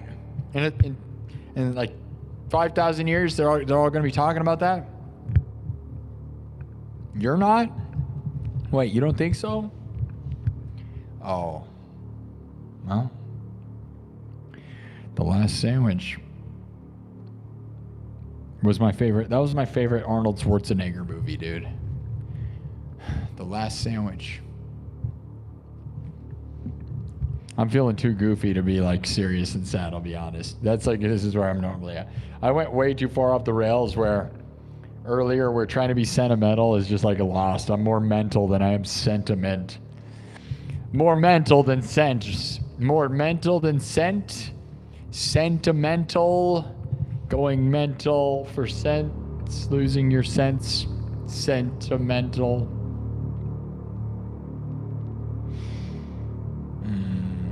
Smelly thoughts, brain farts. Sentimental is also a term for brain farts. That's a Mark Norman joke. It's not. It could be. Comedy. I've seen Mark Norman live before he blew up and got super famous, and all his tickets were $500. There you go. The burp from my mom's final sandwich and Dr. Pepper. Time to move. What are you, trash? Maybe. Put me on a TLC show. I'm ready for it. We could call it, I don't know what I am. What do you classify me as that would make it a good enough show that all the clickbaiters would watch? Like, Boy, this guy sure is screwed up. Boy, you sure is screwed up. You're gonna turn on the TV and watch this guy who hasn't gotten out of bed because he weighs 7,000 pounds. Nothing better than watching a 7,000-pound man laying in bed all day. My mom's favorite TV channel, TLC. They named it after her because she wanted to watch people that ate so many pizzas that they somehow were complaining that they ate so many pizzas. That's amazing, right? Are you offended? How could you be offended unless you ate that many? Like, stop letting people bring you pizzas, bro. Get out of bed. Stop eating pizzas. It feels like AI generated. That feels like almost impossible to be that way. That's like insane, right? It's like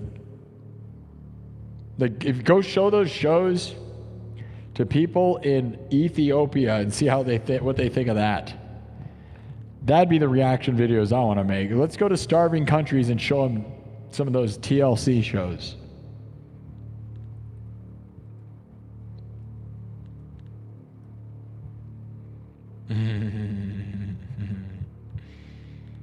"90-Day Fiancé." My mom loved that. And it was just such trash garbage. Should I go on 90-Day Fiancé? My mom would actually kind of love that. The problem is, it's like a fake. They're designed to fail, right? Like, it's not.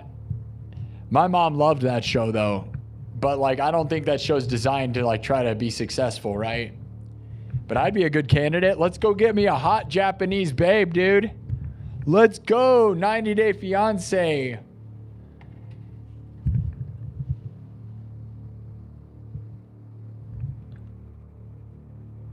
I'd do it. Should I do it? Do it for my mom, right? My mom loved that show. Should I also, you know what? Should I also gain 1,000 pounds and lay in a bed and never move? We could start right now, dude. I could lay in bed and force someone to bring me sandwiches till I'm 1,000 pounds. You ready for it? My mom's not here to make me sandwiches enough, though. See, that's the problem with the show, is that someone had to feed them like they were. That's the problem, right? Like, I don't know how it happened. Mom just kept shoveling pizzas in my mouth. I just can't understand till I couldn't walk no more. Then they're all complaining that they did it to themselves. Cost $10,000 a day to eat. I don't understand. I don't either. No one did. No one understood. That's the problem. TLC. I'm going to make an ad for TLC. It's good and nice. It's good and nice. TLC, baby. It's good and nice. It's good and nice. TLC, baby. It's good and nice. Coming up after 1,000-Pound Sisters. Which is a real show, by the way. I didn't make that up. That's a real show. That's a real show. That's what's insane. Go to Ethiopia, go to Africa, and show them the show 1,000-Pound Sisters or something, dude. And let's see what they think of that. Like, America has weird problems. Seems like problems that are invented. No one even invents those problems. That is like, you know how hard you'd have to try to have that problem? Like, I get starving in Ethiopia. Oh, yeah. But eating like that. Congratulations. Welcome to America. It's good and nice. It's good and nice. Dr. Pepper, baby. It's good and nice.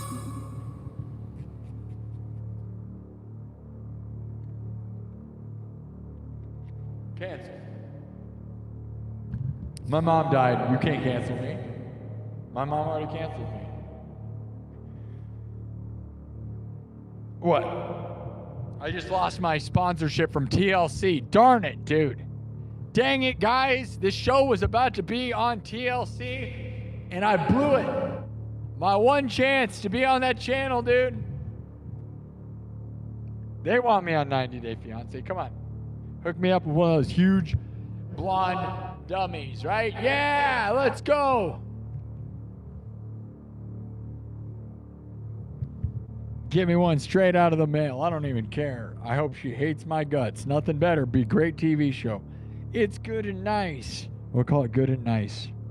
Good and Nice is a new TV show on TLC. Dr. Pepper goes in and asks you to lose weight because you weigh over 1,000 pounds. That's what every one of those shows. What is that guy's name? That one doctor who's like got a golden stethoscope. He's got so much money that he's like got a golden stethoscope. I've never seen a guy so balling out. And then all he does is goes into overweight people and calls them names and tells them they need to lose weight. And he's got this ballin' necklace because he's got millions of dollars. He's like, you have a real problem. It's like, well, yeah, I can't walk. Obviously, you have a problem. Like, it's almost like, duh, what are you, Dr. Obvious? I'm Dr. Pepper, baby. I'm Dr. Pepper, baby. It's good and nice. On TLC, late night. 1,000 pound. Everybody. Let's go, guys. Who's in the chat? How much? Do we have any 1,000 pounders here? Do you want to be one? Sign up for my new TV show, Mr. Beast Challenge. Did you guys hear Mr. Beast? I actually challenged someone to eat so many Mr. Beast bars.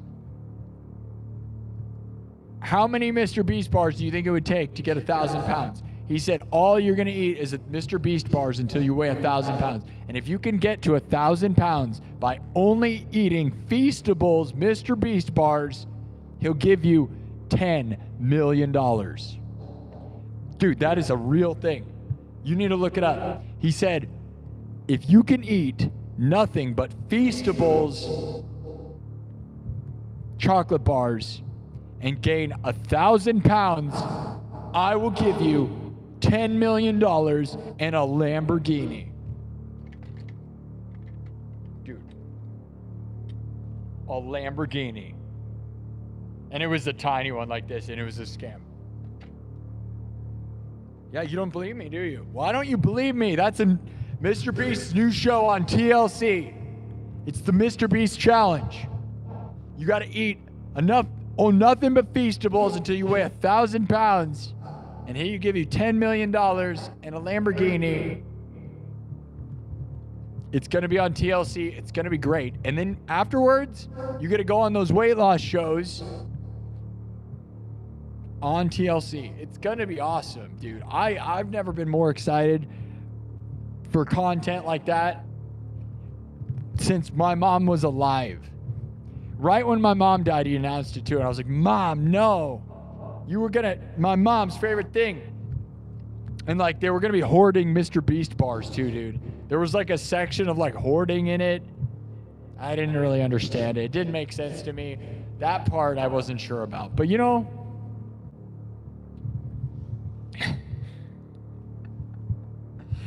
what is this, dude? Do you guys get it?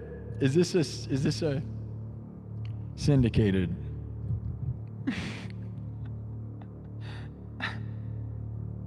Hey man, this is what you do when your mom dies? Bro, I watched what you did. Like, I imagine like real serious business people coming up and be like, dude, I watched that episode when your mom died and it real spiraled down the toilet at the end. It's like once you drink the Dr. Pepper, bro, what was in that sandwich, dude? I am straight edge sober. I swear I am straight edge. That's the craziest part.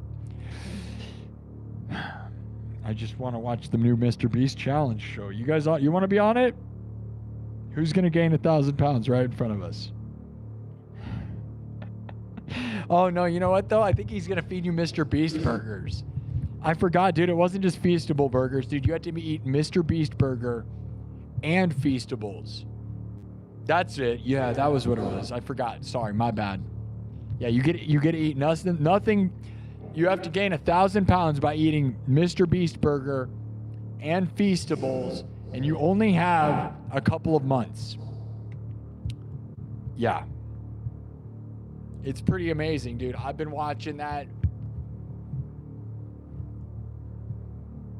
I'm excited about it.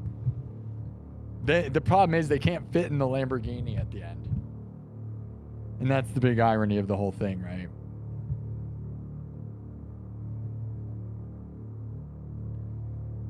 I'm pretty sure Mr. Beast is watching this show right now. And he's laughing. He loves this. He said, I love your mom and I love TLC. And this is a great show, guys.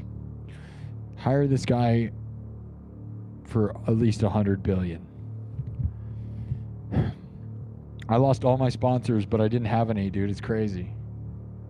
I lost all my sponsors and I never had any. I lost all Mr. Beast was sponsoring this show. Dr. Pepper was sponsoring it. TLC was sponsoring it. We lost them all tonight, guys. We lost them all. All for a couple of jokes about nothing. TLC, Mr. Beast, Dr. Pepper all pulled out, said, I'm not sure about your comedy, bro. We gotta go somewhere else. And I said, it's good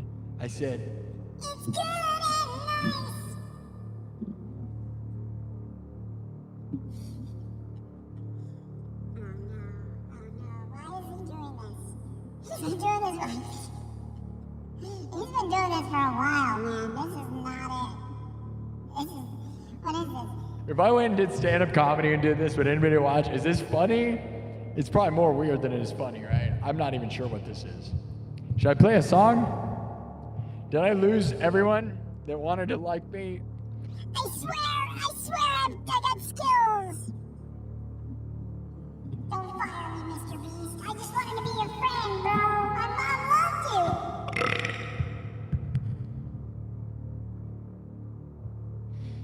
Just one more season, come on.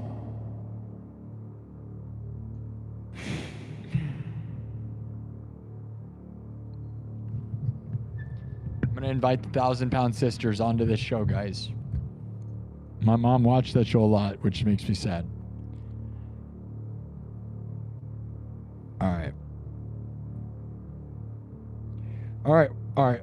Like as if I'm gonna get it together right now. Like, all right, serious time.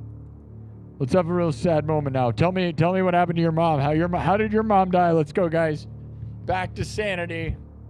Maybe the lights. It's the bright lights in my face. Oh, I lost the battery on this phone. It's dead. The battery died on my phone like my mom did on Thursday.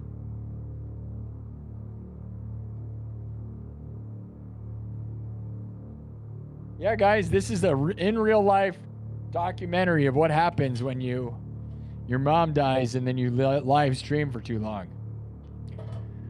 Dr. Pepper, baby, it's good and nice. Ah! Dude, I've been sued like 6 times for the song, dude. Patented. Come on, Mr. Beast. We got to get some more of those Feastables in here, dude. If I eat at least 4,000 more Mr. Beast burgers, I'm on my way, dude. They're going to call me Mr. Beast. Oh, there it is, guys. There's the name of the show, guys. It's going to be called Mr. Beast. Because you, at the end of the show, when you weigh 1,000 pounds, you are Mr. Beast. You become Mr. Beast. By eating enough Mr. Beast burger and Feastables to weigh 1,000 pounds, you are then officially coined Mr. Beast. You are Mr. Beast. And then he dumps a ton of hamburgers on your head. And then they say, oh, you don't really get $10 million. We just did it to make fun of you. Ha ha. And it was a prank show. Yeah, dude. That's YouTube. That's good content right there. I want to become Mr. Beast. Not to be confused with LA Beast. But to be a little confused with him. I'm kind of confused with him, to be honest. I'm a little confused with him. Are you? People are confused, for sure. Mr. Beast, are you that guy that eats like 40-year-old potato chips or... Yo, yeah, Mr. Beast, I've heard of you. You're the guy that ate those like rotten quail eggs from like the 1800s, right? Oh, Mr. Beast, are you the guy that like... You're the guy who ate enough hamburgers to weigh 1,000 pounds, right? Mr. Beast? Oh, wait a minute. Are you the guy who ate your mom's old sandwich live on the internet? You're that guy? Oh, that challenge was awesome, dude. The way you ate that sandwich that was not even old. Dude, I was a huge fan. Oh, wait a minute. Oh, no, I'm confusing it. LA Beast, not Mr. Beast. My bad. You know who LA Beast is? You might want to look into it. The joke is solid. It's solid. It's solid. Oh my God, dude. I just got a call. Jerry Seinfeld wants to sign me to his comedy contract show. Oh my gosh, guys. My dreams just came true, dude. Jerry Seinfeld just called me.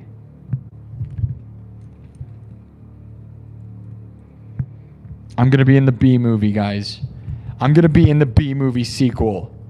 Jerry Seinfeld just called me and wants me to be the leading role in the B movie sequel. Holy crap, guys. It's all happening.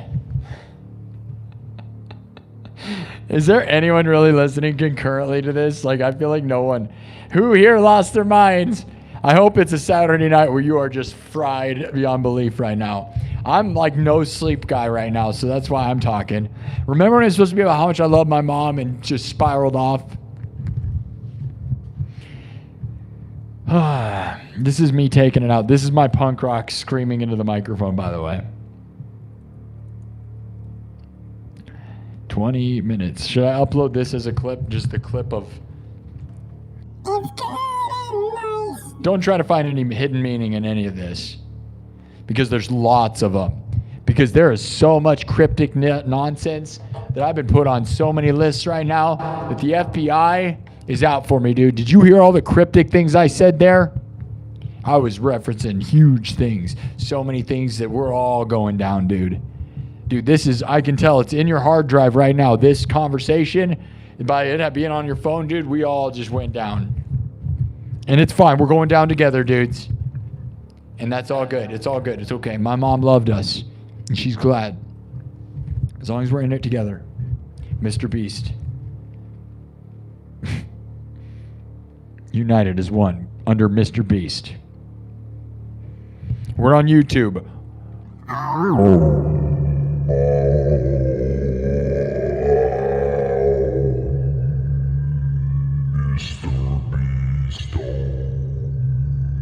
All right. Should I play a song? It's 4:30 in the morning. 4.5 hours in. Did anything productive come of this? I feel like I felt good. Sometimes you just got to get it out in whatever way you want. Maybe art has nothing to do with what you think it is. Yeah, SWAT's at your door. Yeah, the FBI's here, guys. They're in the chat. It's okay. They love this show. I work for the FBI, guys. They hired me to find all the trolls in the chat. So when people troll me and say mean stuff, the FBI marks it down and they go to their house and they get them. They go, we got him. We got him. Anyone who makes fun of me doesn't realize that I'm a plant for the trolls. I'm a trap. The trolls make fun of me. I'm here to make the trolls mad so that the FBI and CIA can find all the trolls. That's right, guys. It's all an insider deal. Don't tell anybody. Don't tell anybody. I'm not supposed to say that. I've lost it. I'm unhinged. I'm going off the record, guys. But I'm an industry plant created by the FBI and the CIA to unveil all the trolls on the internet in the chat. And then they go to your house and they get you. And they grab you and then they put you on the Mr. Beast show. That's right. They get you and they say, you're now going to have to eat nothing but Feastables and Mr. Beast burgers until you weigh 1,000 pounds. And we're going to say you win $1 million.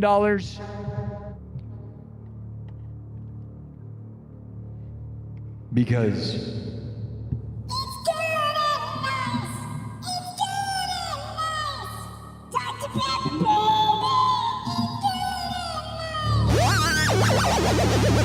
What's the deal with that? All right, time to do one more thing. The show's almost over. I'm gonna take a beat of my beat. I'm gonna take a beat of my mom's apple. 20,000 views. Absolute deranged lunatic on the mic. I don't think there's ever been a crazier show than this because I did not play music, so I just went off the rails. This is my one, guys, I told you, this is an exact reenactment of the B movie sequel. Script. Word for word, guys. I have just been reading the teleprompter that the FBI and CIA sent me from Jerry Seinfeld. As I said, I'm a plant. I've not gone off script once. It's crazy, I know. Why would somebody write it this way? I asked them and they just said, do it or we're going to put you on that show. Do you want another Mr. Beast burger? And I said, please, I don't want it. and they said, that's right. You read the script and you're going to like it. And we're good. Good and nice.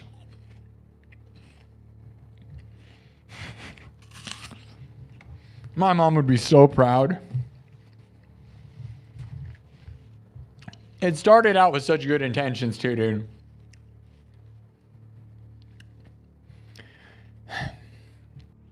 It was from that moment on that nothing made any sense whatsoever. Absolute deranged lunatic live on the internet with a really heavy acrylic guitar necklace. That's a nice necklace you wear around your neck, dude. Is that an actual guitar, or is that just like it's a necklace, right? Yeah, bro, it's like I got this radical gnarly necklace, dog. I hang out with Flavor Flav. We got this new TLC show. It's a spin-off of Flavor of Love. Like, I wear this heavy guitar. He wears this huge clock, dude. It's the sequel to Flavor of Love. You guys are gonna love it, dude. Really? Like, what's it called? Like, we have a lot of working titles. Like, we're working with Mr. Beast, but like, it's kind of like Flavor of Love and 90 Day Fiancé and 1,000 Pound Wives if it was all mixed together, dude. Because, like, you know, if you weigh 1,000 pounds, you love flavor, right? Like the flavor of love, right? You get it? You get where we're going, right? You're getting this, right? The flavor of love, right? So, like, if you weigh 1,000 pounds, you're getting it, right? The flavor of love, right? TLC's newest show, 1,000 pounds. Mr. Beast Burger. It's gonna be awesome. All right, yeah. Okay, right on. Yeah, you're hired, dude. Good idea. Nice one. Hire him. Give him all our money. This guy has got it figured out. Give him the money right now. Yeah, that's right. So I could buy another, guitar necklace, dude. This is just a really radical necklace. I bought it from Riff Raff, dude. Riff Raff sold me this necklace. He said he got it from Flavor Flav's guy who builds his clocks. You know what I'm saying? Like, it's cool, dude. The flavor of love. Do you smell it? Can you smell it? This used to be a music show. And then his mom died, and now it's just like some sort of psychotic thing, dude. He used to be a musician. He used to be a musician. The guy used to play music, and then like all these people started watching him, and then his mom died, and he just stopped doing it, dude. He just started rambling. He just started talking about the B movie over and over again. I just never understood it, dude. I miss the old him, dude. I miss the old days, you know, back in the day. Back in the day before he was eating old sandwiches and saying all this stuff. How many more hours are we doing this show for? Hey man, how many more hours, excuse me, director, how many more hours are you doing this show for? How many more hours am I listed for? 12 more hours? We're on a 24-hour stream? What are we supposed to be doing? What's happening here? You want me to read that script? We're still gonna do this script. This script sucks. There's a reason they never made a sequel to the B movie, dude. It's not good. No. My mom died. I can do whatever I want. Stop it. Get away from me. You're fired. You, over there. Yeah. I don't like the way you're looking at me. Get out of here. And you, make me a sandwich. I want to be 1,000 pounds by the end of this stream. Mr. Beast owes me money. Tell him. Tell him. Go tell him right now. Where's my money, man? Where's my money? Tell him. Where's my money? Is this how you handle your problems, bro? How many more hours are you doing this for, dude? It doesn't seem right. Seems like if you don't get enough sleep, it seems like if your mom dies, when your mom dies, I remember, baby. Is this a live stream or is this psycho garbage? I don't know. I'm pretty sure I saw, this is a Bad Bunny album. This is a cover song of a Bad Bunny song that I love, dude. You guys know what I'm saying? Did you guys hear that song? It won the Grammy this year. Album of the year. That's what this show is, dude. I'm going to win a Grammy from this show. This show right here. This was a Grammy award-winning performance. I won an Oscar, an Emmy, and a Grammy. And a Tony, which was the name of my mom. I'm starting to sound like that one guy that like dresses like a clown and paints his face up and screams in the middle of the night, you know? And he's a good entertainer, but he sounds kind of like this. Brains in the chat! Brains in the chat! I feel like I'm doing that guy. Is that what happened to him? Did his mom die? Is that what happened? Probably. Should I paint my face? Am I 2 steps away? Do it. Do it. Do it. Do it. Do it. Brains in the chat! Poor guy. That's what they said. They said he had talent, or they thought he had talent. Turns out it was a lie. He was just a baby of Dr. Pepper. Hey guys, I didn't get a lot of super chats tonight. Are you surprised? I'm not. Most of this was insane. How many followers did I lose? Remember when I told people it wasn't appropriate to be mean to me, and now I'm fully appropriate? This is very serious. If you're sad, you need to show people whose parents are dying, because at the very beginning it's very sad, and then the last like 3 hours, even more sad in a different kind of way. Yeah. Only because I lost all those sponsors, right? It doesn't matter, dude. I'm quitting this show and I'm going to become a professional skateboarder. I'm dropping out. I'm dropping out of school and I'm going to skateboard, okay? Okay, Mom? Dropping out of school and skateboarding, dude. It's going to be okay. I'm going to skateboard for a living, okay? I'm going to stop everything I'm doing and I'm going to go with the most stable thing I can pick. Okay, guys? You got that, right? I'm going to drop out and skateboard. And I'm going to be good at it. My mom's going to be proud. She would love that. She'd say, stop playing guitar. Become a skateboarder, bro. Skateboarding has been real lucrative. It's the most lucrative. There's more money made in skateboarding by individual skateboarders per year than Elon Musk has made in his whole life, dude. They just don't want to talk about it, you know? It's a government's covering it up, dude. You look into it. Dude, I'm telling you, I'm saying stuff. They're going to cancel me for it, but I'm not. Skateboarding is the number one most lucrative thing in the world. Individuals that skateboard, don't let them catch me, dude. They're going to come for me, okay? I believe in you.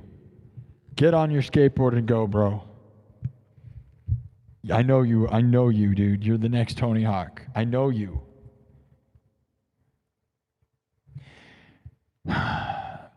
Brains in the chat. Is that what I'm going to become? Did I become that guy? What if I said I was that guy? What if I said I was also that guy? Would anybody be surprised? That's my alter ego. I put on paint and I go behind this wall, and that's where that show takes place. That show's on the other side of this. Or I just pull a string and the other show happens. This is my villain arc, by the way. My hero to villain arc started tonight. Are you ready for it? I'm ready for it. Do you remember the show? Do a backflip? I wish. All right. I'd like to actually have some real sad. This was a very long. Yeah, skateboarding is a government conspiracy. All right. Does anybody. Thank you. There's some real sad people saying really good stuff. Debit $425 $10 says, good and nice for Mom. I'll sponsor you today. Thank you, Debit. Honestly, guys. Uh-oh, we lost the connection. Oh, no. No, we didn't. We're good. Do a backflip. Do a backflip. We love you. We love you. Do a backflip. I'm still rocking. I love when somebody says 6 a.m. It's 6 a.m. You're still rocking. Well, it's 4:48, and honestly, I did not rock at all tonight. There's nothing rocking about what happened tonight, okay? Maybe rocking back and forth like an insane person.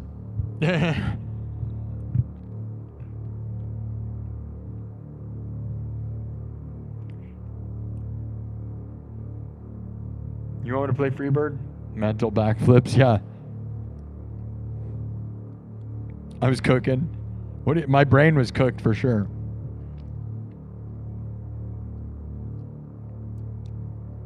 The comments were actually more positive. That somehow led to a more positive chat than all of me talking about my mom dying, by the way. Imagine that. Me unloading crazy led to a positive chat somehow. But if I sit here and go, I miss my mom, I love my mom, everybody in the chat's like, dude, you look stupid and you're an ugly guy. Like, that's what the chat does when I'm serious. But then when I'm completely unhinged, it's almost like they're like, oh, this guy's crazier than us. Nothing we say is going to be as crazy as what he's saying, right? It's like, it's like the trolls are like, oh, that guy's got worse things to say than us. Is that what happened? First show ever?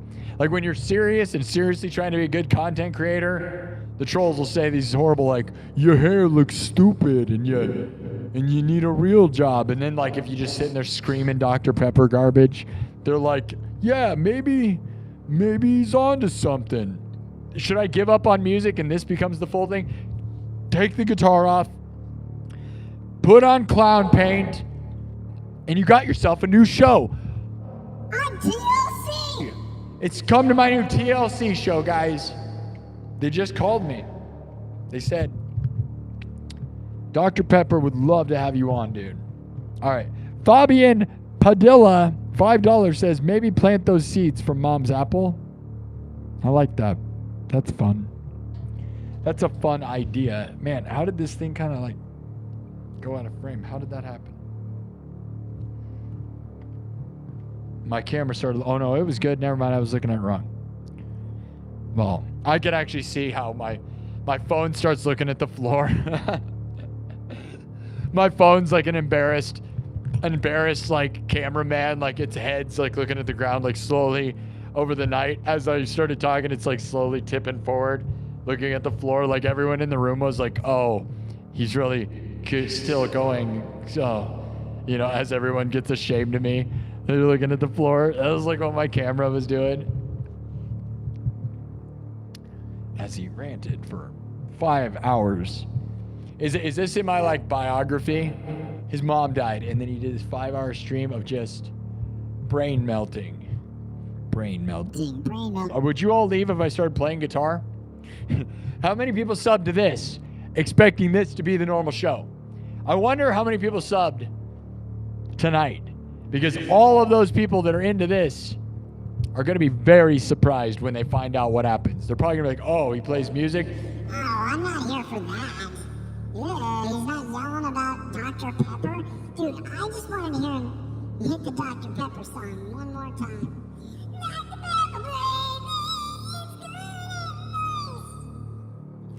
Dr. Pepper, Dr. Pepper, baby, it's good and nice. If I drink another one, I'll weigh 1,000 pounds. Oh yeah, give me the extra heavy Dr. Pepper. I need a 1,000-pound life. I'm trying to be on TLC. Give me another Dr. Pepper. I want my own TLC show. If I drink enough of these Dr. Peppers, I'm gonna end up on my own TLC show, Mom. Mom.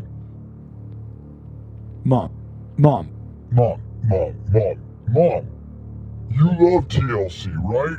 So if you just keep feeding me pizza, Mr. Beast Burger, and Dr. Pepper, I'm gonna get my own TV show, dude. 1,000-pound dude. 1,000 pounds, dude. If I gain 1,000 pounds, I'm gonna get my own show on TLC. And you're gonna be so proud of me, Mom.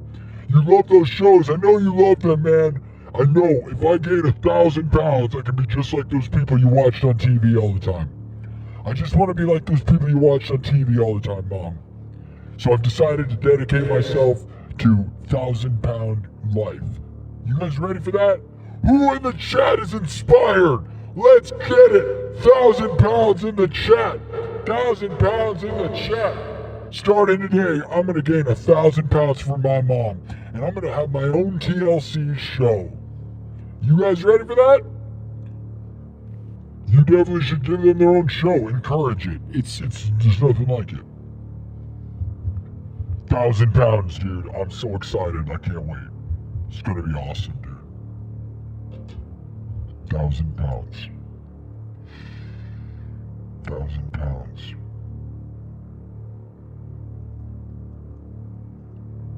Alright.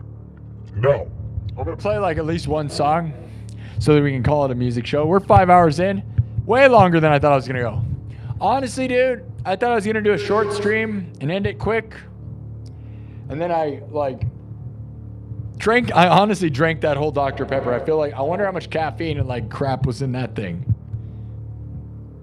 I feel like, honestly, like I've been up long enough where I have this like wave of like, I didn't even drink my coffee. I didn't drink any energy drinks tonight. Oh no, I did. Yeah, I know what it is, dude. It was probably this. Now that I think about it. You think it was this? Maybe there's no reason for it. Watch out, guys. I'm going to the top, dude. If you guys... I'm telling you, dude, the sequel to the B movie. I'm telling you guys. I'm telling you. Jerry Seinfeld is real excited about my performance tonight. What if that was the only guitar I played? Whoa, dude, are you like a rock star? Yeah, bro. Whoa, dude, that was awesome. Like the way you... Yeah, dude.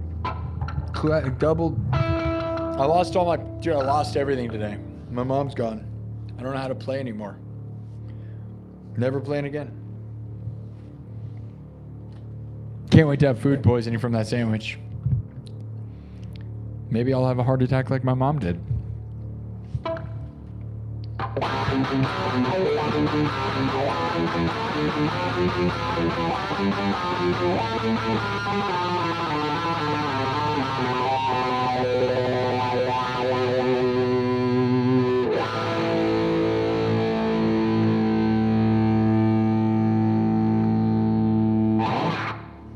Okay, time to play some music. Should I do a sad song? Should we rock out like idiots? I do feel like an idiot right now. A high energy dum-dum. Everybody leaves. Oh, he's gonna play guitar again? Boo. The whole show is now all my fans are now people more into the ranting. What if Eddie Van Halen did that? Would everybody want to watch Eddie Van Halen? He had self-respect, right?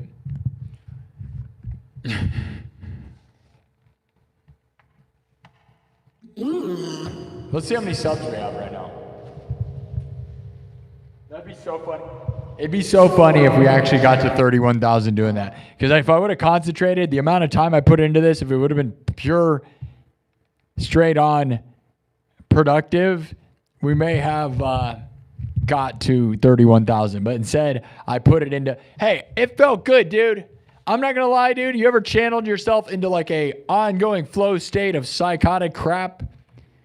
I don't know. It felt pretty good. And I'm straight edge sober, dude. That's the craziest part is like, that's like something you do if you were not. Maybe it's like a manic episode. Am I manic? I don't think I'm manic. I don't think so. I think I'm just having a good time. This is fun. This is my idea of fun, believe it or not. Did anybody laugh? Some people cried.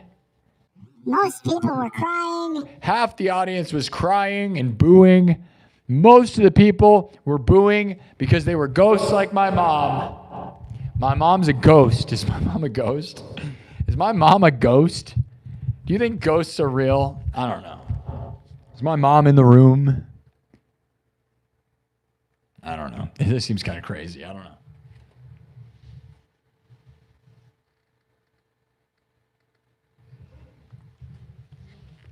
Yeah, that didn't work. Most of that, so what's funny is you guys remember what it was at, right? We gained like 20 subs by doing that. 20 subs in the past like 3 hours of screaming garbage. But that's fine because it's not really a respectable practice. I'm glad that's what happened, by the way. I would not want people to be subbing to just that crap because there's a lot of that on the internet and they are not really talented, right? There's more people ranting psychotically in the middle of the night than have any skills of anything they practiced. Because other than I've been a live streamer a lot, I wouldn't say that took a lot of practice. I don't know. Maybe it did. Professional, excuse me. Excuse me. Excuse me. Excuse me. I got a TLC show on my way. Excuse me. Excuse me. Excuse me. Excuse me? Excuse me. Do you know who I am? Do you know who I am? Excuse me? Go into somewhere and do that, dude. I'm telling you. Me and my buddies used to drink at bars, and then we'd go up to people. Like my friend had this bit where we'd go up to somebody, and then he'd go, do you know who he is? And they'd be like, dude, they're like, no. You're like, you don't know who he is? And you can do it yourself. You don't know who I am? You don't know who I am? You don't know who I am. You don't know who I am. You don't know who I am. And you do that back and forth as much as you want and then walk away laughing like crazy. Because they don't know who you are. You're not implying you're famous. They just don't know who you are. It's honestly hilarious. You don't know who I am? You don't know who I am? You don't know who I am? You don't know who I am? Wow. Just walk away. It's a good bit. It'll be on TLC soon. All right, music.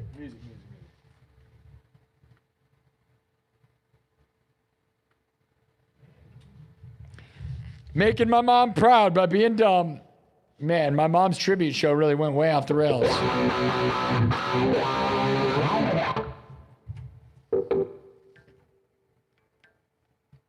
Honestly, dude, I feel like playing like sad stuff, like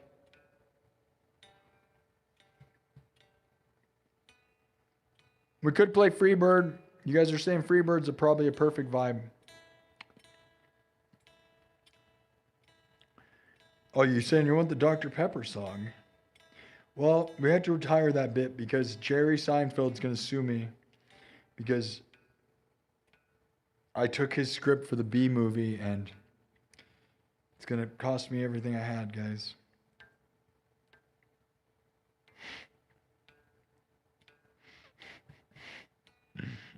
What's the deal? What's the deal? It was what he said when we were trying to make a deal over how much I'm going to get paid for the B movie. He said, "What's the deal?" And I was like, "Bro, isn't that like the thing you do?" And he said, "I'm paying you peanuts. What's the deal?" "I'm paying you peanuts." I thought the line was airplane peanuts. No, not here. Not in the B movie world. B movie, which is exactly what it was. It wasn't an A movie, that's for sure. Oh, got him. Jerry, I love you. I'm sorry. Please call me back.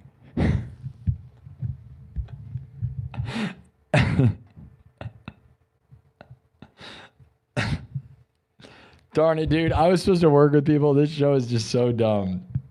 I ruined my career. Did I ruin my career?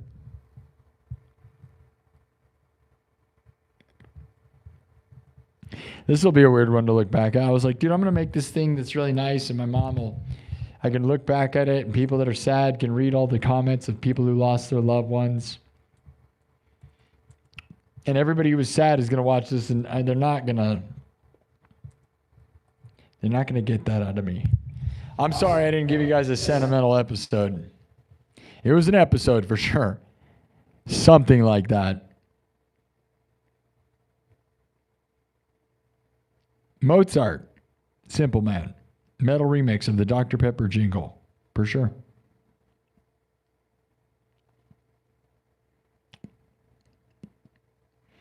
Yeah, let's get it going. 5 hours in, guys, that was my warm-up act. I hope you liked that. That was my 5-hour warm-up act. If you guys see me live, I do a 5-hour skit of stand-up-ish concepts, and then I come on stage. That's my bit I'm trying out. It takes 5 hours before the first song happens, though. You guys ready?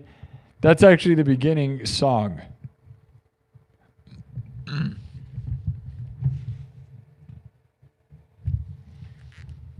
Jerry Seinfeld's been trying to sue me the whole time.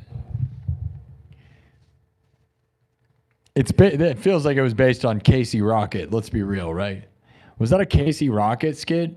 Was that Casey Rocket? Did you guys just hear that? Was that Casey Rocket? Probably. We're gonna do my version of Freebird, and then I'm gonna go. I'll be honest. I wish it could have been more sentimental. I don't really know why I kept driving home being an idiot. Sometimes you just gotta do whatever you feel like, dude. Does anybody have any other sad stuff?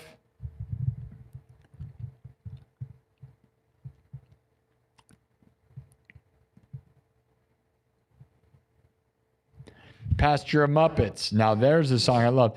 Yes, you want me to play Pasture of Muppets? Yes.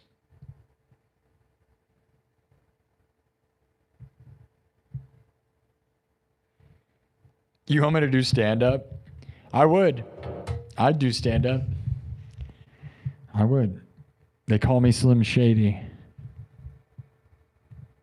That's my stand-up character. You know, because you know, the real one stands up, you know.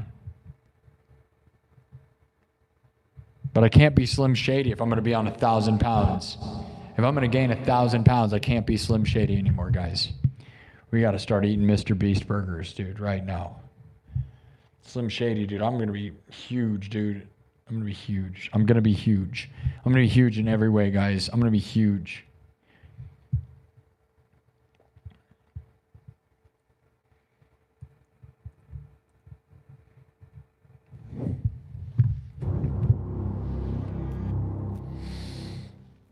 Now for something entirely sane. All right. Drums, synthesizer, guitar, looped live, then mixed and remixed. We're going to do Freebird for my mom. Which, you want to hear what's crazy about that? I'm not even going to lie. I'm not joking with this. This is a real sentimental thing. We went to a funeral home today, well, Saturday, on Valentine's Day.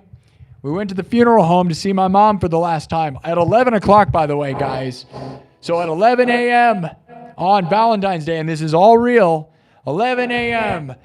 on Valentine's Day morning, which would have meant we were there till 11:11 p.m. Well, 11:11 a.m. My stream time is 11:11 p.m., right? So around 11:11, because we were there for quite a while, not like overly long, but 11:11 a.m., Valentine's Day, I was looking at my mom's body. But when we got in there, they were playing Freebird. That's real. Freebird. So, and I was going to tell everybody that I play that song, but like my mom would have cared, but everybody else probably would just doesn't care, sadly. They're like, cool, whatever.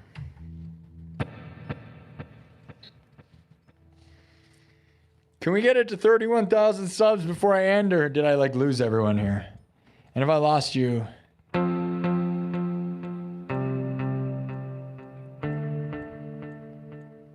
you got to show the record executives this episode. They're going to love it.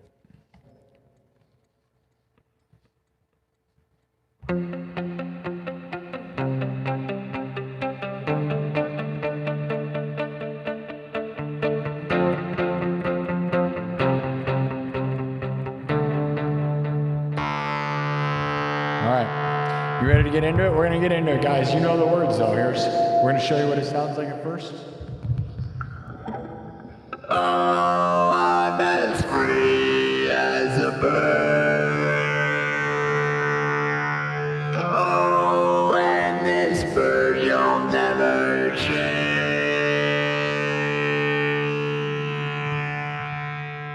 Lord, help me, I can oh, I'm as free as a bird now.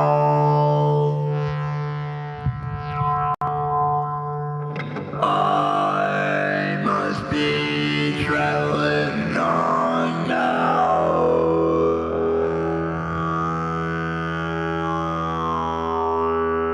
For this just couldn't be the same. I'm as free as a bird now. Oh, and this bird you'll never share. You know, man, now I really wish I would have pointed out to everybody that Freebird was playing, because I have a version of that. And I told you, like, when the radio was on in the car, which was my mom's car, there's these songs, and it's weird, you know, because you're going to look at symbolism and everything, and like, Freebird was the only song we heard while there, because it was in the little waiting room, right? And it's, you know, the odds of them playing a song that I know how to play is actually pretty crazy, all right, that I have a version of. So it's like, you know, my mom symbolizing stuff through music is like a thought. But everybody probably goes crazy with that idea, right? So here we go.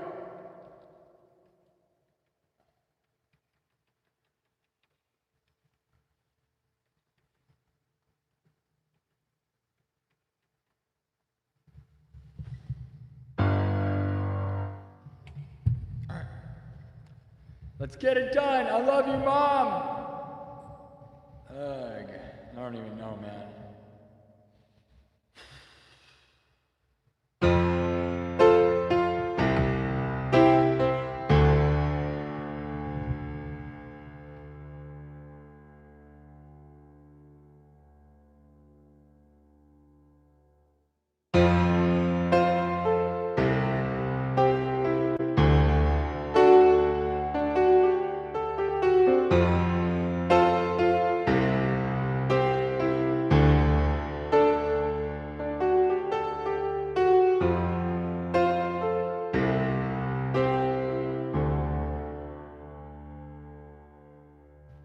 Okay, we're gonna start with a basic beat, kind of a house beat. To keep everything on time. Hold on.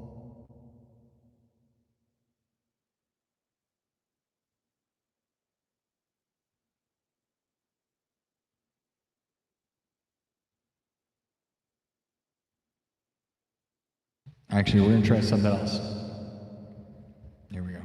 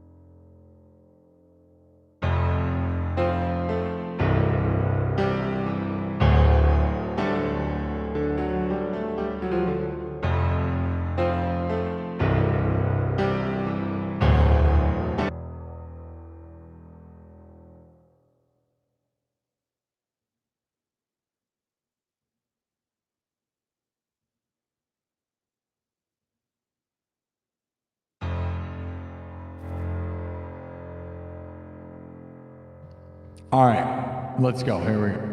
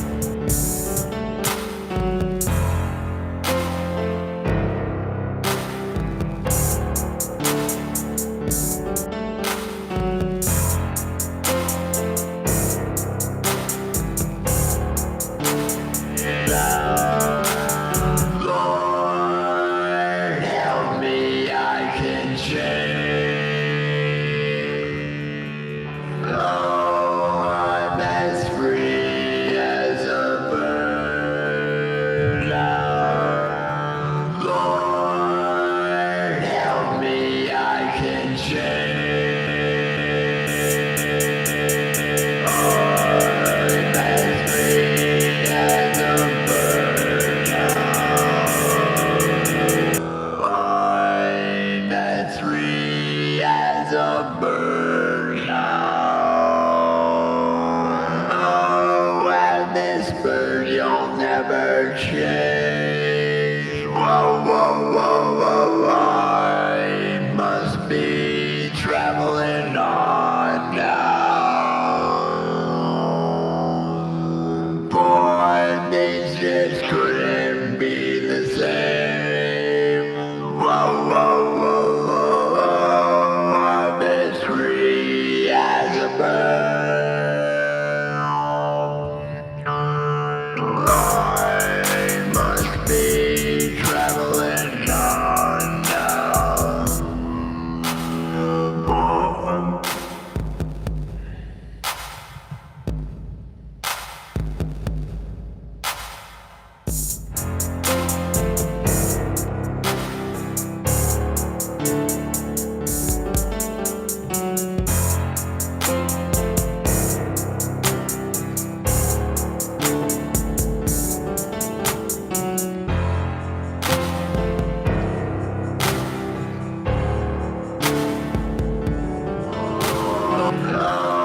I'm as free as a bird now.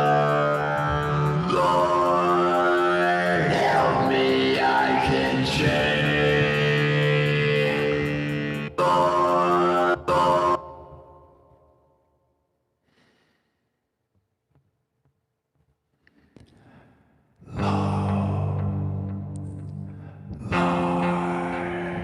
help me, I can change.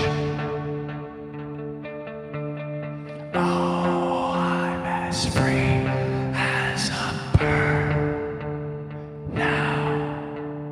Lord, help me, I can change. Whoa, whoa, whoa, I'm as free as a bird. I must be traveling on now. For things just couldn't be the same. I'm as free as a bird now. Lord, and this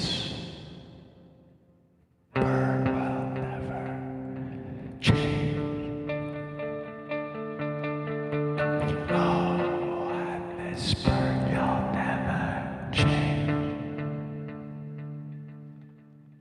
Lord, help me, I can change. Oh, help me, I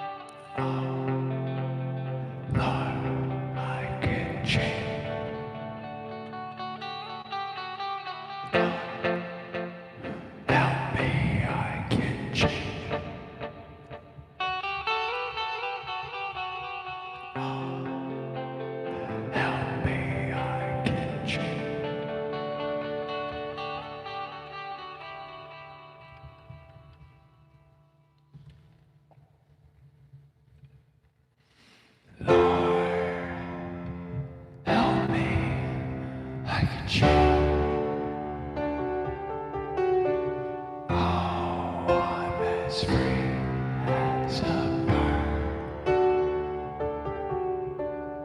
Oh, and this bird you cannot change.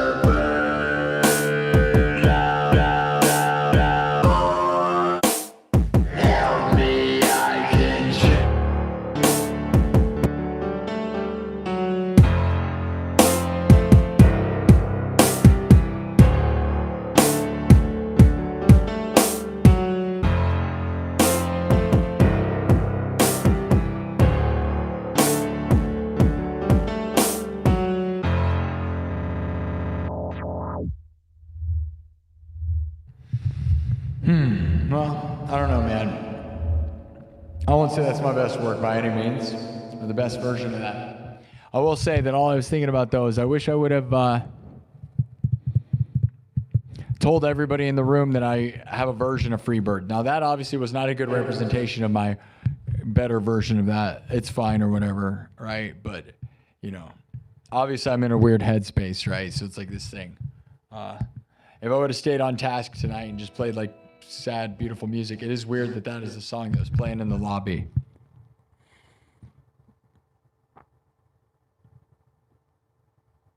And I didn't point it out to anyone, so I don't know if they ever noticed it. Because it was profound to me, right? Because I have a version of it, right? But I just didn't think anything about telling people.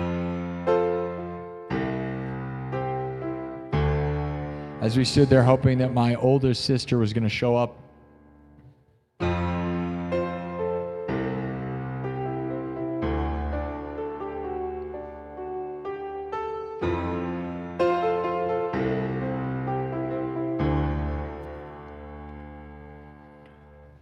Lord, help me. I can change.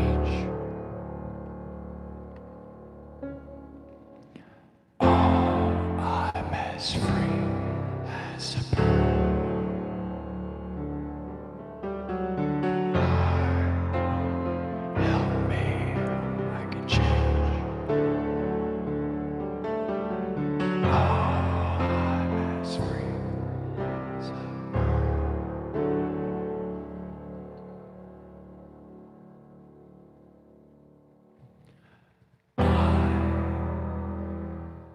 I must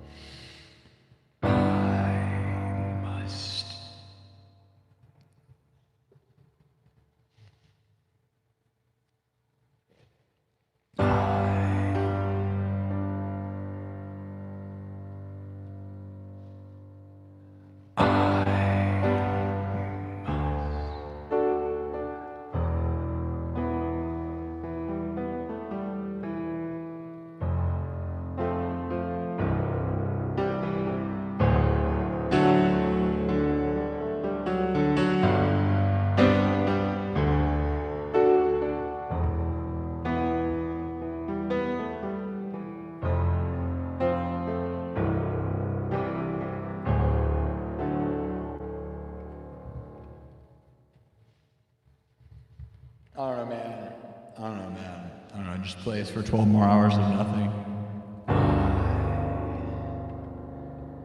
I must be traveling on now, for things just couldn't be the same. I'm as free as a bird now. Oh, and this bird you cannot change.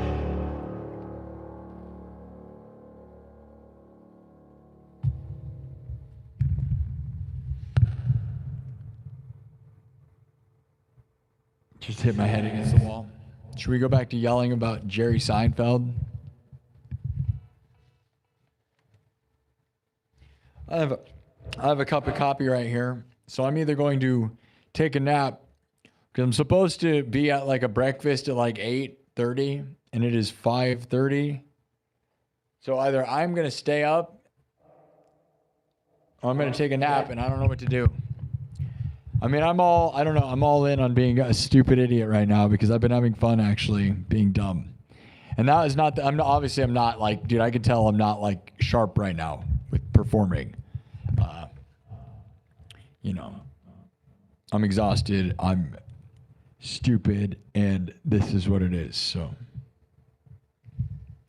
5:30 in the morning.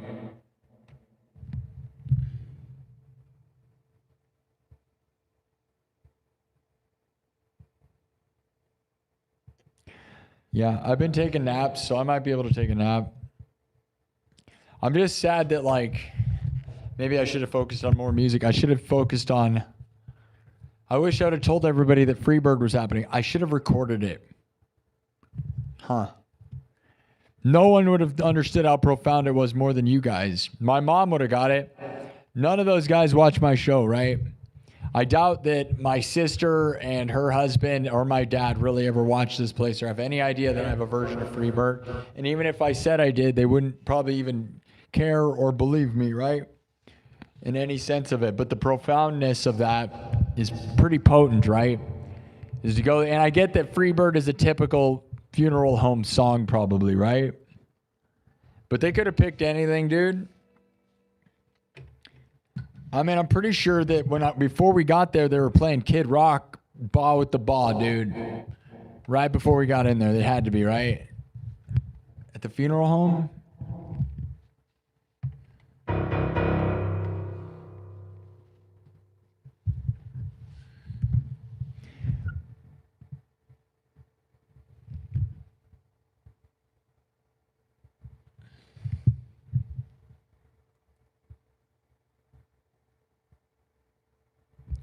I don't know. I could attempt that and do a better job. None of that was really doing it for me. I don't know. It's weird. It's a sad song. You'd think it could play like the best version ever, being sad. But it's almost like I'm in a state of not even, I don't know. Sometimes it's like, what's the point in anything?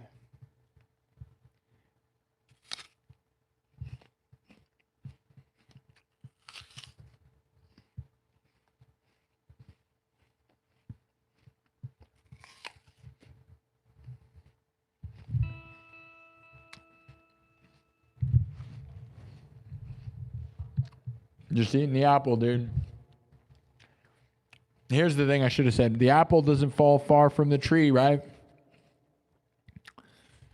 The tree of life.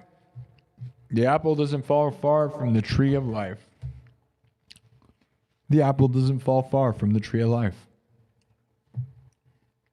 Maybe mentally I feel more like in a flow state of saying rambling psycho babble that connects to things that sometimes seems like it makes sense and other times it doesn't. That's honestly where I feel more at than to sit and do anything else. And I'm not going to act like I really care whether I stay or leave right now. I don't know. Maybe I need to go. I feel kind of sad that I didn't have more sadness in this show. I spent 3 hours being dumb. Anybody have any sad stories about their parents before I go? We're going to just kind of end it with a thing.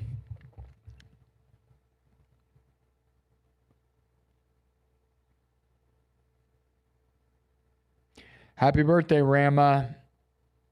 Coming undone. Yeah, dude. Free bird. Like, I'm as free as a bird. That's the thing. Okay, so you said not in your country would free bird be a funeral song. See, there's something to that, too.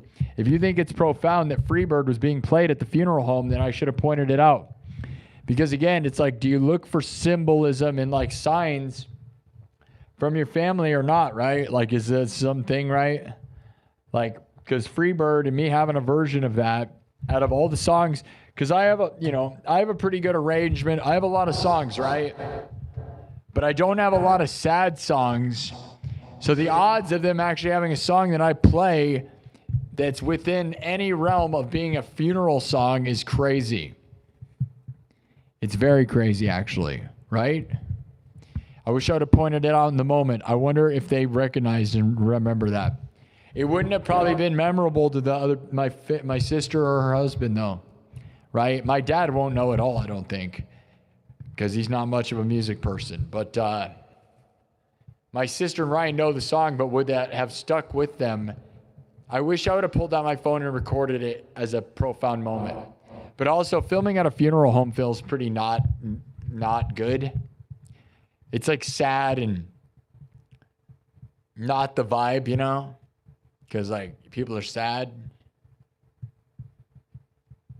You know?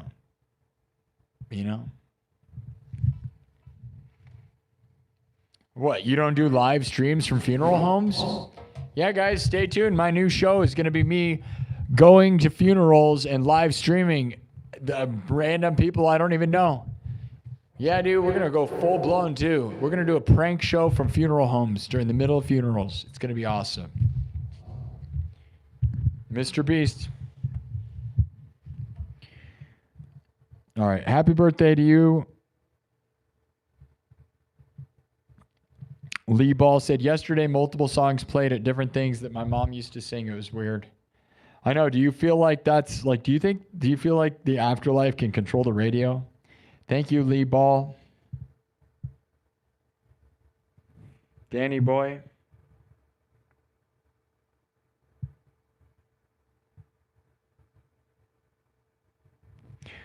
Bliss says, my dad used to beat me and my siblings when I was very small, and I'm just crying thinking of the thought of losing my mother entirely.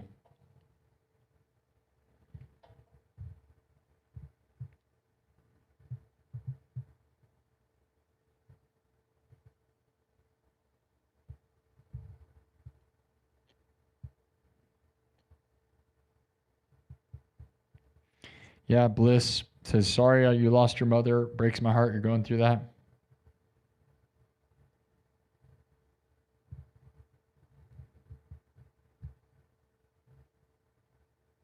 Yeah, Funeral Home Punked. It's going to be on TLC. Funded by Mr. Beast. It's not like Wedding Crashers? Dude, Funeral Crashers. That's the name of it, yeah. I'm just surprised that Owen Wilson signed up to do it, dude. Owen Wilson in Funeral Crashers, dude, and he is there to pick up hot old babes. And he's like, wow, why are you guys so gothic? Why are you so gothic? Like all this death, right? Is that why you're such a hot goth babe? Because you're surrounded by death? You want to come home with me? Wedding Crashers 2. Funeral Crasher. And they're all old and it's sad.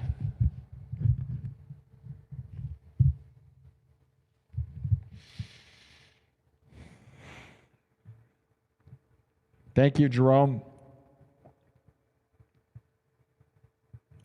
Edward says, I like hearing your music. Whenever you play, keep up the great work. Proud of you.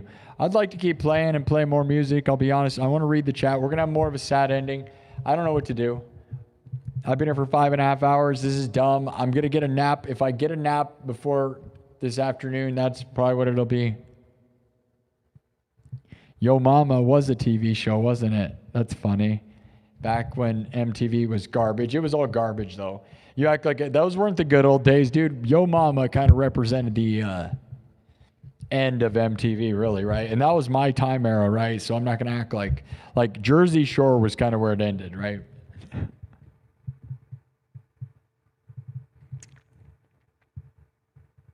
You can cry for me, dude. I was crying all day yesterday. I think I almost cried a couple times tonight.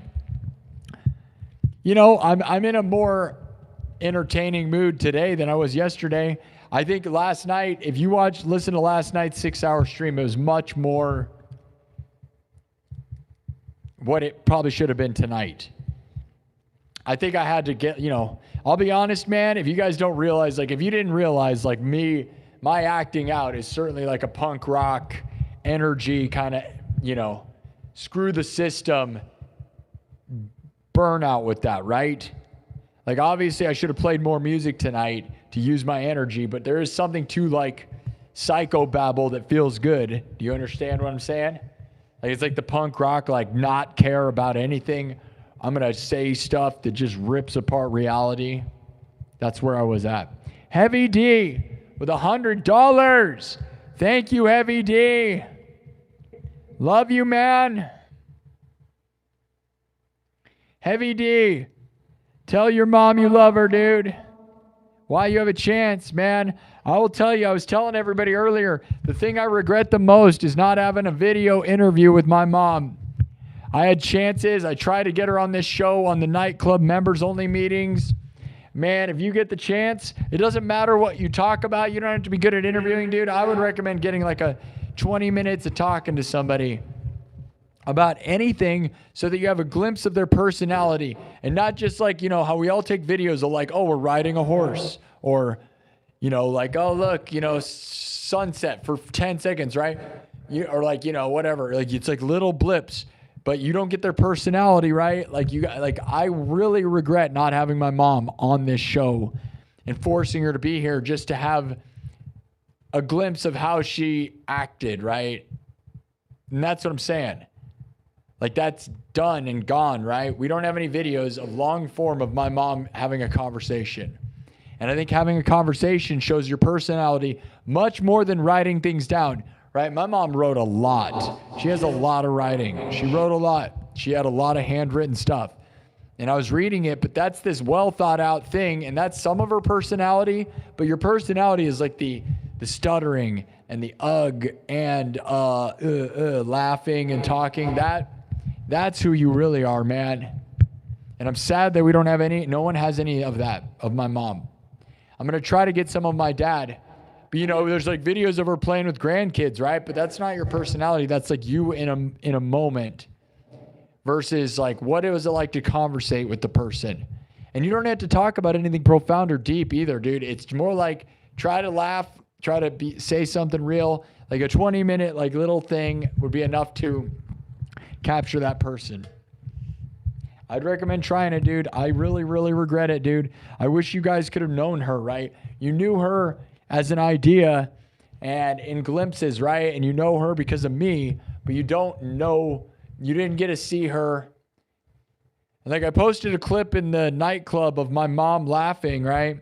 But you guys didn't get to see her laughing. You just heard it. And that's what's sad is like,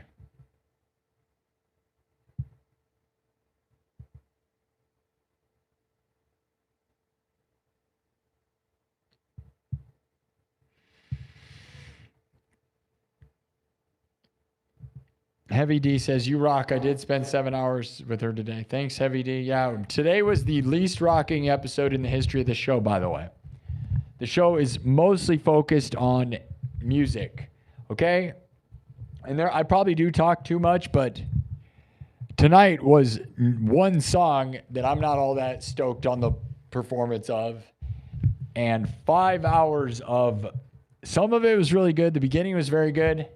Very real conversation. I kind of had a mental breakdown at one point and went off on a tangent of, it's probably funny. I thought it was funny. I don't know if it's funny. I don't really know. Do you guys think it was funny? Anybody think that was funny? What did you guys think? Scientists will be studying what happened here for the next 1,000 years. Fabian says, I'm going to hug my mom tomorrow, bro. You made me feel so hard tonight.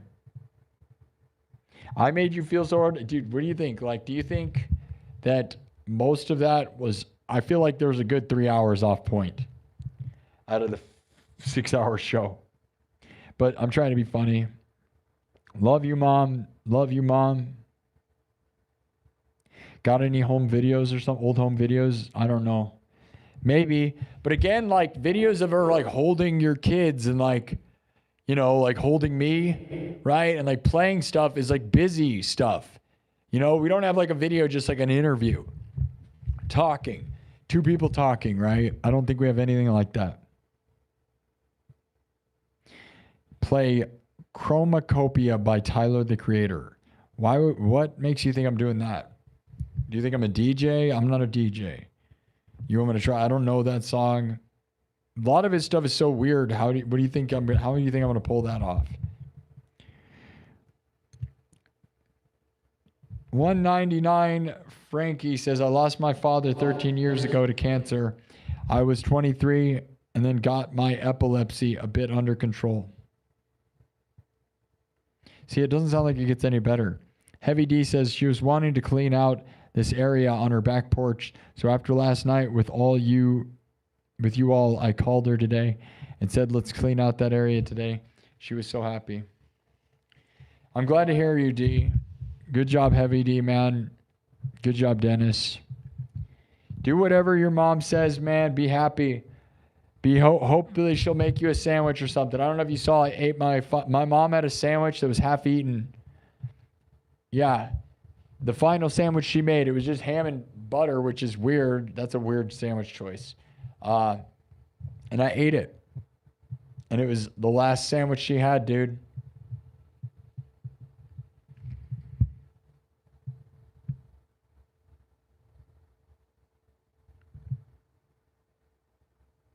Jared says, we all know how wonderful a person she was just from how high you speak of her.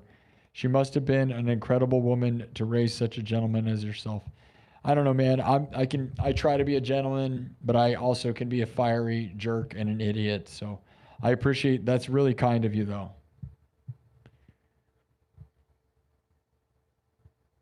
Do I know Hanuman kind from India? No. Hello, India. Love India. Beautiful Indian women. They're beautiful, dude. Indian women are beautiful. India is half of the world, so we love them like crazy. Thank you, Ali K.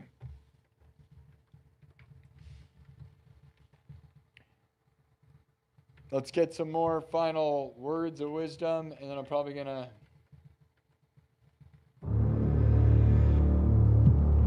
Should I do the Halo theme as the last song here?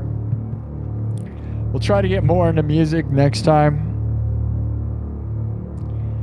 Corny says, I'm having a ham sandwich and a Dr. Pepper in honor of your mom. But are you going to just do ham and butter? Because let's get real, that was a weird choice. Not that it was good.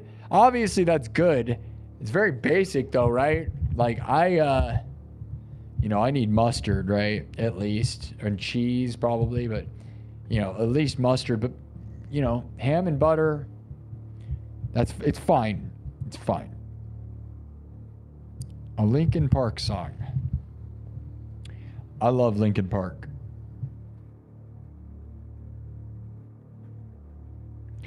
Yeah, you're getting a book like that for my mother. Might even learn some things. I don't know. Yeah, my mom did Storyworth. You know Storyworth? She... wrote her own stories out. But again, writing is so much different than the way you talk, right? So she wrote lots of stuff, and I know it's all really deep and good stuff. Maybe we should read some of it on the stream. There might be that, right? Because I have these journals with her. She wrote in cursive, which is crazy, right? Because, kids nowadays don't even know how to write in cursive. But beautiful handwriting, beautiful cursive handwriting, and lots of writing from her. Some deep stuff, right? Because she was writing like her final words, and I just haven't read it all.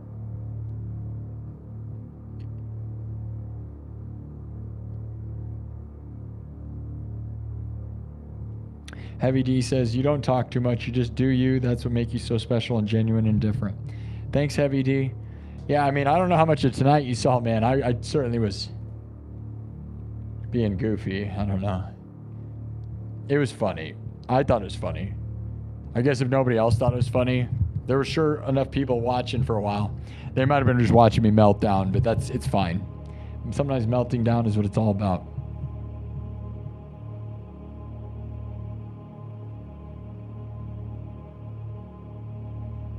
Try to end this show with some deep stuff. It's a little early in the morning, but morning is a good time to be deep, you know?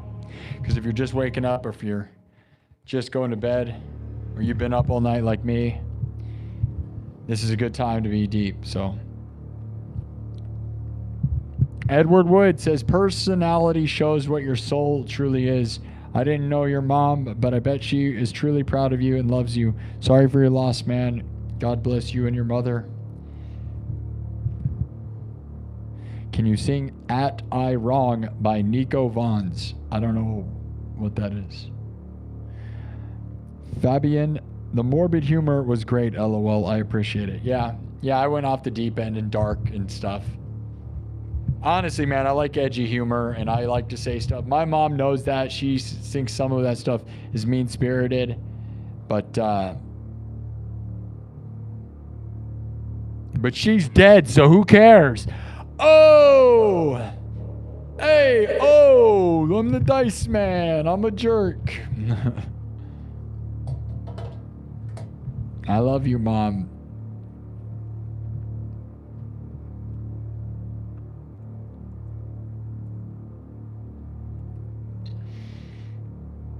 Just say mean stuff for no reason. Whatever. It's my mom. My mom loved me the most. I can do whatever I want. She knows. She gets the joke. If you're offended, you're actually the problem. You realize it's like me making fun of myself. You don't get to be offended about me making fun of my mom. Not at all. Could you imagine the world like that, though? There are people like that, too. They're like, I'm offended for your mom, who is your own mom, who is your own problem, but I'm offended. Everything. I'm offended that you're offended. I'm offended about you being offended, about others being offended. And I want you canceled because you are too offensive and I'm offended. Welcome to 2026.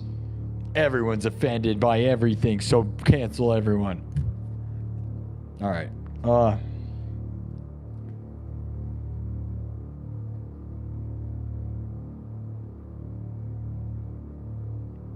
Bliss said, I stopped my mom from overdosing a couple nights ago. It's scary how fast life can happen. Yikes.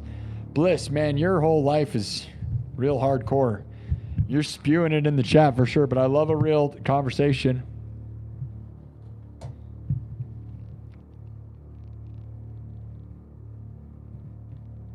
I think we should close up the chat, though. Just to have only the real guys, you know?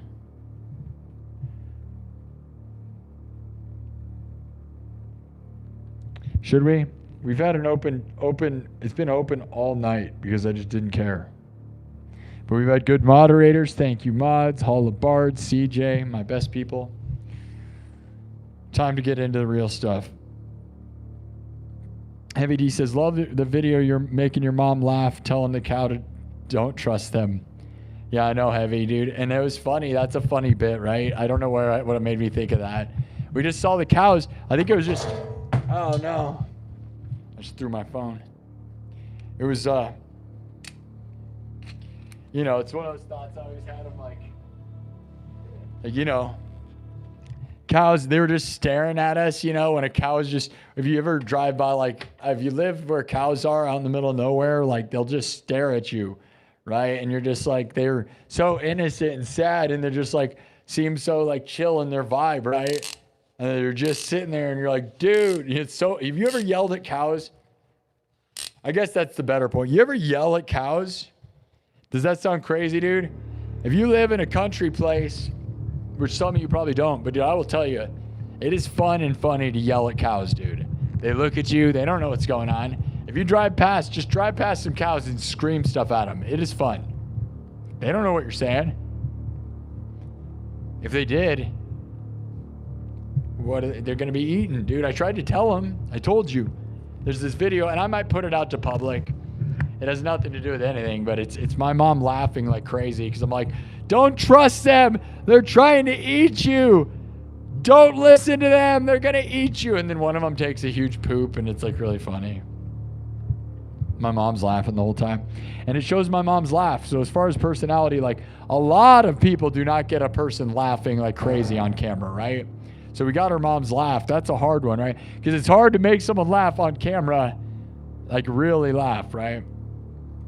Opeth. It's not about the 2 dates. It's about the dash in between. Whoa.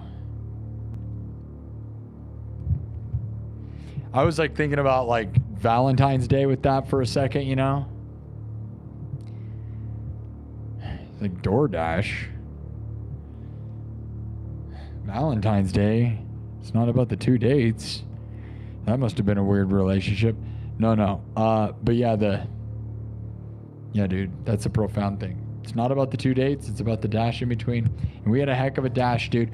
We got lucky. If you're lucky enough to have a warning and not have to witness somebody struggle and die, like I think the best thing that came of it, man, is that we didn't have to like, normally I'm the one around my mom the most, right? And it wasn't like I had to try to resuscitate her and she's like dying, right? And like coughing up blood because she had an aortic aneurysm and had stents put in her heart, dude. So there's a chance that could have burst. And if that bursts, you'll cough up blood, right? And there'll be blood. So like there could have been a resuscitating her and her coughing up blood in my mouth. All this stuff that's way more scarring, right? Than just finding somebody on the floor. It's still horrible though, because honestly, man, I did do like kind of what I was saying. Like it literally was when I realized my mom's door was never locked. When she would leave, I was like, oh no, her door was locked. What? And her lights were out. And then I looked on the floor next to the bathroom. And then I was just like, Mom, no! No, Mom, no! No! Mom, no! Basically, over and over and over again, right?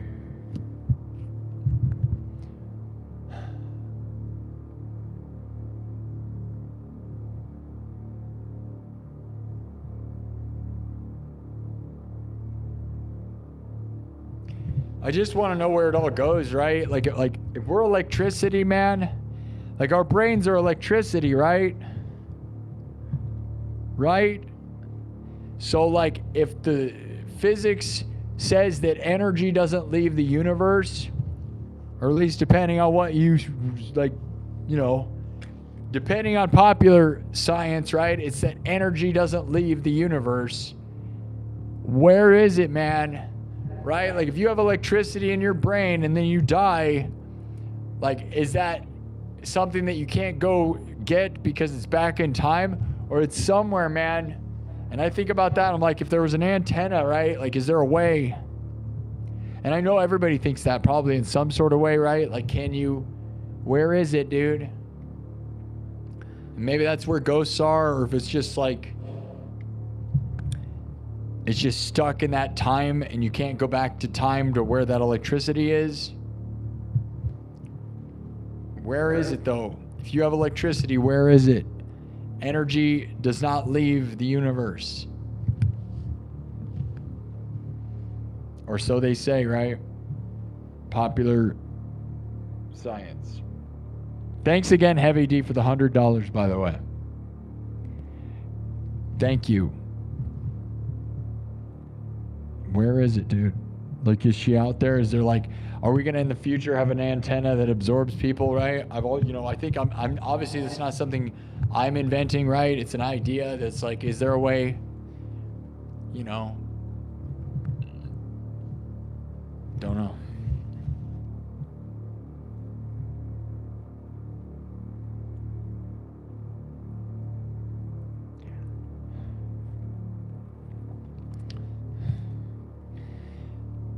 I haven't had a full night's sleep in a while. I didn't even have a full night's sleep before I found my mom, believe it or not. That's why I had to take a nap, which I guess I got I fell asleep like 5. So 5 to 11's about a full night. Thank you, Dennis. What's a normal sandwich, Sparky? That's true. Butter and ham is probably just as normal as anything. But it did, there was a heart attack somewhere within all of that, so.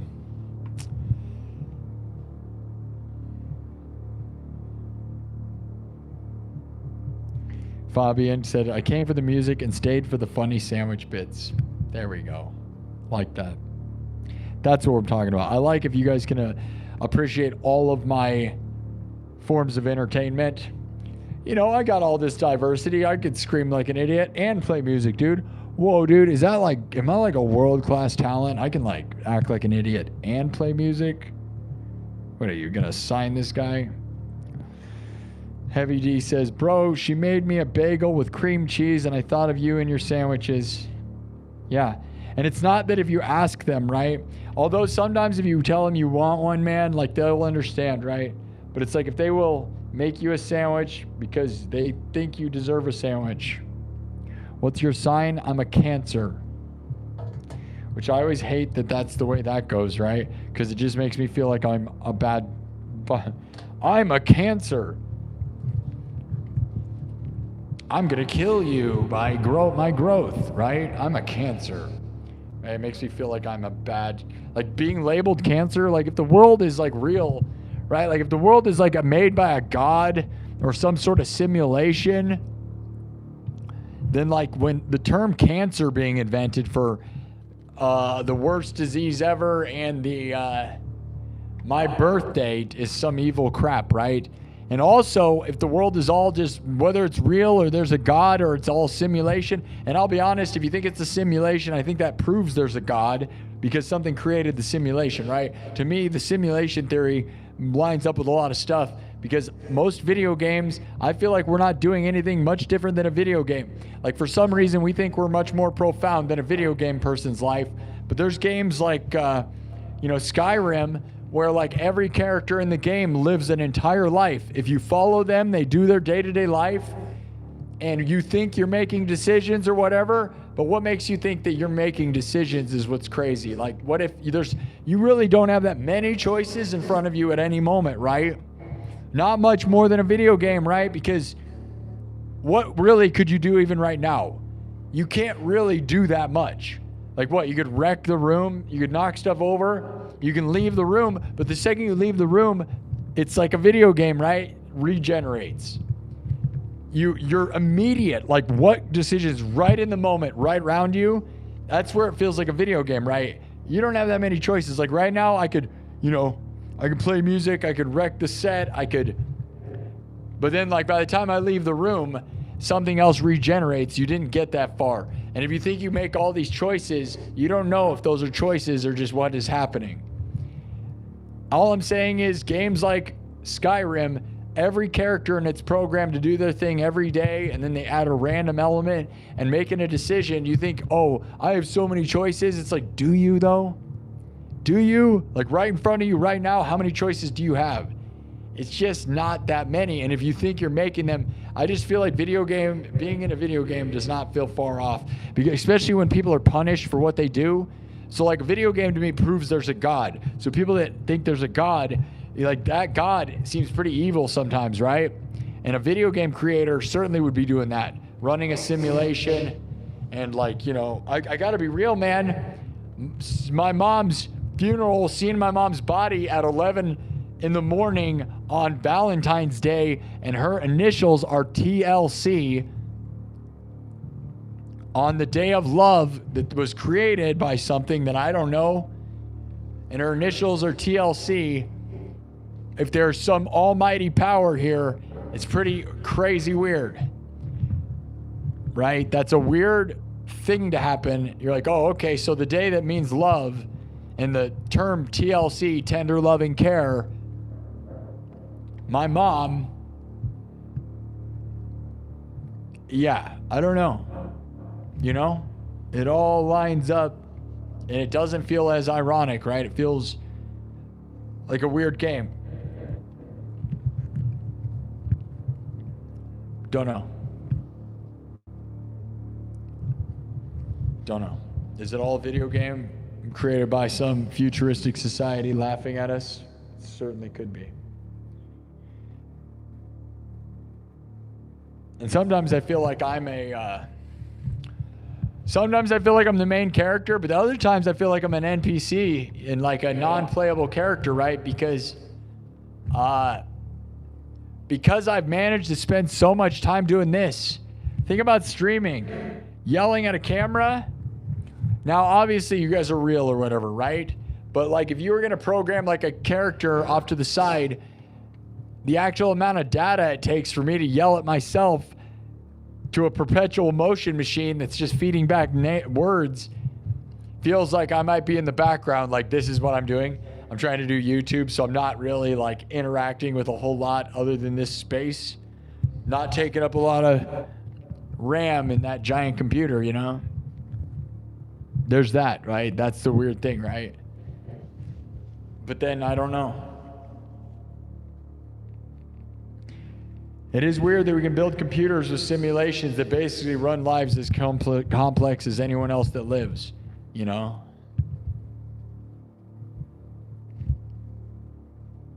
And I've talked to my mom about this a lot of times, right? She just doesn't know. She had a lot of writings about stuff. Her opinions on religion were pretty mixed. I think she just thought, like, and these aren't my words, like, she just thought that, like, Christianity was very sexist against women. A lot of religions are. I don't think you could deny that. You know, they're, like, kind of down-talking women. That's a thing, right? And making them lesser, and my mom felt that way. That's not me, that's my mom's world, and maybe, you know, maybe, I don't know. You know, all that stuff was written so long ago, I have no idea. Do I practice or follow any of it? Not really. Again, I don't know what's going on, and my mom really didn't seem to either, and so there's something nice about that in a way, right? Is not being sure is nice, but also, like, I'm kind of jealous of people who think they're so sure. There's people that think they're so sure that they're out there, like, murdering people because they think their God told them. And that is like, you're that sure, man, huh? That's, maybe they're right. I don't know. You're that sure that you're willing to wreck everything? Like, that's pretty crazy to be programmed that way. But should you side with that person, right? That's the other crazy part. Oh, this guy's so sure that he's out to do it all. But then you're like, but he's doing it all. Why join him? Crazy with that.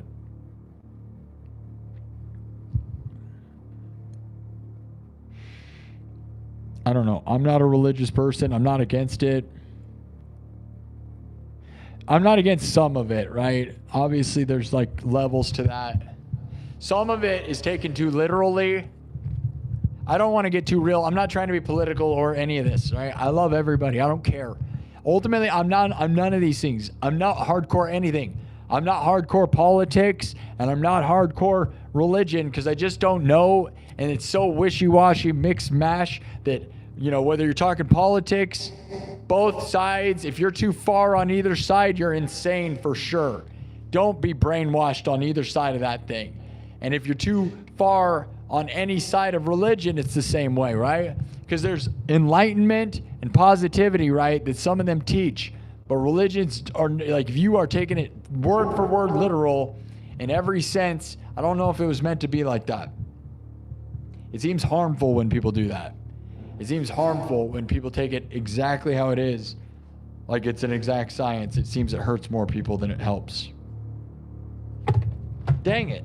Dropped my phone. Is that a sign from God? Find out. Lightning bolt comes down.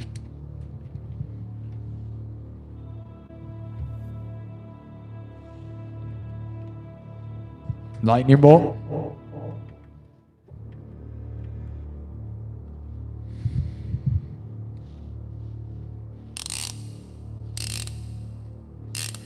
I'm probably gonna have to get off here soon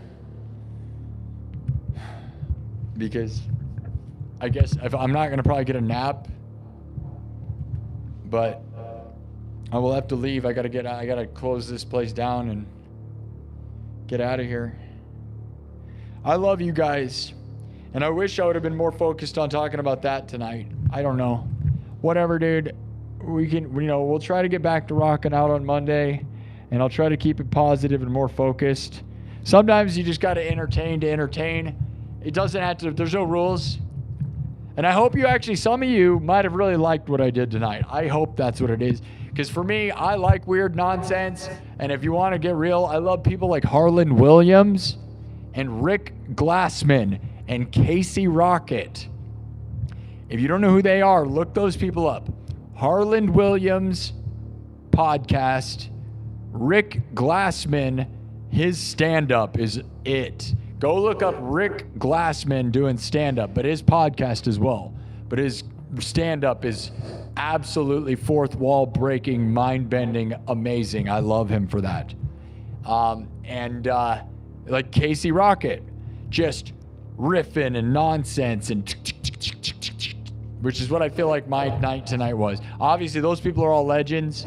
I love those people, though. So, like, it was more like riffing and riff upon riff, connecting dots that don't necessarily need to connect or make any sense. And if you look up the things I'm talking about, you'll understand. Go look up Rick Glassman just doing any kind of stand-up anywhere. He pretty much does that all the time. And it's really pretty amazing. But all of those guys I just said. I love stand-up.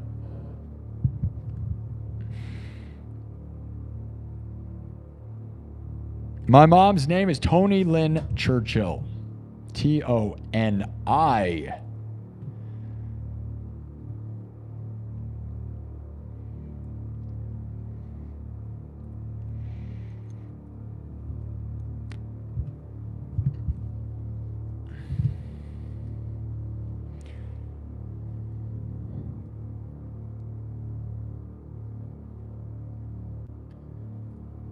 Life has to change.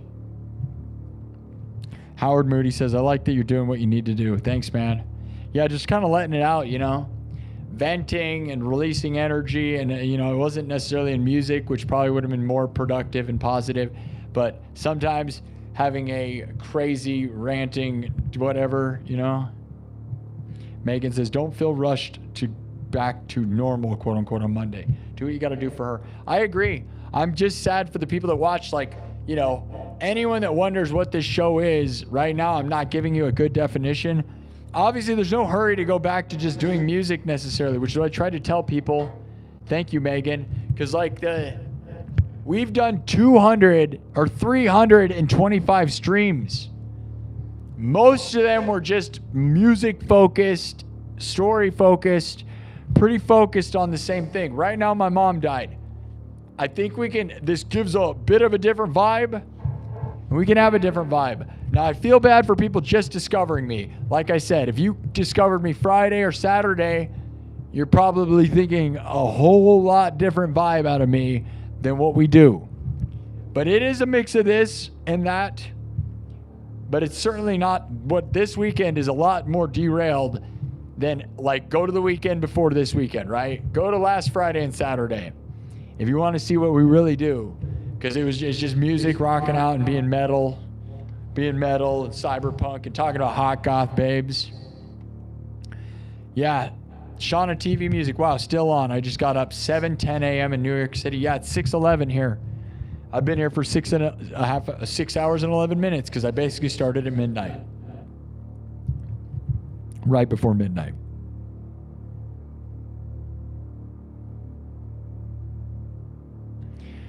No way, dude.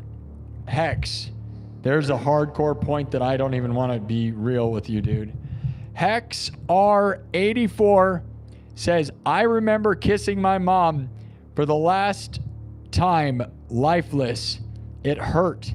I never thought I would have ever. Yeah, man. That was what I had to do on Valentine's Day. Today, for me, yesterday, technically, still the same day in my world. Valentine's Day was the last time I saw my mom. Around 11 p.m. or a.m., which is, you know, my time, right? And she was cold, you know, so cold, right? It's unbelievable how cold they are. And I kissed her on the forehead, right? And that,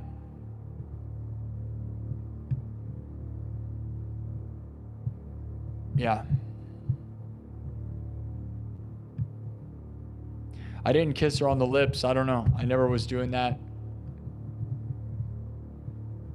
Sometimes you go, should I? I had a hard time leaving that room though, man. Like saying forever, like that's it. Like there it is. Like once you walk out of that room, they're going to put her, she's going to be cremated. So. And my family's not much for kissing or any of that stuff, right? I'm not sitting here like my family's not one of those families that we kiss each other's foreheads and lips and cheeks. I wish maybe we would have been. Right? I don't know. Maybe I didn't have enough love. I had a lot of love for my mom, I wish I had more hugs, man. I just wish I had. That's where I wish I had a girlfriend, right? Could you imagine, dude? I can, but I'm not trying to go on a date to get a bunch of fake hugs from some person who's not really doing it, Or trying to get back with an ex who's going to ultimately just lie. I'm not trying to have fake love, I'll be honest. I'm over it, dude. My mom's love is real love. And that's what it is, right? And like, I honestly, man, I've dated around and all this stuff. And it's like, if I do something, I'm down to test the waters, man. But it's like, I wish I could find something real, man. And I know I joke about hot goth babes and I talk about it. And I love them. And like, ultimately, it'd be nice. But I don't know. I don't know what it is, dude. I do say, like, if I could have had somebody to hold on to me in this time, it'd be nice, right? Back massages, sandwiches, cuddling, pounding it out. Family friendly. But for my family, for my mom. What? No. No.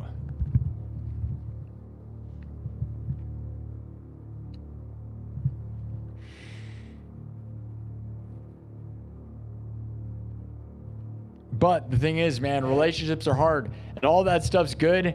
I could find that and get that right now, right? I could probably get a girl to come in here, but nope, I don't think a woman is going to want to deal with me in my state unless they really want me to like cling on to them, right? And I don't want that because like I'm probably in one of those mental states, right, where you're going to look for replacing your mom, which is either a good thing or whatever, or it's like a bad thing because it's like I don't need to just like run in and try to get married and fill where my mom is.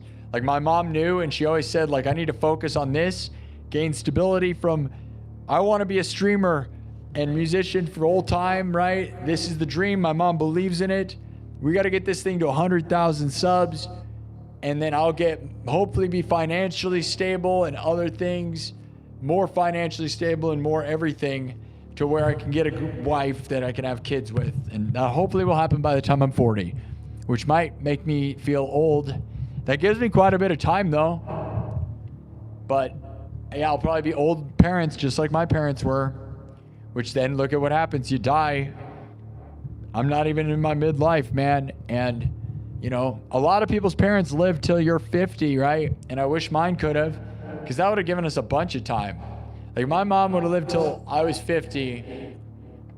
She would have got to see all the stuff, But you got to have kids pretty young. Now, people are living older than ever now, so there's a world where if I have kids when I'm 40, I could.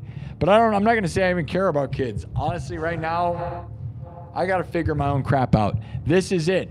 And knowing that this had my mom's blessing, I could never give up, dude.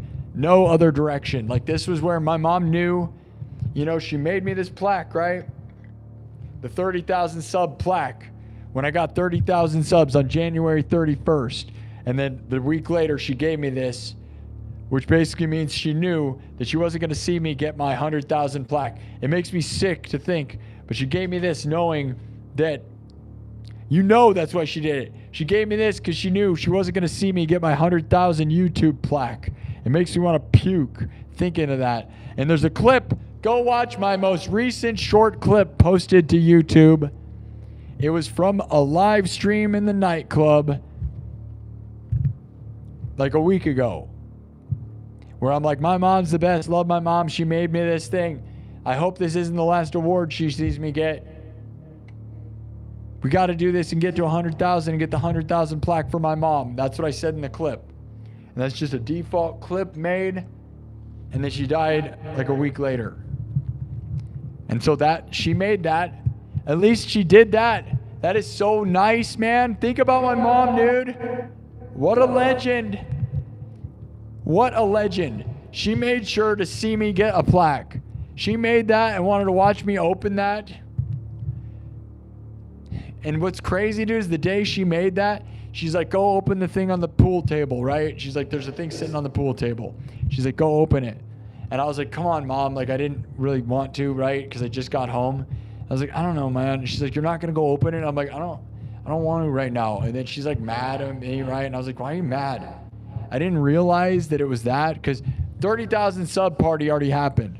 We already partied. So I just didn't assume that it was going to be that because I would have, normally she'd do that before the party, right?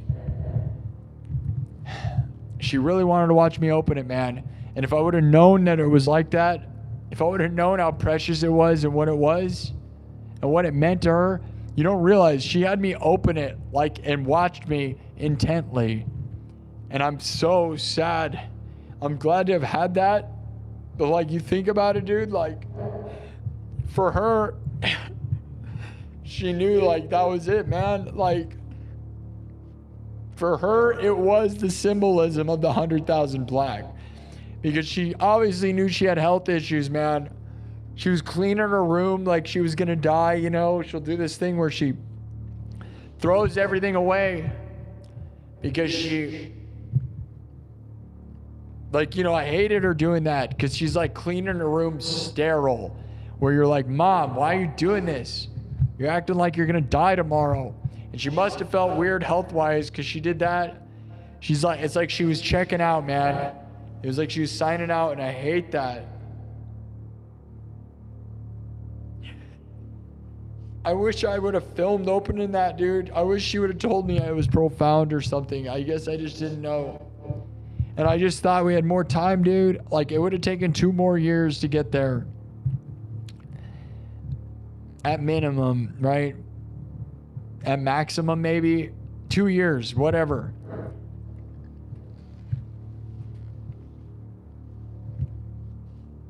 She, you know, like I think back on that moment, man, I wish I had proof of it because she really was like, she was mad that I didn't want to open it, dude.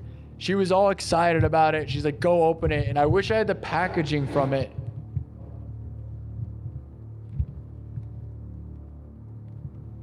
Dang it, dude. I think I threw that away. I wonder. Now that I think about it. I don't know if I have it or not. I don't exactly remember which package it came in. I don't think it came in a box. I think it was plastic. I wonder if I threw that out.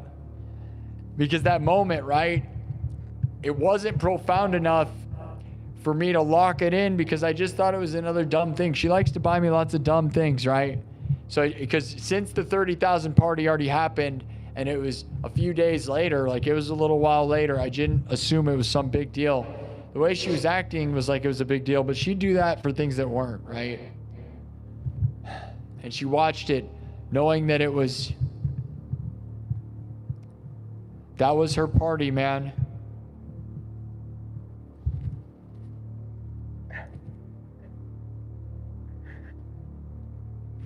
I just wanted to open that stupid 100,000 plaque in front of my mom.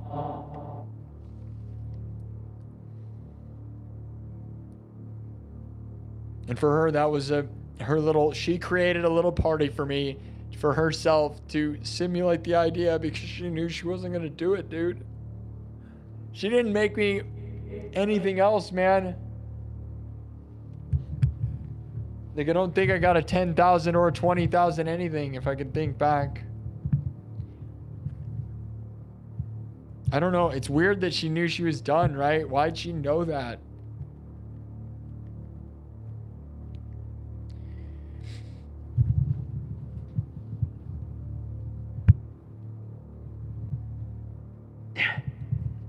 It's like you don't know when something's profound, dude. And you know the first thing I did, man, which I think was obnoxious, was like point out the cursive on it. And I was like, oh. I was like, that's pretty hardcore cursive, you know? I didn't realize that if you guys look at this, she glued this thing together. She had a sticker set. Those are just stickers. And she had to glue this 30,000 number on there. Or stick it on there, I guess. It might be a sticker. No, they're each individual letters. Stuck on. She stuck all that together so it could fall apart, but it's like, I think the rest of the well done part is just a regular thing, but the SINN X, subs. And I'm so bad about receiving gifts, and I was like, oh, look, you know, I was like, the SINN X is kind of hard to read, was like my initial reaction, which I think I ruined. But I was always so bad about any of that stuff.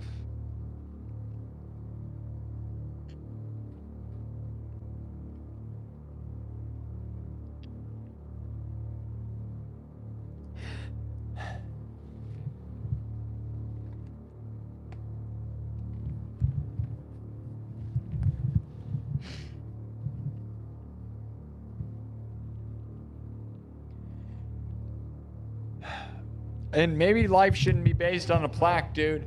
But I started basing my life on this timeline to try to get 100,000 for my mom, 100,000 subs. Like, you guys think I have like some crazy life, dude. I literally, once this show started taking off, put everything into this. Those of you that have been here know I pour way too much time into this. An unhealthy amount of time, probably, right? But I was like, man, if I go all in, like, we can do it, dude.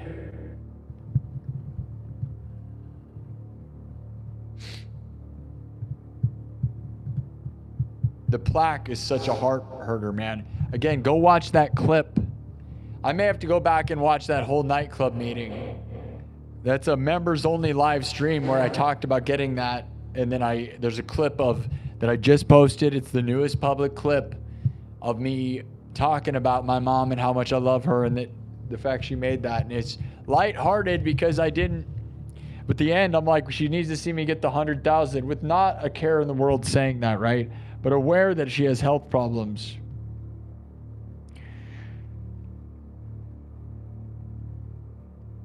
There's a luck in knowing that she was going to die, right?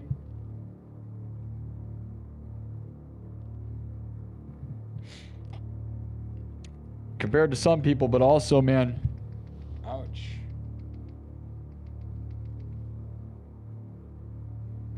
Man, there's like a feedback going on in my ear. What is that? Ouch. My ear is being wickedly wrecked right now. What is happening? I think my inner monitor's dying. Whoa, look at this. Whoa. Wow, well, that just bugged out. I hope that didn't break. I'm assuming that the battery died. 6.5 hours in. That hurt my ear, dude. That never happens. Usually it just slowly dies out. Well, that just bugged out. Either my in-ear monitor, which I don't know, should I show you my brands?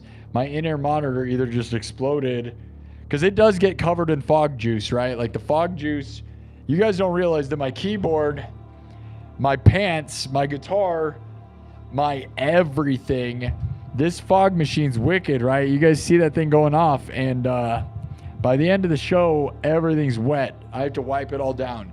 My keyboard's wet, my looper's wet. This thing gets super wet because it's on my pocket. Okay, so I stand above the fog machine and it's like, pff, this thing's soaking wet by the end of it.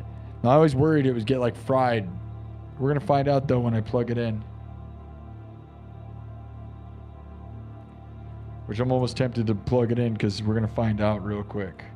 And this is where the finances start getting scary, dude. Because like things like this, if I had an emergency, I could talk to my mom and she would probably help me do stuff like this. But now, without like that, and now I can't hear in my ear, dude. So you guys realize like I don't know what it sounds like. I have an in the room monitor, right? But that doesn't help me as much as this thing does. This is also my click track. I can plug it directly in. Hold on, I'm gonna plug this thing in. Give me a sec. We're gonna find out instantly. Oh, Pooh wants to come over here.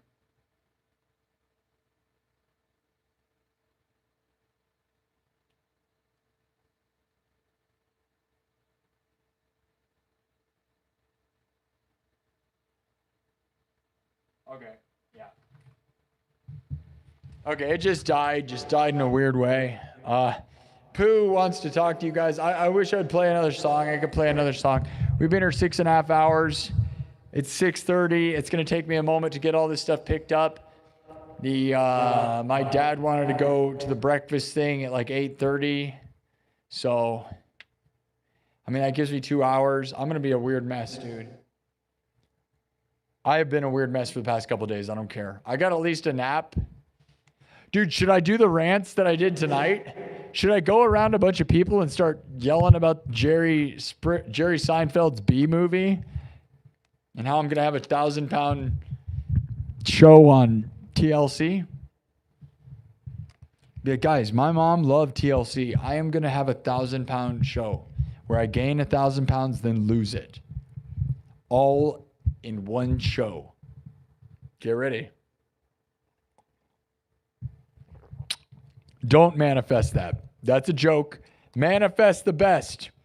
This is for my mom. Cheers. I love you, Mom.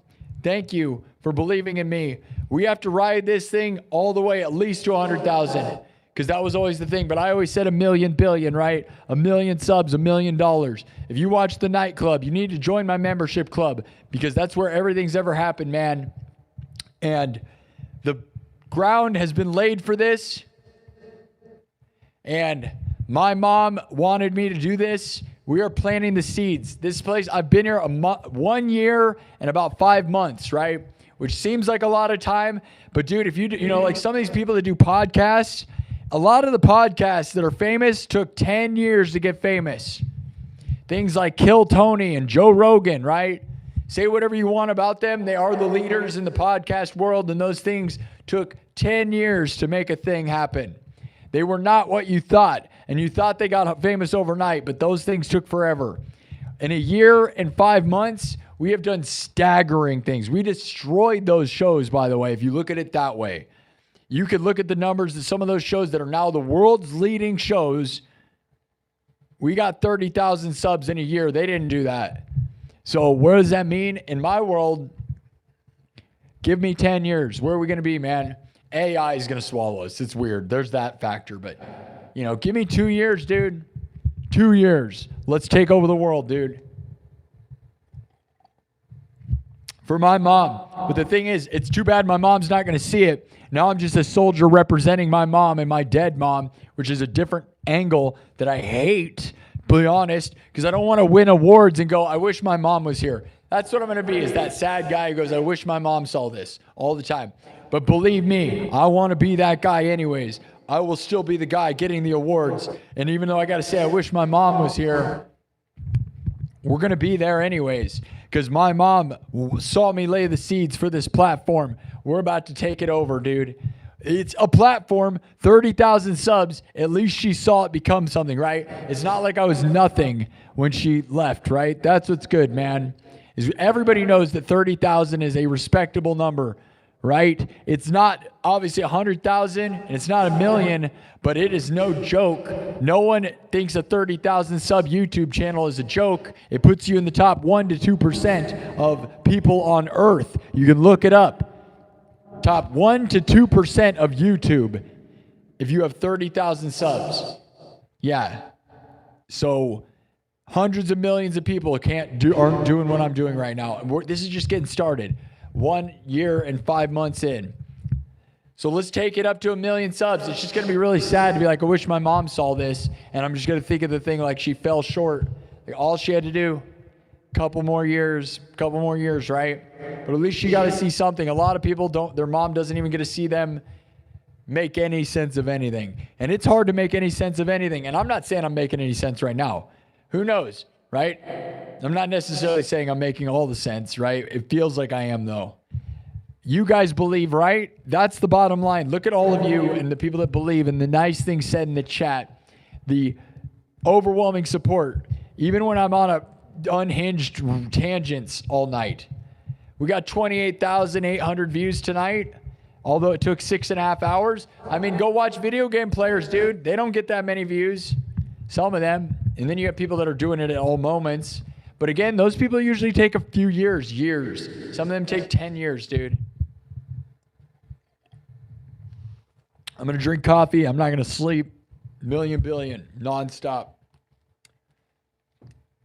And I obviously probably need to take breaks and stuff. But I also have this side of me that's like, what am I doing? You know, even if I'm in here doing what I did tonight, I'm not going to say that tonight was some musical anything. It was literally not musical. And maybe it was, I don't know how productive anything was.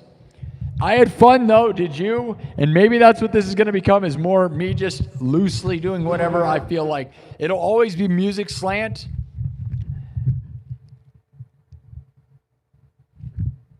But I'm here to entertain and inspire and make people laugh and feel all kinds of ways, right? Sadness, humor, confusion, inspiration.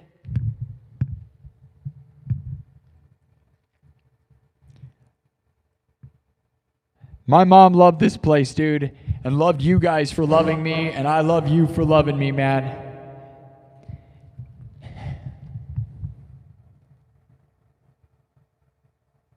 Thomas Weiss says, free bird with a $2 super chat. Thank you. Thank you, everybody. Heavy D. Debit. Fabian. CJ. Sin Star Studio. Dennis Rice. Gary C. Steven Smith. Dennis. Or David. David On. Beowulf with the coolest spelling ever, by the way. 830 WULF. Epic internet name. Beowulf. Dogman. Kirk Burning. Steven Smith. Kirk Burning. Thank you so much for the super chats tonight. You guys help me believe that I can be a little okay and maybe financially stable. Maybe not mentally, but you know, if we can get this place going, it's expensive, right? Everything here is going to break. We got to make the jump though, guys, to winning. So I appreciate those of you. Yeah, be careful what you wish for is right.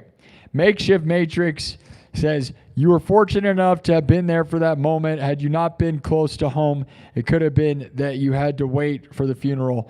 Yeah, huge hugs for sure. You're right, Makeshift. That's so profound. Thank you. I'm glad I went back and read that. You're right, Makeshift. I was about to head out, right?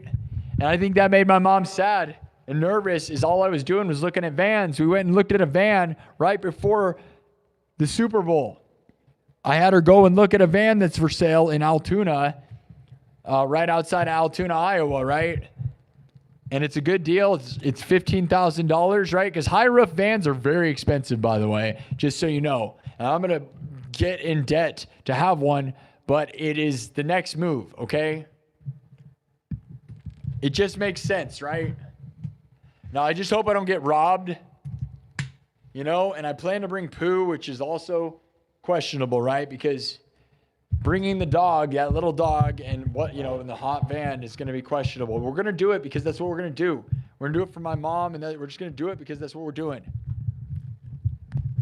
And I don't know what's going to happen. I mean, I'm not saying maybe that is either going to be this thing that catches fire in a way that everybody gets excited for, or is just dangerous and stupid. My mom seemed pretty okay with the idea, but I worry that it is part of what, you know, her downfall, right? Because like constantly focusing on me leaving, I think made her nervous, and I always hate that because it ate me alive, dude. But you're right, Makeshift. There's a world where I didn't discover my mom laying on the floor and I had to hear a story from a third party telling me what happened, or somebody had to save her life, or there's even worse things. I thought of them all, man. Like my mom could have been in a restaurant and had a heart attack right in public, which would have been her biggest nightmare. She would have hated that idea. She could have been in the public, and we could have had to try to resuscitate her in front of everyone, right? She could have been driving. She could have been, you know, there's a lot worse things. She could have just been in the shower, on the toilet. She had all her clothes on, just laying on the floor. She didn't hit her head. There was no trauma. There was no blood. There was nothing. Her eyes were closed. Her mouth was closed. She died with her hands on her chest, like having a heart attack. Real dignified. And I was the one who discovered her, and there's all of that, right? Which is my mom's thing, right? It just makes me sad that I felt like she had to leave for me to leave. And that hurts because she knew my next step was a van, and we looked at one on Sunday, right? Last Sunday, Super Bowl Sunday, right? And I feel like she felt like she was going to have to leave for me to leave. And that's not it. And I don't know. I worry that I worried her a lot, man. I hate that. That eats me alive, right? Because the threat of getting a van and take it, you know, I was like, I don't know whether I'd take the dog. Princess Pooh, the dog loves me. Like, her reaction when I get to the house is priceless. Freaking out, you know, barking. But she loves my mom, right? She's my mom's dog. I would leave her with my mom, and then I'd come to the house, and then she'd jump and freak out. And she wouldn't do that for my mom, which is crazy, right? So she loves me, but I would have probably left Pooh here to go on that adventure. But that's not fair to her either. Pooh's in a bad spot either way. But now I guess I got to take her, right? Which is fine. But we didn't have to lose my mom to do that, so... And I can't like blame myself all the time, but man, if she was ready to go, it felt like my mom could have died whenever she wanted, and she just decided whenever she wanted is what it felt like. So it's like she could have had 2 more years, she could have had 1 day, and I'm sad that it's like she just...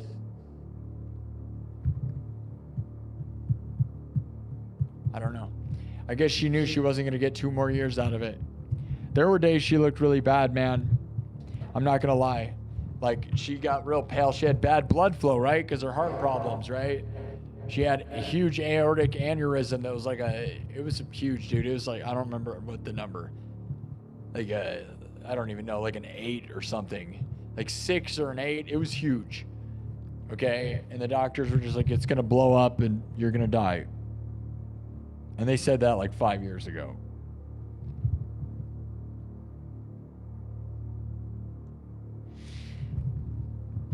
I'm glad. I'll be honest though, man.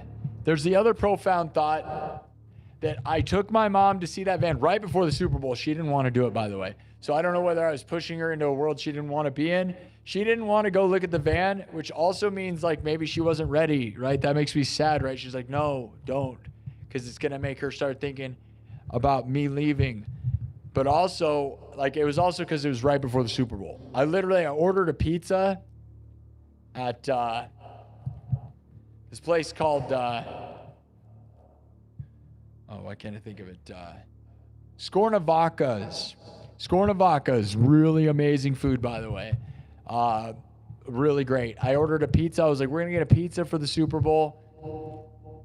And I ordered it so we could go pick it up. And I was like, and then we'll go look at the van. Because I looked at the van right before I got home, and they left the van unlocked, by the way. So it was unlocked. The keys were in it. And it wouldn't start, so the battery was dead, which is crazy. But it was a dark blue, high-roofed Ram ProMaster van. Dark blue, I love the color.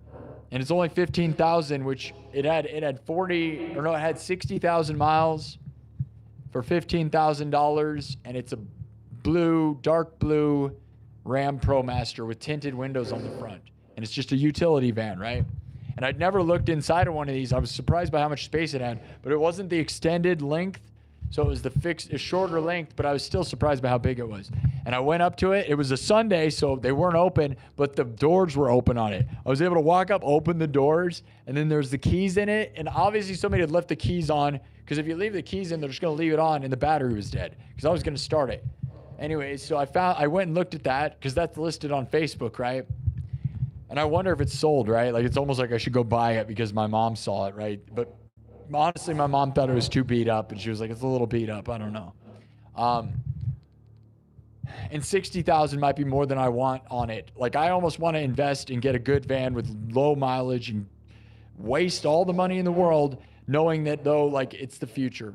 But anyways, we looked at the van, went and got the pizza, went back and watched the Super Bowl, right?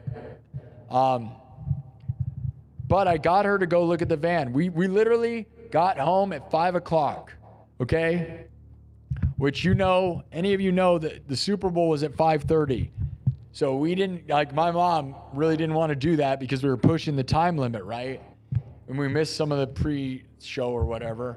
But 5:30 was when the show started. So we went out, got the pizza, looked at the van, and came back by 5 o'clock in order to get to wait for the Super Bowl to start at 5:30. What a beautiful memory I have with my mom of that, right? Because of that, like, you know, we did the thing. I convinced her to get a pizza, and I convinced her to go and look at the van. So what I'm saying is, although she was kind of hesitant, she saw the dream. Now, I hope that's not what killed her, right? Because that's the sad part, is like, she had that in her head now, and you gave her a real visualization. It's like, if you didn't show her the van, would she have had such a real visualization? Because that's part of why I did it, right? Is to get a visual in your head, right? To manifest things, right? And so I don't know if I hurt her by doing that, or is that like a blessing, right? Like, because if we get to that world and we make it happen, do you think that's like her way of saying, like, this is the thing that'll make it happen? I gotta believe that, right? Is it like,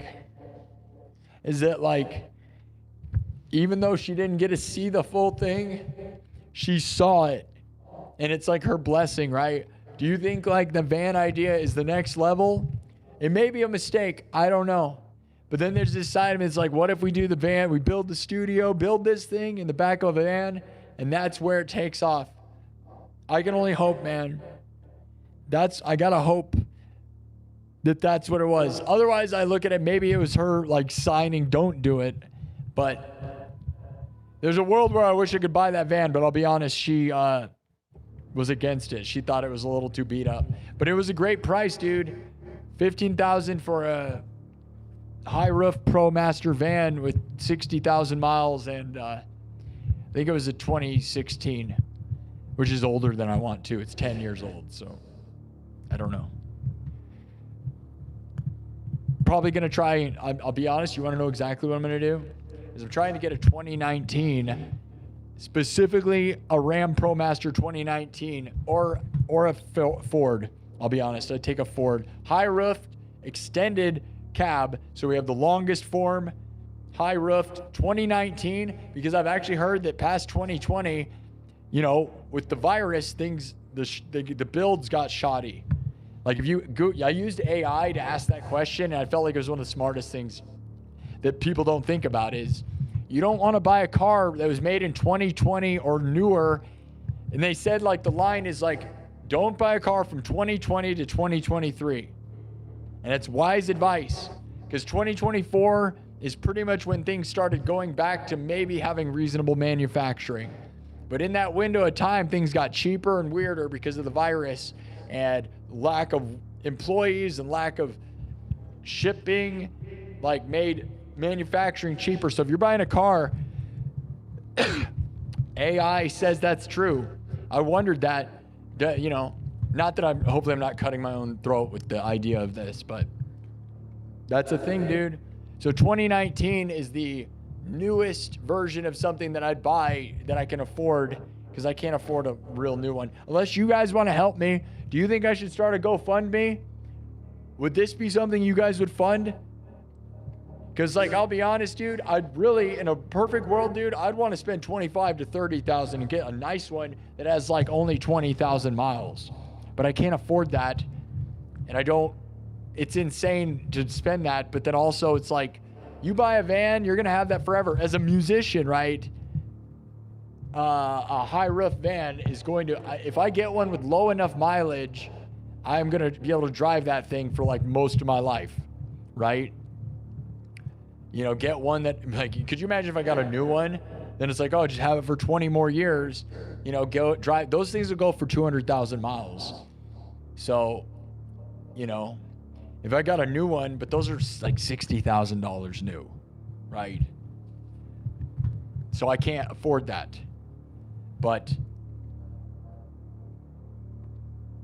I don't know. Do you think that's what she was wanting, or do you think it hurt her into a place of dying? I think of that sometimes, right? But I'm lucky that she did the Super Bowl thing, man, because otherwise she never would have saw that dream as a visual. Go fund us. You would promote my GoFundMe, but you don't have any money. Start the GoFundMe, but also know I'm trying to buy a car. Yeah. Do it. Yeah. Just planning out loud. You're looking for a much cheaper car. Cars are way cheaper, dude. Utility vans are the most expensive thing in the world other than trucks, right? Because they're the most useful. People use them for business. So used utility van, even a piece of crap, dude, is $10,000 or more. You can't even buy, especially a high-roofed one. High-roofed utility vans are one of the most sought-after things in the world. I'm just glad that they're old enough finally that I could probably afford one finally. Like barely. I'm not going to say I can afford any of this. None of this. I don't have the money for any of this. I'm just having the hopes that I can make payments. And all I got to do is make the payment, right? So I'm trying to make a plan that maybe I can make payments on to justify it. You know. But yeah, high-roofed utility vans are hugely sought after. So in a world, I'm glad that they're old enough now, right? Because they didn't start making them until I think 2015. I remember, do you guys remember when they came out with those? The Ford high-roofed Ford Transit vans and the Ram ProMasters? I remember very specifically, I was like, oh, those are so cool. The Ford and the Dodge ones are both just awesome, dude. Because I was like, that is the coolest thing. And then people started living in the van life, right? That's when van life really blew up because they had the high roof and you could really live in a van and build crazy stuff in them. But it took, 10 years for them to be reasonably priced because, again, they're like $60,000 new.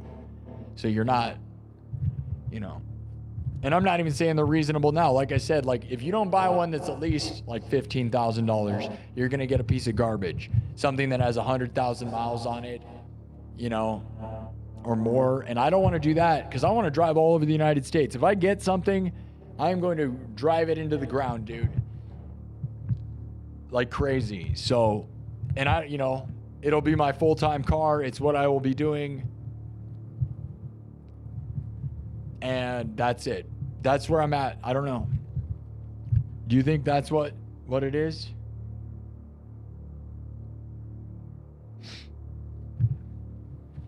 Thank you. Yeah. Got a lot of nice things here. Let me.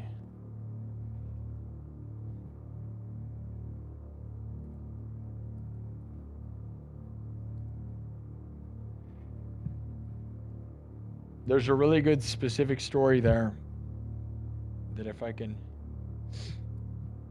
clip it out, like that Super Bowl story, right? I remember the specifics, right? And although that seems dumb right now, I know that you give me a little, that was a week ago, right? That's why I can say the times and the dates and the specifics of everything, right? And so that story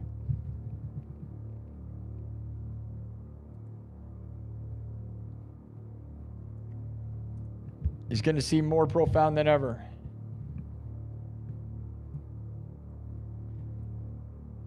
If this goes through, right?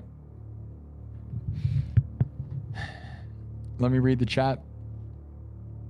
That's what I'm talking about. Dream smart with that brain. Makeshift says, do it. You're at a crossroads and you have so much potential and so many new doors to open and you're ready. Thank you. 2019 or better.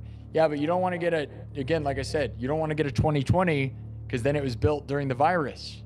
You don't get a 2020 or better, right? Because the thing is, you can either get, if you get a 2020, it was built during the virus times, which means nobody was working. The parts got cheaper. Literally, go AI it. That's how I found out. I thought that idea, and then I asked AI, and they definitely confirmed it. Manufacturing got real bad in 2020 and didn't really recover until maybe 2023, but really 2024, which is recent, right? So I can't afford a 2024, 2025, or 2026 at all with low mileage. I could maybe get one that has 1 billion miles. I don't want that. 2019 is the newest year I can afford.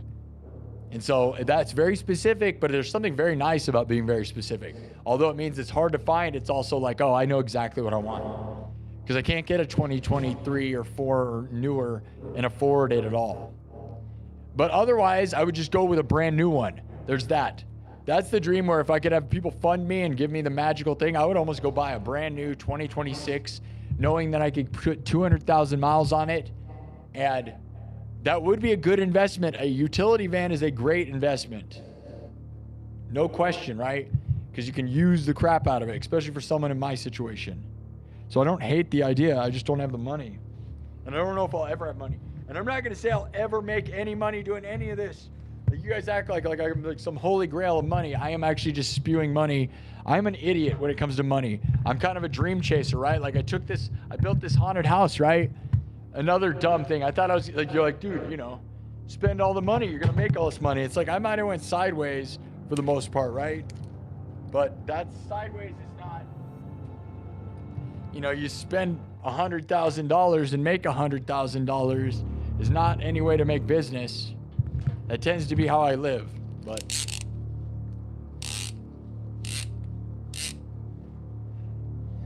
don't know.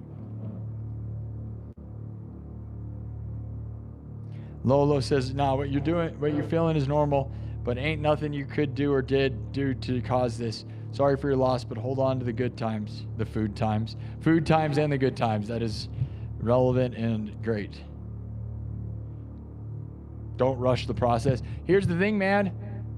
Vans sell fast. I'm very specific with what I want. At minimum, I want one that's a 2019 with less than 50,000 miles. That's where I'm at. A 2019 high-roofed van with less than 50,000 miles, extended cab, and either a Ram or a Ford, which gives me a little bit of room. And that's it. That's very specific. It's extremely specific to the point where if you find a deal, you need to jump on it. And I mean, honestly, I don't think anyone wants to hear the numbers, but man, they're honestly like $20,000 to $25,000 to get that. But to me, this is an investment in my future. And if I'm going to jump and spend idiot money, a lot of times in my life, dude, if you go cheap, you're going to end up with a cheap situation. The times that I went all in, like I just bought a big new iPhone. I don't know if that was a good purchase yet or not. I have not switched my phone over to it. I have the phone. I'm nervous to make it my full-time phone. I've been playing with it, and it's like, I don't want to carry around a fancy phone. I'd actually rather, what I wish I almost would have done, man, but I didn't know what to do, is I almost wish I would have bought an iPhone Pro Max with barely any storage space at all, like the cheapest, smallest one, just to film as a camera, right? So a streaming camera, but it's not my phone, because I don't want to carry around my $2,000 iPhone that I wasted all my money on, right? Because it's like, oh, I don't want to scratch the camera. All I want to do is film with it. I don't need it in my pocket because it's like, oh no, it's for business, right? But I got the 2 terabyte one, and now I'm like, man, I don't want to, you know.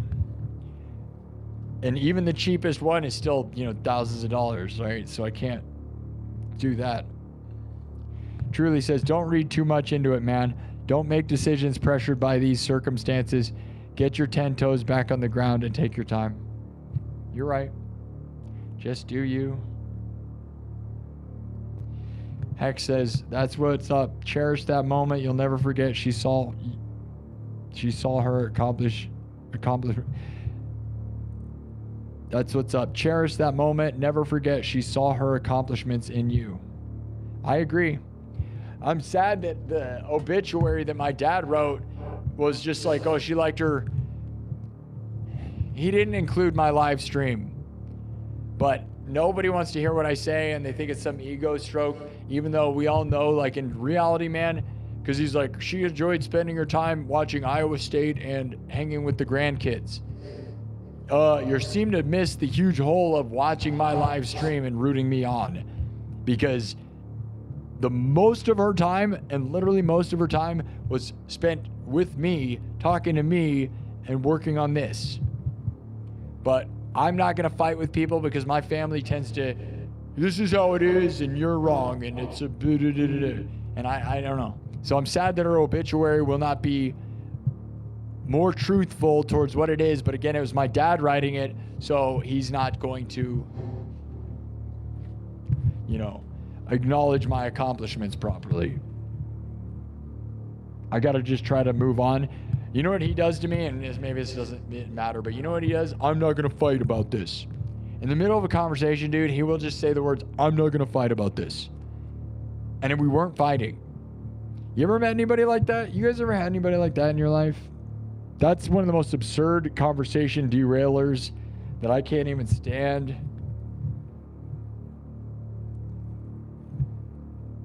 It is actually real crazy, dude. Like, have you ever met someone who's like, I'm not going to fight about this. You're fighting with me. I'm not going to fight about this. You're fighting with me. Dude, no one was fighting. You have now just completely broken your brain and are yelling that we're fighting. Causing a fight, by the way. It's so gaslighting. I get gaslit a lot, and I'm about to start recording all my conversations because I'm doing nothing wrong. Dude, you ever had somebody just call you crazy or say you're arguing with them and you're just standing there? That's what happens to me all the time. Like, I'm like, I'm not yelling, you're yelling. Like, no, you're crazy, you're yelling, you're crazy. Like, dude, no. And it's easy to do that for somebody who's like me, who's acting entertaining in a weird way, right? Scrabblebees with a $5 super chat says, for the Dream Chasers. Scrabblebees with a $2 super chat says, don't forget you make people happy, Sparky. Thank you. No, that means the world, man. Thank you, Scrabblebees. Thank you.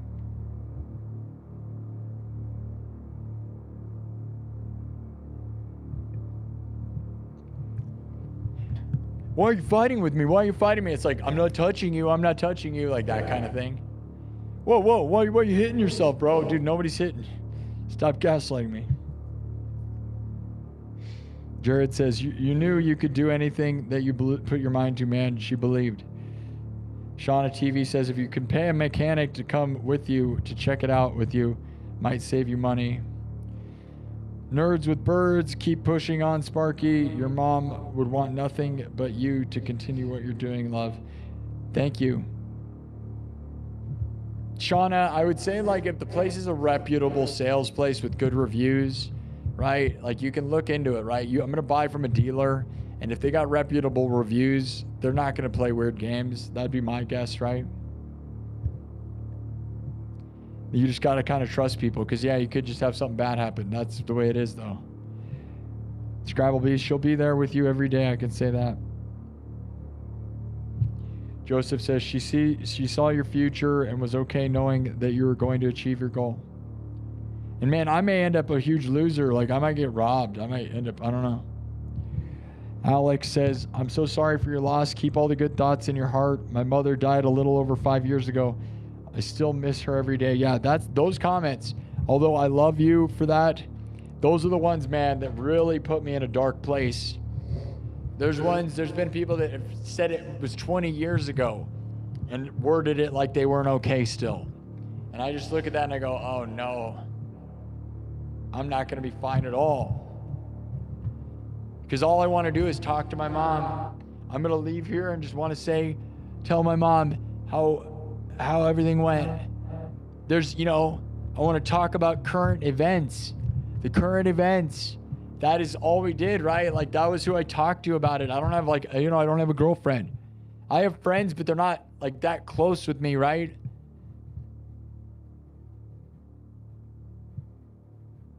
I'm very reclusive, and I wish I just had more people to sympathize with, and I don't know what to do.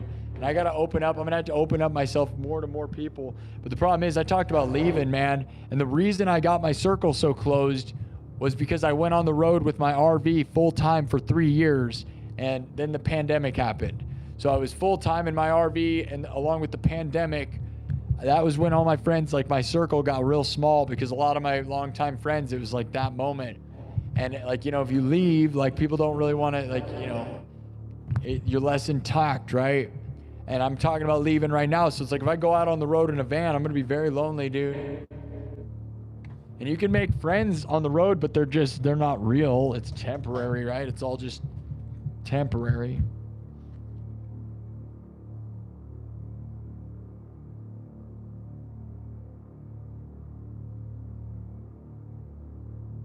Make sure you get a van you can afford to fix. All vans, that's the one nice thing, is a utility van can be fixed, and you want to get one that doesn't need to be fixed. I'm not going to buy a piece of crap of anything, which is part of what I'm saying. You buy the right thing the first time. Water damage, yeah. The high-roofed, newer vans aren't as bad with that, right? A lot of these things, they're pretty well built, but I appreciate any insight.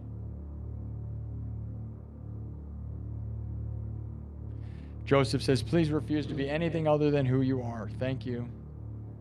Scrabblebee says, she's lucky to have you. Makeshift says, don't worry about having worried her. It would be impossible for her to not see and know you were destined to succeed.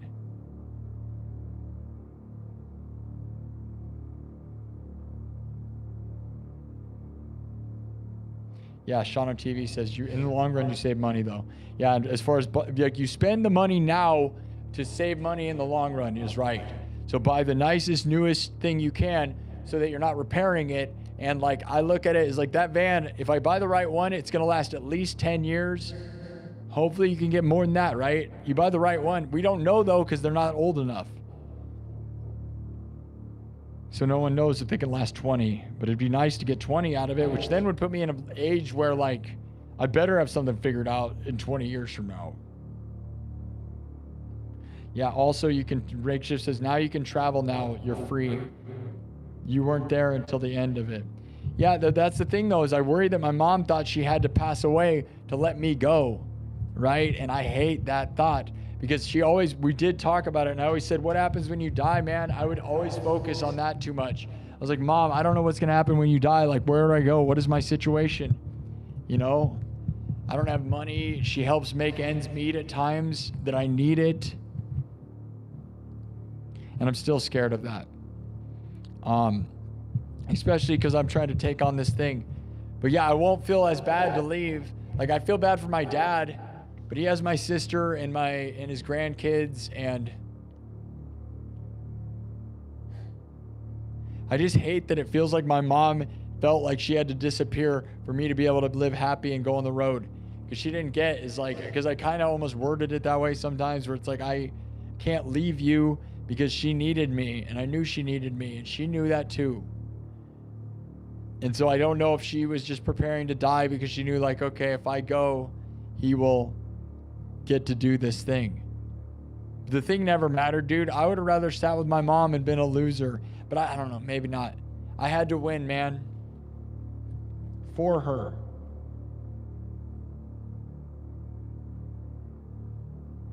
Yeah, you want me to get out there if I can travel with my streams? That's the thing, guys, is I can meet some of you. Some of you in the chat, if I start traveling, I don't have any goals. I've been everywhere in the United States, almost everywhere. I don't have a lot of goals with it. The only thing that's terrible is I will bring poo. So having a dog with me is going to cripple what I'm doing. I'm not going to be endlessly adventuring, right? I'm going to have a dog, which then really ruins it, to be fair. And I could leave her with my dad, but I think that's not fair to her. I don't know what to do with that. Having a dog, though, will limit my adventures, right? Because I can't just go aimlessly, endlessly everywhere. That's the only sad thing about it, right? But also, though, whatever, right? And I don't really know where to go. So if we hit the road, it'll be like I can meet up with people. And mostly I would love to collaborate, right? This will allow me this chance of, let's find the coolest people that are ever, like rappers and drummers. And we just drive to them anywhere. We could meet them at a park.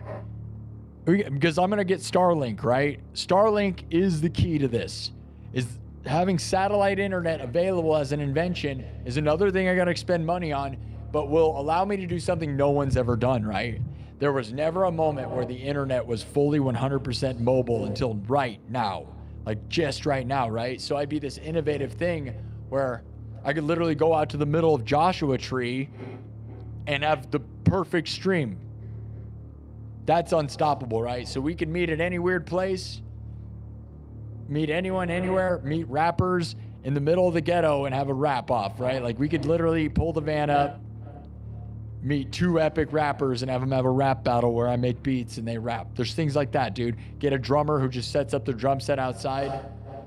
It'd be epic, dude. Little Swavey official says, this is to winning, bro. And that's insane, man. When I was a little kid, I had a dog named Pooh. I miss that dog so much. It's such a good name. I love calling her Pooh. Honda engines will last beyond others. They might, but there's no Honda high-roofed vans. That's why I'm lucky to have no options. You have 2 choices, Ford and Ram. They don't make high-roofed vans in any other options. So, you know, my dad thinks I should get a Ford, but there's more Rams out there. They're both equal, right? They're all likely to be pieces of crap or good. I'm not biased towards any company, right? Those people that are, dude, they wouldn't be in business anymore if they completely sucked at anything. So there's models of Fords that are pieces of crap. There's model of Dodges and Chevys that are garbage, right? There's no actual answer. And I could just get a Mercedes, but it would be a diesel. There's actually a few Mercedes that have good prices out there. A Mercedes van, but I don't want a diesel, so.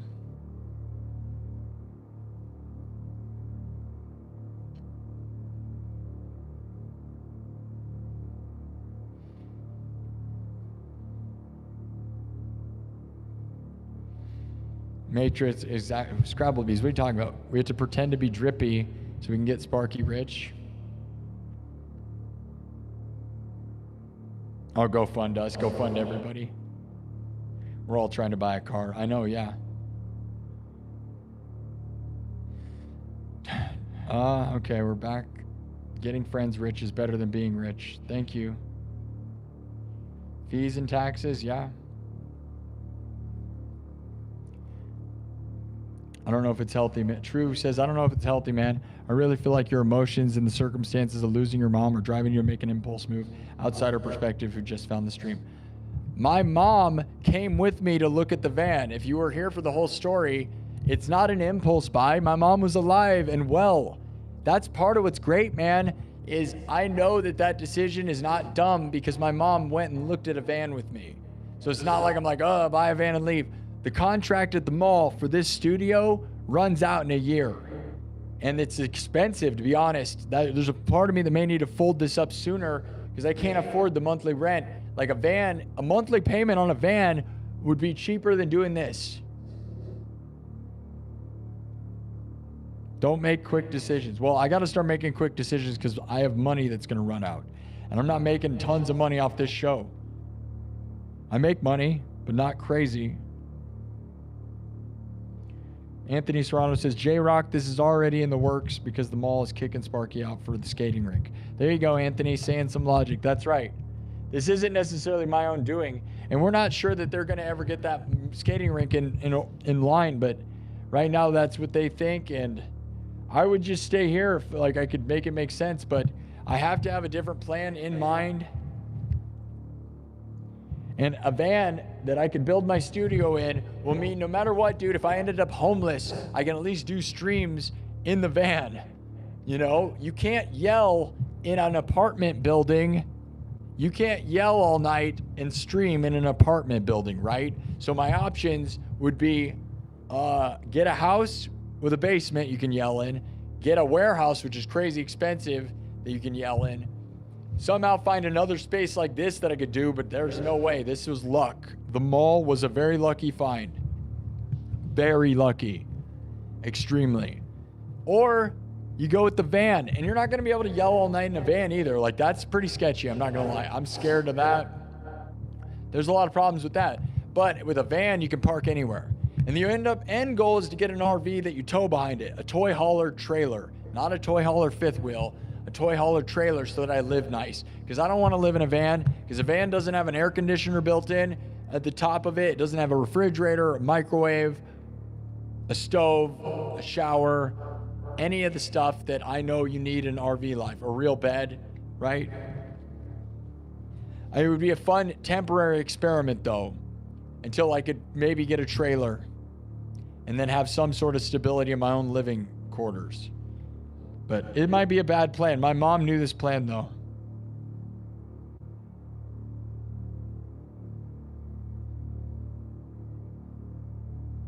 Sprinter, I'm more of a jogger, yeah. Robert Tom, what's up, buddy? Your mom would want you to be happy and the best for you, bro. Sorry to hear about her passing. She is here and near still and always will be, I believe. Love you, man. It's good seeing you. It's gonna fly. It's time to fly. Turbo. I'm going where there aren't roads. Yeah, dude. Back to the future.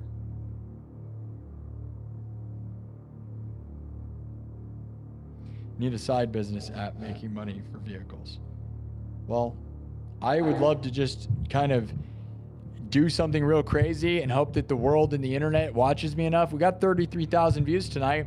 If I live stream nonstop all the time, would people watch? I also have thought about, what if I got a sponsor, right?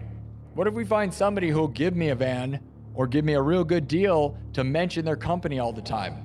That's another thought, is we work with a car dealer who wants me to say their name all the time, or they want to put their logo on the side of it and have me promote them, that, and to give me a good deal. I might do that too. I've thought about doing that.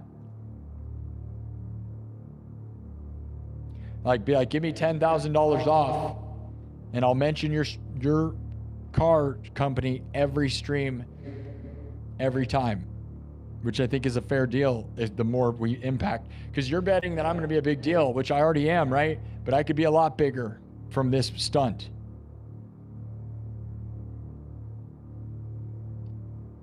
Yeah, Jared says, if you won't, you will always be living in the what if.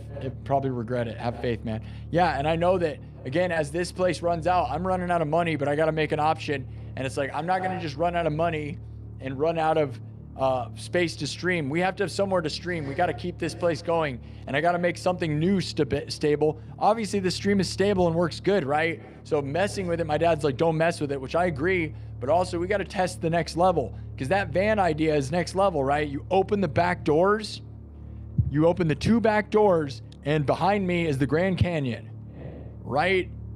Sounds awesome. Instead of this can be a thing when we're not at a crazy location. So it'll look just like this. You do exactly this. You won't even know the difference if I do it right, right? But then you open the door on some days and boom, we're in the middle of, name a city, dude. Name a middle of nowhere, dude. And that's the thing, right? Hey, Kaz, what's up? Hey, Kaz says, Sparky, I hope you're okay. Love you, man. Yeah, I'm not okay, ever. You know? Scrabblebee says, and please know you can do whatever you want, Sparky. Maybe. Finances are going to get weird for me, but I'm like on a line of like, I don't know what to do. Joseph Scott, when you're ready, I'll love to hear your Halo theme, but for now, just vent, brother. I'm sorry for your loss. Thank you. Anthony Serrano says, what? Joseph, what's up, brother? Unglued Jude, I'm annoyed with people being miserable and hating on everything. Heck yeah, Sparky. Yeah, dude. Everybody's negative. Dude, I can't even make a post on Facebook without people being offended. I'm over that. Like, I literally will make a joke that's just normal stuff, like, oh, you know, no, I don't even know. And everybody's mad. There's always some argument. I'm over that too. I'm not here to argue about anything. I don't care. Scrabblebee says, it's also kind of fun to talk vans. Side note, Sparky, you're amazing. Yeah, dude, everybody loves the idea of van life. The reality of van life is going to be horrible, right? It's going to be hot. I am not super stoked on doing that, as I've already lived in an RV for 3 years. And RV life is way easier than van life, yet is not that great after a long time. I'm going to be honest, right? But then you take away all the comforts of, like, when you park an RV at an RV park, you can plug it in and your air conditioner works. A van, unless you have an air conditioner installed, is just a hot box. Miserable. Jared says, you should have seen the skeleton crew I was working with during COVID in the food industry. I could only imagine how bad factory jobs were. Yeah, dude, that's my point, right? The 2020s, you don't want that. If you don't want something that's going to break down, because they weren't In 2019, there was no thought of it. 2020, everyone thought the world was over. You guys remember a 2020 or 2021 vehicle was built in a time where we never thought we were ever going to come back. You guys remember? They thought it was over, dude. Like if you buy like a 2022, potentially, like some of these those time eras, it was like there's like a factory somewhere with people going, it's over. They're just barely making them together. Yeah, sleeper van, I know, right? I love, your phone is taking a beating tonight. I know, I threw it all over.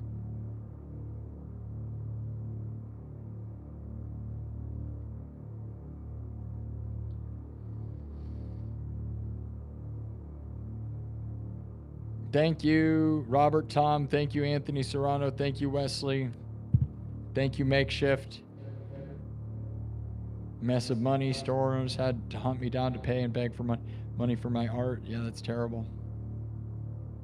Side business can do a lot of things. You can do electronics, DJ, lots of businesses with weddings, parties. You can also do your live loop. Yeah, I know.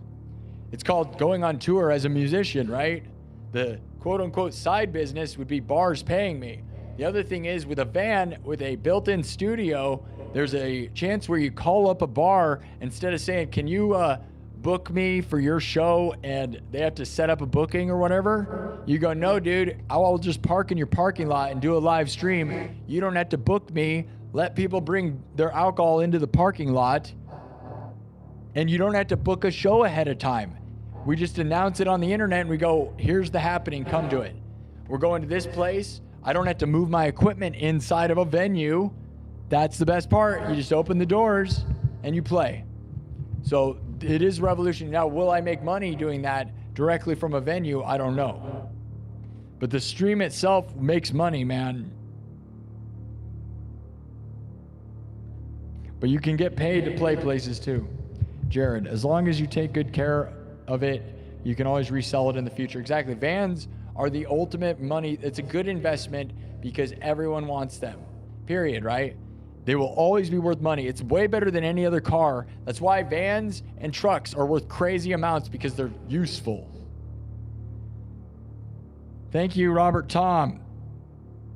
Samsung S23 is the best camera. Nah, man, I got an iPhone 17 Pro Max that we're watching this from, and if you ask AI what the best phone for streaming is, you can ask Google. This is literally a thing I did. I have been using Samsung Galaxy for 15 years, and I just switched to iPhone on Friday. This is an iPhone, and I've been using Galaxy for 15 years. If you ask Google, which makes Android, what is the best phone for streaming, they do not say the Google Pixel. They do not say the Samsung Galaxy. They literally tell you the iPhone 17. And you know why? It's because of the processor. Yeah. And I did research. You think I want to spend $2,000 for no reason, dude? That is crazy that Google gives you that as an answer, considering they own their own phone company and they own the operating system in the Galaxy. Galaxy's the second best, right? And then they say Pixel to promote their product. But yeah, the iPhone is literally listed as the best streaming phone from Google, which is the end-all be-all answer. Ask all the other AIs, that's fine. But Google themselves, as the thing that makes YouTube, saying that was the reason I was fine with doing it. I like Samsung. Yeah, I was a Galaxy user for 15 years until Friday. You know why I switched, actually, guys? Is that AT&T only sells a 500 gigabyte version of the new Galaxy phone. 500 gigabytes. That is tiny for a video editing person like me. My current phone, my old phone, had 1.5 terabytes.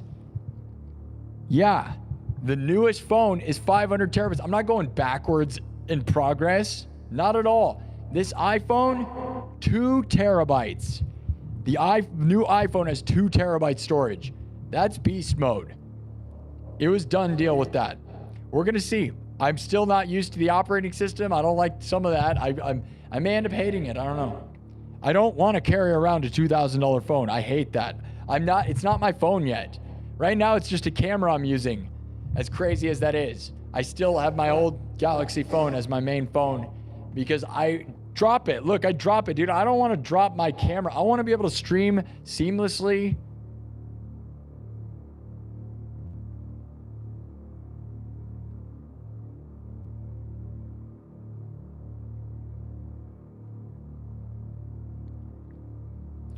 We're gonna I have to go here in a little bit, guys. 7:30 at most, and I mean, yeah, I can't stand when you're trying to communicate or have a conversation with someone and they shut you down like that. Yeah. Yeah, it's pretty embarrassing, dude. That stuff is real bad, yeah. When they just are like, you know, I'm not arguing with you. I'm like, dude, I didn't even say an argument. I just said facts. There's times I just speak in facts. I'll just say something. They go, I'm not arguing with you. That it's literally like, what? It literally comes out of nowhere, by the way. I'm not arguing with you. That's like, you've just now created an argument. No one was saying that or thinking that. Yelling, I'm not arguing with you. It's like, I'm not punching you in the face. I'm not. It's like, why are you yelling that? You're now like creating a scenario that's like creating that. It's very crazy gaslighting, but also calling someone crazy is the ultimate gaslighting. Like, it's really easy to, in the middle sentence, go, you're crazy. Oh, you're crazy. Like, all of a sudden, you're going to act crazy, right? Right? It's what cops do to a lot of people. Not that I don't love cops in ways. I don't mean, you know, I don't, whatever. But they definitely were like, whoa, you're acting crazy, ma'am. You're like, yeah, I'm about to.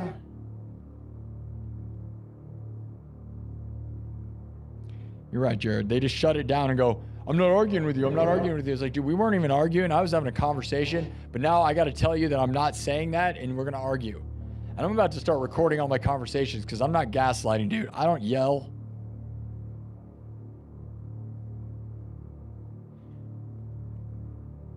You have to change your phone if you got a cheap one. I'm still using my Samsung Galaxy 8 and the apps are shutting down and they aren't compatible.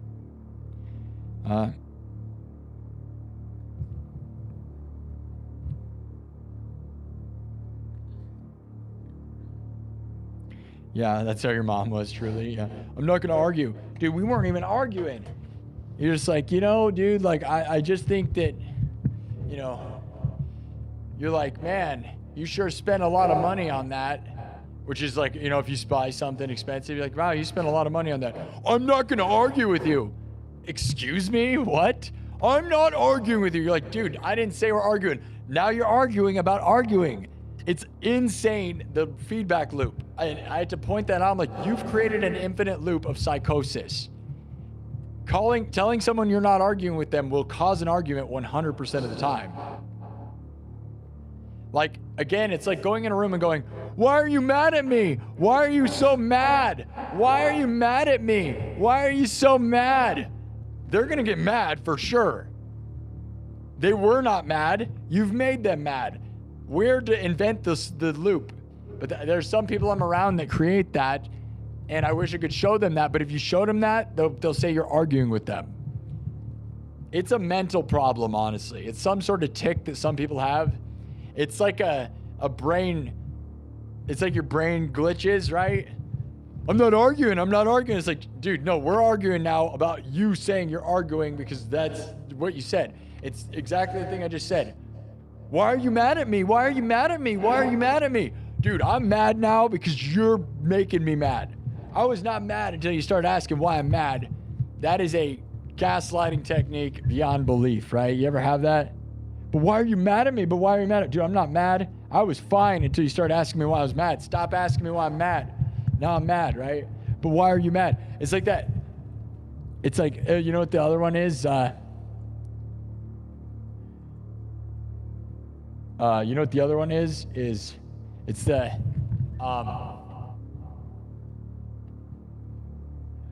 okay, the one we used to joke about, this is a joke we made on this show a bunch of times, is, are you okay?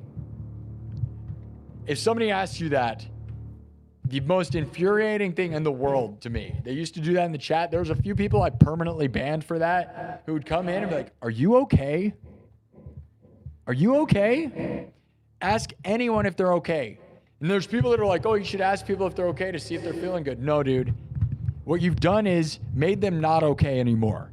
Ask someone if they're okay. Well, I was okay. Now I'm starting to think I'm not okay, because why are you asking me if I'm okay? What makes you think I'm not okay? Now I'm feeling weird. I was fine. Now you make me think I'm not okay, is the thing. And I started doing that to my mom a lot, and I feel bad, right? But I wondered if she was okay, because she's had strokes and heart attacks, and you kind of have to be like, are you okay? But that's in a different context of like, are you okay? Dude, oh, wait, are you okay? Do that to anyone. Go in a room and ask them if they're okay. See if it doesn't make them mad and not okay anymore, right? Are you okay? Are you okay? I mean, it's hilarious, right? But is also gaslighting and is mentally ill to do that to people. It's why you gotta like almost people that do that, you gotta like record the conversation, because you're like, look, dude, you created an infinite feedback loop. Asking someone why they're mad at you, asking them if they're okay, or saying, I'm not gonna argue with you at any given point in any conversation has created an infinite feedback loop created by the original person, and it's gaslighting, and it's insane. It's a psycho maneuver. Very psychotic. Insane psychotic stuff. Then those people will then call you psycho for being mad that they created the loop, because now all you can do is fight about the loop that was created. And it is an insane feedback. There's got to be a name for it, right? Someone that studied psychology, there's a name for it, right? It's the infinite loop thing. Those are all common traits. Are you okay? Are you okay? Now they're not okay, and now it's this cycle. Or why are you mad at me? Are you mad at me? Why are you mad at me? Now they're mad at you. I'm not going to argue with you. And then the next response, you know what it is? I'm not arguing with you. Yes, you are. No, I'm not. I'm not arguing with you. You're asking me if I'm arguing with you. Now, yes, you've created an argument by saying, I'm not arguing with you. There is no response to that but to argue about the argument. There's no response. It's the ultimate, yeah, you've gotten what you wanted. That's how a loser responds, by the way, which is the problem I have with people I'm around. You've lost whatever conversation we've had. You don't want to have it. You're going to spiral out in psychosis. Absolutely insane. I don't even know. There's no winning it, because you're arguing that you're not arguing. You're like, I was just saying stuff. There was facts, and now you're arguing. You're like, oh, you know, the cost of that cake is $300. I'm not arguing with you. I'm not arguing with you. No one's arguing. You're arguing. They do that until you're fighting with them. And I don't know what that is. I don't know if that's just old age or it's very crazy. I can't deal with it.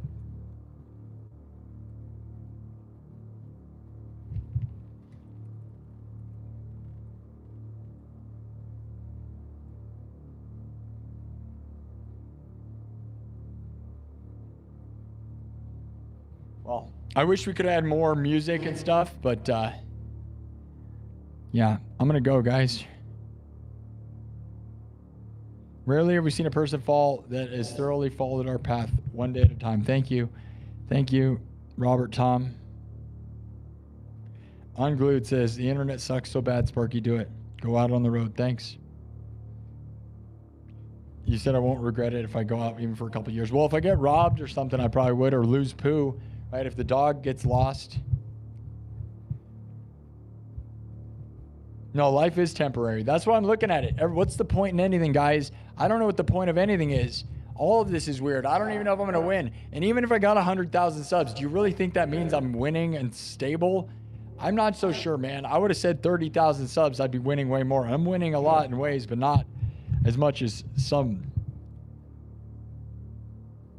You'll get makeshift says you'll find friends along the way. Just never friends that never forget you. Swing it right, and you could just travel forever and always have friends to visit along the way. Yeah. Carmex will seek. Carry what? Get AAA. So if anything goes wrong, you get towed up to 200 miles. You appreciate the stories. Thank you, Fabian. I want to have more. I got to go because of the morning thing, so I'm just reading the last chats. So I'm not going to play more music. I wanted to play the Halo theme. I don't have time. I got to drive for an hour. I got to shut this place down. I don't have enough time to get to where I was supposed to go. I'm not creating that narrative in your head, brother. Which that narrative, well, I don't know which one you're saying. Are you talking about the feedback loop? Because see, that's gaslighting again. Are you crazy? Just say someone's crazy in the middle of the thing and see if they don't start freaking out. Why are you freaking out at me, dude? Why are you freaking out? Why are you mad? Why are you mad? Why are you crazy? Why are you freaking out? And they'll just start freaking out. Literally the glitch in the matrix, dude.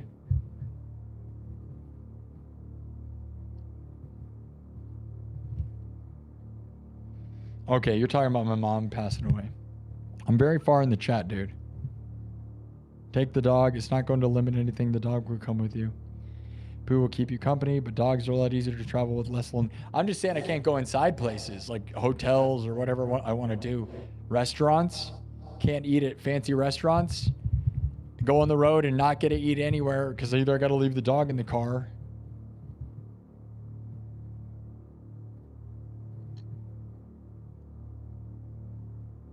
Thank you, Sir Trigger Oscar. Just do it. Yeah, if I get robbed, it's more attention for the channel. Yeah, I guess.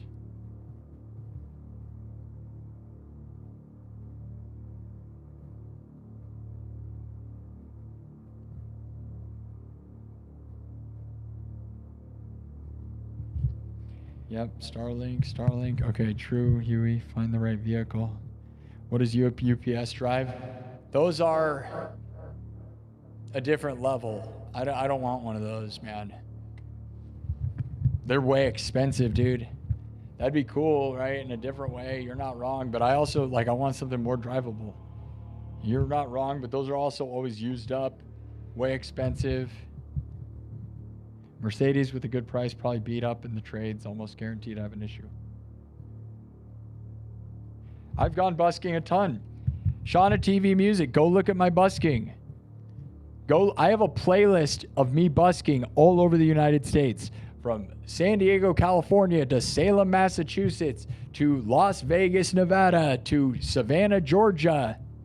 Literally all corners of the United States I busked. Go look at my playlist. I have over 100 videos in there of me street performing everywhere, dude. I was actually a master. I played at a bunch of street performing festivals. I played at the biggest street performing festival in the United States. I did that for years. I was a master, so I only say that because I did it so much. More than normal humans, especially in Iowa.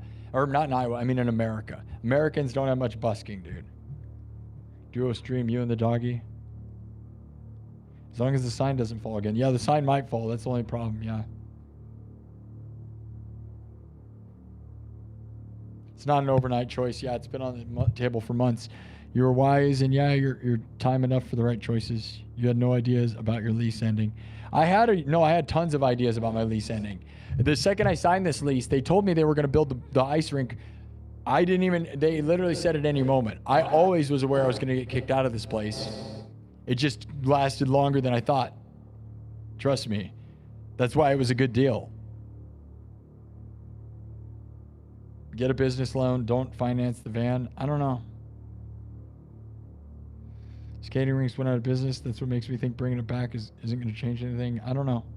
Mine, unfortunately. There's so much chat. I'm way behind. Congrats on 31. Thank you, Megan. We got 31? Wow, guys. Nice. No way. You can put a standalone AC unit better in that one that runs off the engine. Better than the one that runs off the engine. Yeah, that's interesting. You know, just buy a little one for a window is probably what the move is, I'm sure, right? God grant me serenity to accept the things I cannot change, the courage to change the things that I can, and the wisdom to know the difference. Amen. Love you guys. Thank you so much, Robert Tom. I got it, man. Thank you. Yeah. Believe in you, bro. You got this, brother. Next level is epic. You can also make anything look like your background right now. I know. There's no reason I couldn't attach a TV, you know. We're going to do that. It's going to look like this. The plan is to have this, and it'll be this. You won't even know I'm in a van, other than when people knock on the van and say, shut up, why are you yelling? The fog machine's going to be a problem. No one's thinking that. The fog machine for a couple reasons. Powering it, and you could park the van and probably yell in spots, but you can't have a van filling with fog and have people just be like, that van's on fire, or they're obviously smoking in there, right? That's actually the problem. That's one thing, but I don't know if the fog machine's a deal breaker, right? I'm a dreamer for sure. I think you can do with that logo, talk to a tax person. I think use a van for business for your channel. You get the car business and write it off. Yeah, I can. Yeah, I know that. Yeah, I'm already a business. Everything's a business. Yep. It would be amazing, and I'm not okay either. Thank you. Yeah, I actually have reasonably good credit for now. For now, that's the problem. I'm about to wreck it, right? And I hate how fast your credit gets bad because it's very fast. CarMex will give you good credit. Find what you want. I did a Chevy Express van. Good for you. I'm sorry at your loss. Stream all day as an improv rock van life guy. Yep, that's what it's going to probably be. I'll be a sweaty, weird mess, though. Jared says, God bless. My kids are taking over my phone. I hope I can get some rest. Sparky, bro. Love you, man. Give you a big hug. Thank you. Anthony Serrano says, use synthetic oil so you don't do oil change as much. That's a decent tip. Home Depot standalone AC unit run on a small generator. Yeah, that's probably the move. That's the stuff that makes me sad about my mom. My mom loved RV life, dude. When I had my other RV and lived in it full-time 3 years, she loved the little intricacies, and I'm sad about that because she loved doing that. She would have loved to help me find an air conditioner. And those are the things that make me sad. She likes those things. That's what we do, man. Makeshift says, they've also changed some laws and not letting people sleep in vehicles, so it's simple as it used to be to park and go. Yeah, I'm just going to do what I did in an RV, dude. I'm not trying to just sleep in weird spots. You got to sleep in rest areas and RV parks. I used to review RV parks. So you guys don't know, I have another channel called the RV Pirate, at RV Pirate. The best at, by the way, and it's on TikTok, Instagram, and YouTube. Go to my YouTube channel, at RV Pirate. I did over 100 streams from all over the United States reviewing RV parks. I've already done this. No one was watching that channel. I think I have 100 subs. I have nobody over there. Go watch what I've already done, dude. I would reboot that channel and start reviewing RV parks again. We start traveling around. I start showing the RV life again and be the RV Pirate alongside this stream. As a plumber, we worked through, yeah, like nothing was happening for sure. Sorry about your mom. My mom's gone. You miss her every day. Sorry, Taco. Help support me. Become a member for sure. It's not okay to not be okay. You'll be okay when and if you're okay. But for now, we are just here for you, man. I don't have any answers. We're just here for you, period. Yeah, I'm just trying to grind and keep moving, man. We almost have 500 thumbs up. Can you guys get it there? Let's get it to 500 thumbs up and we'll stop. I'm way later than I wanted to be for my breakfast thing, but thumb it up, guys. Let's get it to 500 thumbs up. It's almost 7:30. I know I'm missing. I'm trying to read the whole chat before I go. It's great to not be caught up, though. You want everyone to use clouds. I know, yeah, that's why they did the 500 gig thing. I might be way further back in the chat than I realize.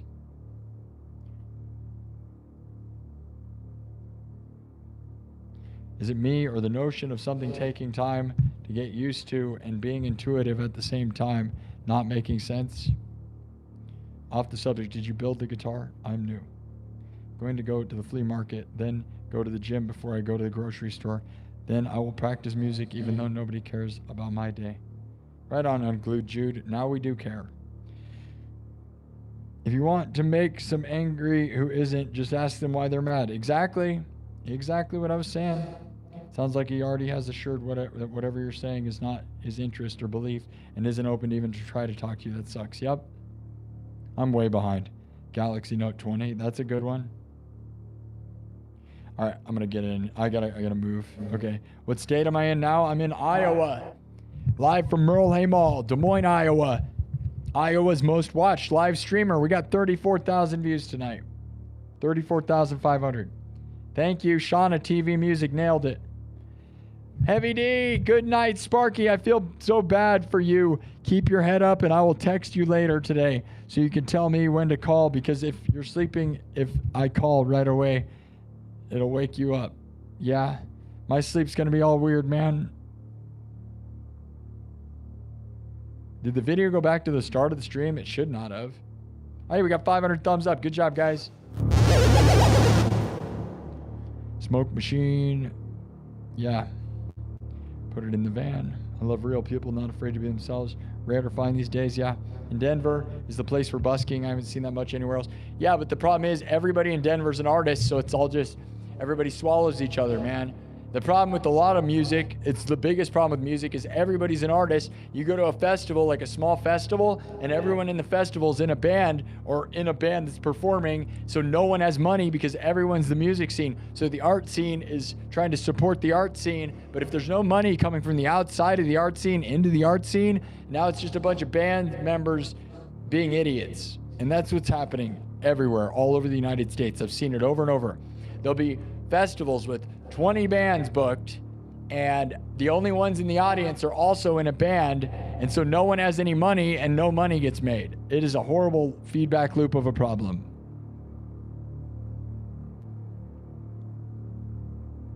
Yeah, I have the best busking videos. You better check that out, guys. Go on my page to my playlist titled Street Performing / Busking, and I have tons of videos of me doing some of the craziest busking you've ever seen. Live looping with a light-up guitar in the streets of Salem during Halloween, happening during Halloween in Salem, Massachusetts. I would spend 2 months up there around Halloween busking. For 3 years, I did it. Heavy D says, I do that now. I know, sorry, dude. Thank you for setting me up straight. It's been great since then. He literally couldn't believe he was doing that, but when I played it back to him in the morning, he was like, I'm so embarrassed, bro. I can't believe I do that. My wife that tells everything. Wow. So I'm reading this backwards. Time in Colorado, I recorded on my phone him doing that. And he's like, oh my God, I do that. And I said, he got the message and we never had the problem again. Yeah, dude, I'm about to do that. Would respond, okay, Heavy D would respond, I'm good, bro. Everything's good. And he would just literally say, no, it's not, something is wrong. What's wrong? And I would say nothing. And then I would start getting a little irritated. Yeah. Yep. What's wrong? Are you okay? What's wrong? Are you okay? Chaos creators. That's a good call. Yeah, that is what it is. They're like, it's like a glitch in the Matrix, dude. It feels like somebody's brain's twitching. Why are we arguing? I'm not arguing with you. You're like, dude, this guy's a broken robot. I got to get out of here. 300 times asking you if you're okay, right? Dude, Heavy D, dude, you're so right. Whenever I used to travel with my brother, after he had a few drinks, he would do that in Colorado and keep saying, are you good? What's wrong? Yeah, I know. And like that thing happens in a relationship all the time, right? Why are you mad at me? Why are you mad at me? And they're like, I wasn't mad. I'm not mad. I'm not mad, right? And that's like, yeah, it's a horrible, horrible, horrible situation to live with. Gaslighting on the 10th degree. And unless you record it, thank you, Heavy D, for telling me that. Thank you, man. Thank you, because I was going to do it, and I feel weird to spy on people like that, but it's almost kind of like what's happening with like the cops nowadays. Like, dude, if you don't record it, everybody around you goes, you're crazy. Why are you yelling? You're crazy. And you're like, dude, I'm not yelling and I'm not crazy. You guys just created that. If everybody surrounds you and go, why are you crazy? Why are you yelling? Why are you crazy? Why are you yelling? Like you could go a circle and then they're crazy and they're yelling. You invented that. They weren't crazy and yelling. You have now made them crazy and yelling by creating the concept. And unless you recorded the start of it, it's harassment and it's weird. And then they call you crazy. All right, I gotta go. You are in Salem, Massachusetts, or Oregon, doctor? Yeah, people go to spend with money. Savannah, Georgia was my best street performing place by far. River Street. Go look it up. Go watch me street perform. I had a huge beard back then, so you'll find it real weird. Who else born in 1991? You're pretty close to when I was born, dude. Time to wrap. Thank you all.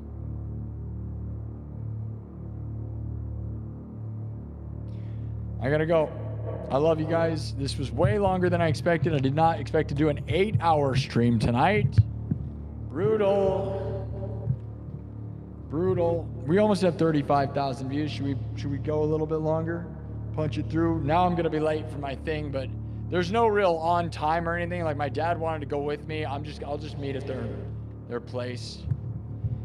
I'm just gonna be exhausted, and I don't care. I'm in a crazy state. There's something, you know what, you guys, you ever just like kind of love there's something nice about not, like the decadence of who gives a crap all the time.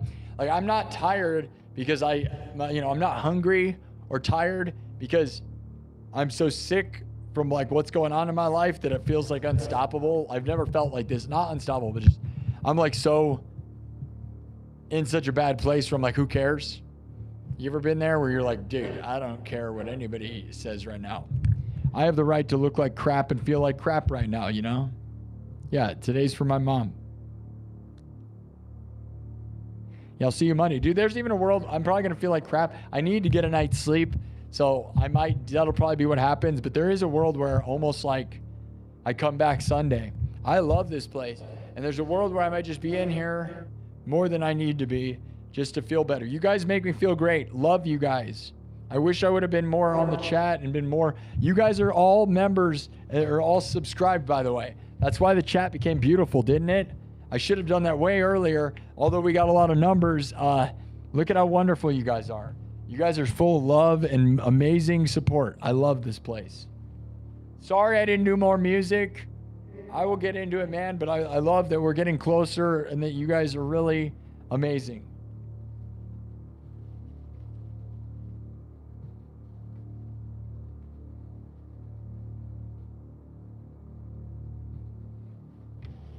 But why are you yelling at me? All right, we got 31,000 subs, my dudes. My mom would be proud and happy. Thank you, guys. Good. Let's get it back on the path where, we were getting 1,000 subs a week at one point. Well, during January, right?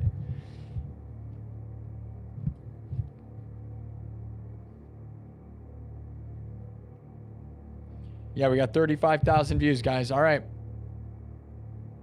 Yeah, you guys like modding? I like that too, though. I'm not going to say. There's funnier comments, and it gives you guys something to do. If you like watching the chat, I'll happily open it. It gives us more views. It gives us more views and more everything. So, honestly, 505 thumbs up, guys.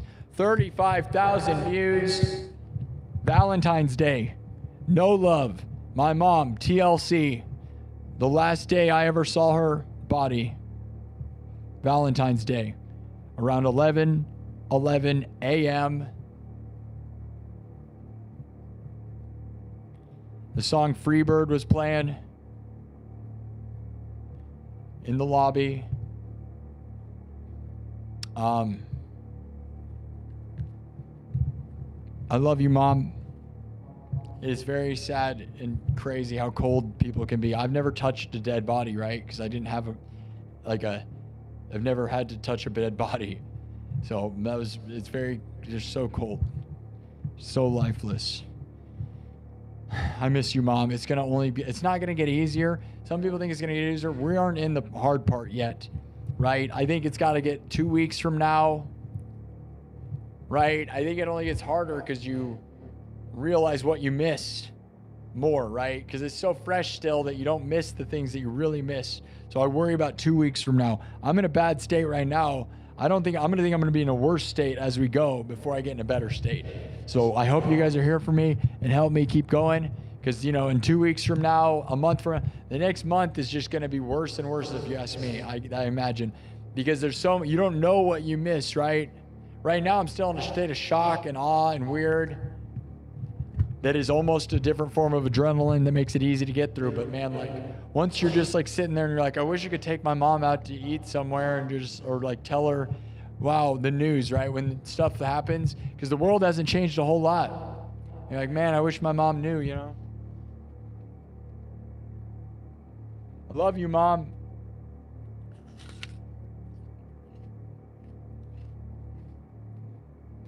An apple a day, dude. The apple doesn't fall far from the tree. The final bite of the sandwich, we'll go to Pooh. We should probably bring Pooh up. I went way later and I'm going to be late to my morning thing, but oh well. It is what it is. I'm gonna grab poo. I'm gonna let you guys see the dog. Thank you all for the subs. I hope that those of you that hear the music, you should go listen to the music, because I really don't want to like have you hear my music and then be horrified, right? That you're like, oh, he's like cyberpunk, right? Because I'm not just a guy who talks sad games, talks about sad stuff, right? It's just the current state of reality. Like, you want to see what we do? This is what we look like. For those of you who have not seen anything tonight or don't know, this is what it is normally. I didn't do any of this tonight, though. Yeah, and we rock out and shred, and it's really entertaining, but I've been here for 8 hours, played one song, and yeah, king of cyberpunk. And you can see me as a human sometimes, and not just a robot. I'm gonna grab Pooh and let her say goodbye, and we're gonna get out of here because this has gone too far.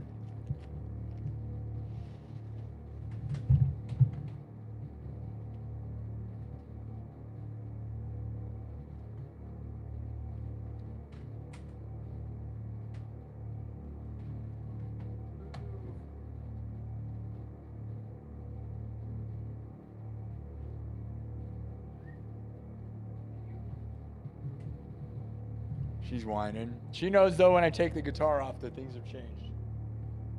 Okay, I'm going to grab her. Let's say goodbye to the wonderful Princess Pooh. And I'll finish that Dr. Pepper for my mom. All right, let me go get her. You ready for the cuteness? The cutest, most beautiful thing in the whole world. The most loving thing in the world. Now that my mom is gone, I just wonder where my mom is. Where do you think the energy goes, dude? Don't know. I'm going to grab the dog.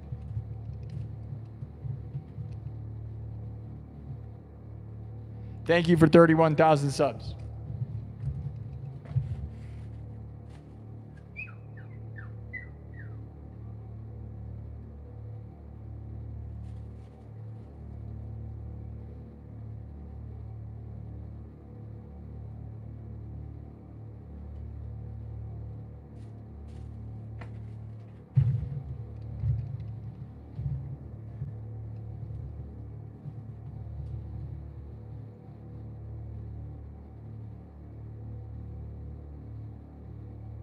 My mom loved this dog so much, dude. I got a video of the day we got her. She had a flat face. She had no nose, man. It's like the cutest thing.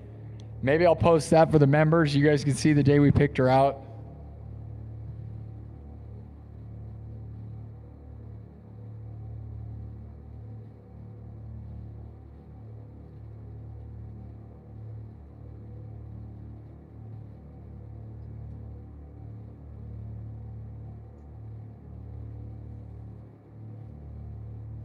Thanks for the poo emojis.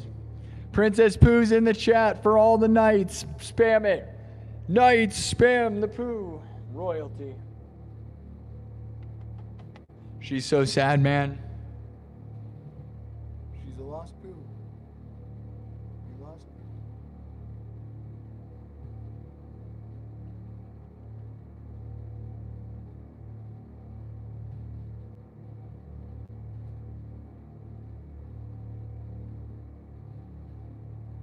We're really gonna miss mom, dude. We're really gonna miss mom. It's still so hard to act like she's not watching, right? Like, it was always like I'd do this, and then after the show, I would go home and I'd show my mom the cuteness of the poo scenes, right? Like where she's being cute and fun. But now it's weird that we're alone, dude.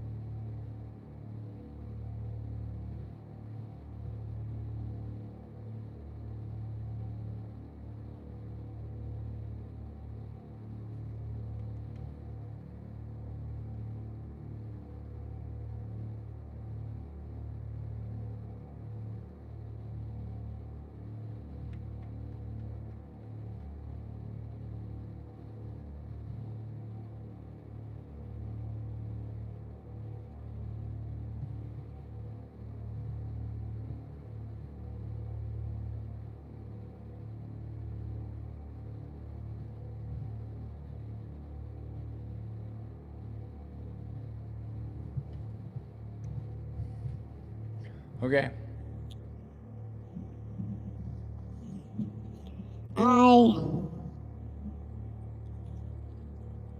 I love you all. I will always miss you, Mom. You were the greatest. It's so hard without you here. It's not even been very long. And I'm already struggling. It's been so hard. It's already been so hard. I love you all. Thank you for supporting this place. Tell your mom you love her. I love you, Mom. I love you guys. Thank you so much for believing in this place. My mom would be so thankful for all of you that subscribe and become members and help fund and believe in this dream, this place, this stream, these ideas. Help me change the world and inspire. Help me. I love you all. You. Tell your mom you love her. And if you don't have a mom, the chat will be your mom. I love you, Mom. I love you. Thank you. I miss you. I will always miss you, Mom. I love you. I'm so lonely.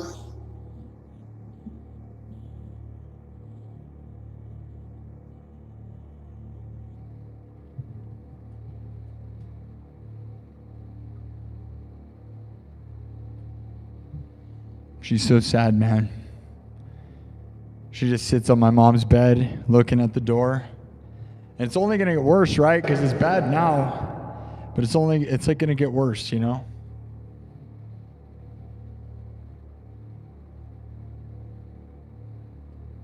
It's only going to get worse before it gets better as far as right now. Because a lot of the things haven't settled in yet, you know?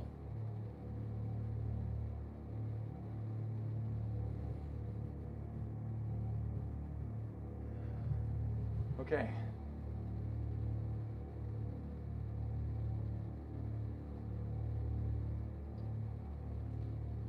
Goodbye. I'm going to go. Thanks again, guys. Sorry there was not a lot of music. It was a weird episode. You know, this is a weird time. A weird episode, a weird life. It's going to be hard forever, dude. Thank you for believing in me. It's 8 o'clock in the morning. 8-hour stream. I did not want to do this. I thought it was going to be a short stream, but here we are.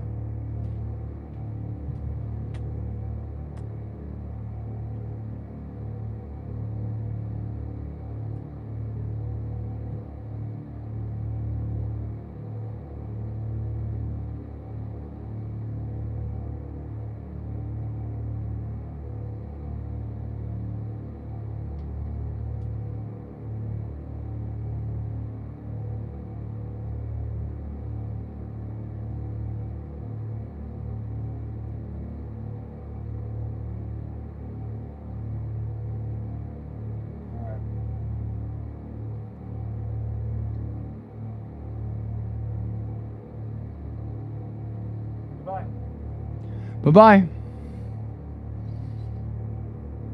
Love you. Love you, Mom.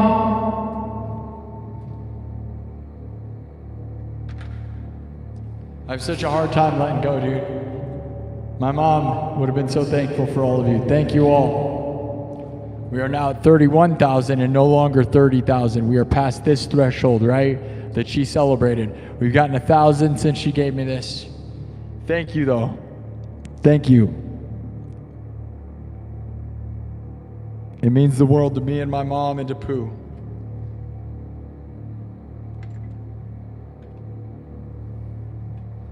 She always loved his crown.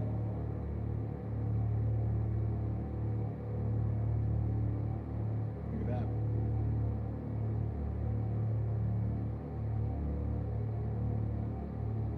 Look at her balance now. That's not even strapped on her head, she's just balancing.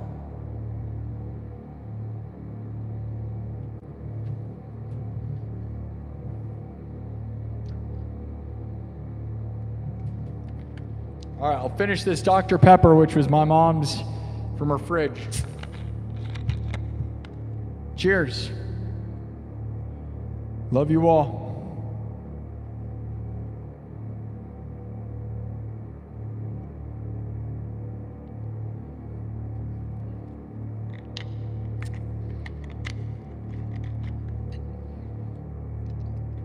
Thank you for believing in me.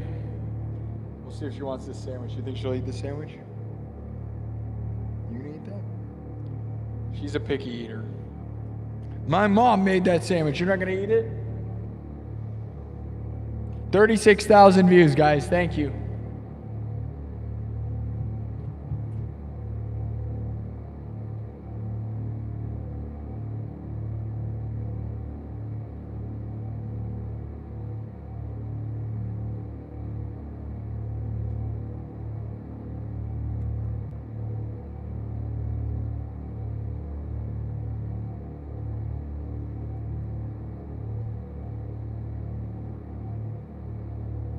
Just reading the chat. All right. Got my mom's apple. The apple of my eye. The apple doesn't fall far from the tree.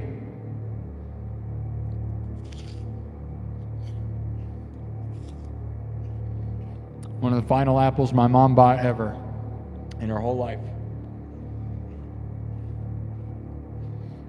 All right. I'm going to go.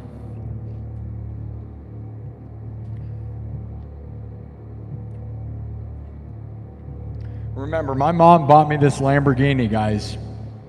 And she was joking, and she always thought Lamborghinis were a stupid idea of wasting money, right? But she did buy me this toy, even though she thought it was stupid. The idea of joking about Lamborghinis, she's like, that'd be the dumbest use of money in the world. But she bought me this, so in some ways she thought about it. Could we manifest a Lamborghini? I don't know. I just want to manifest a basic anything. Manifest the best. Let's go.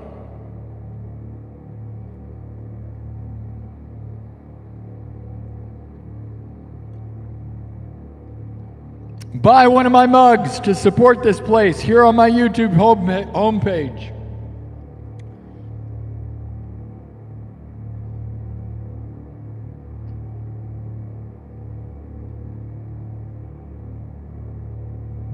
Thank you.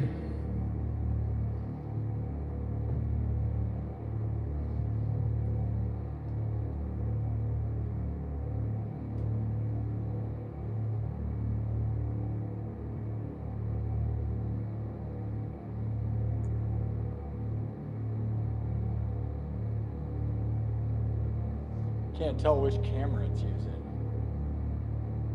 That's the one.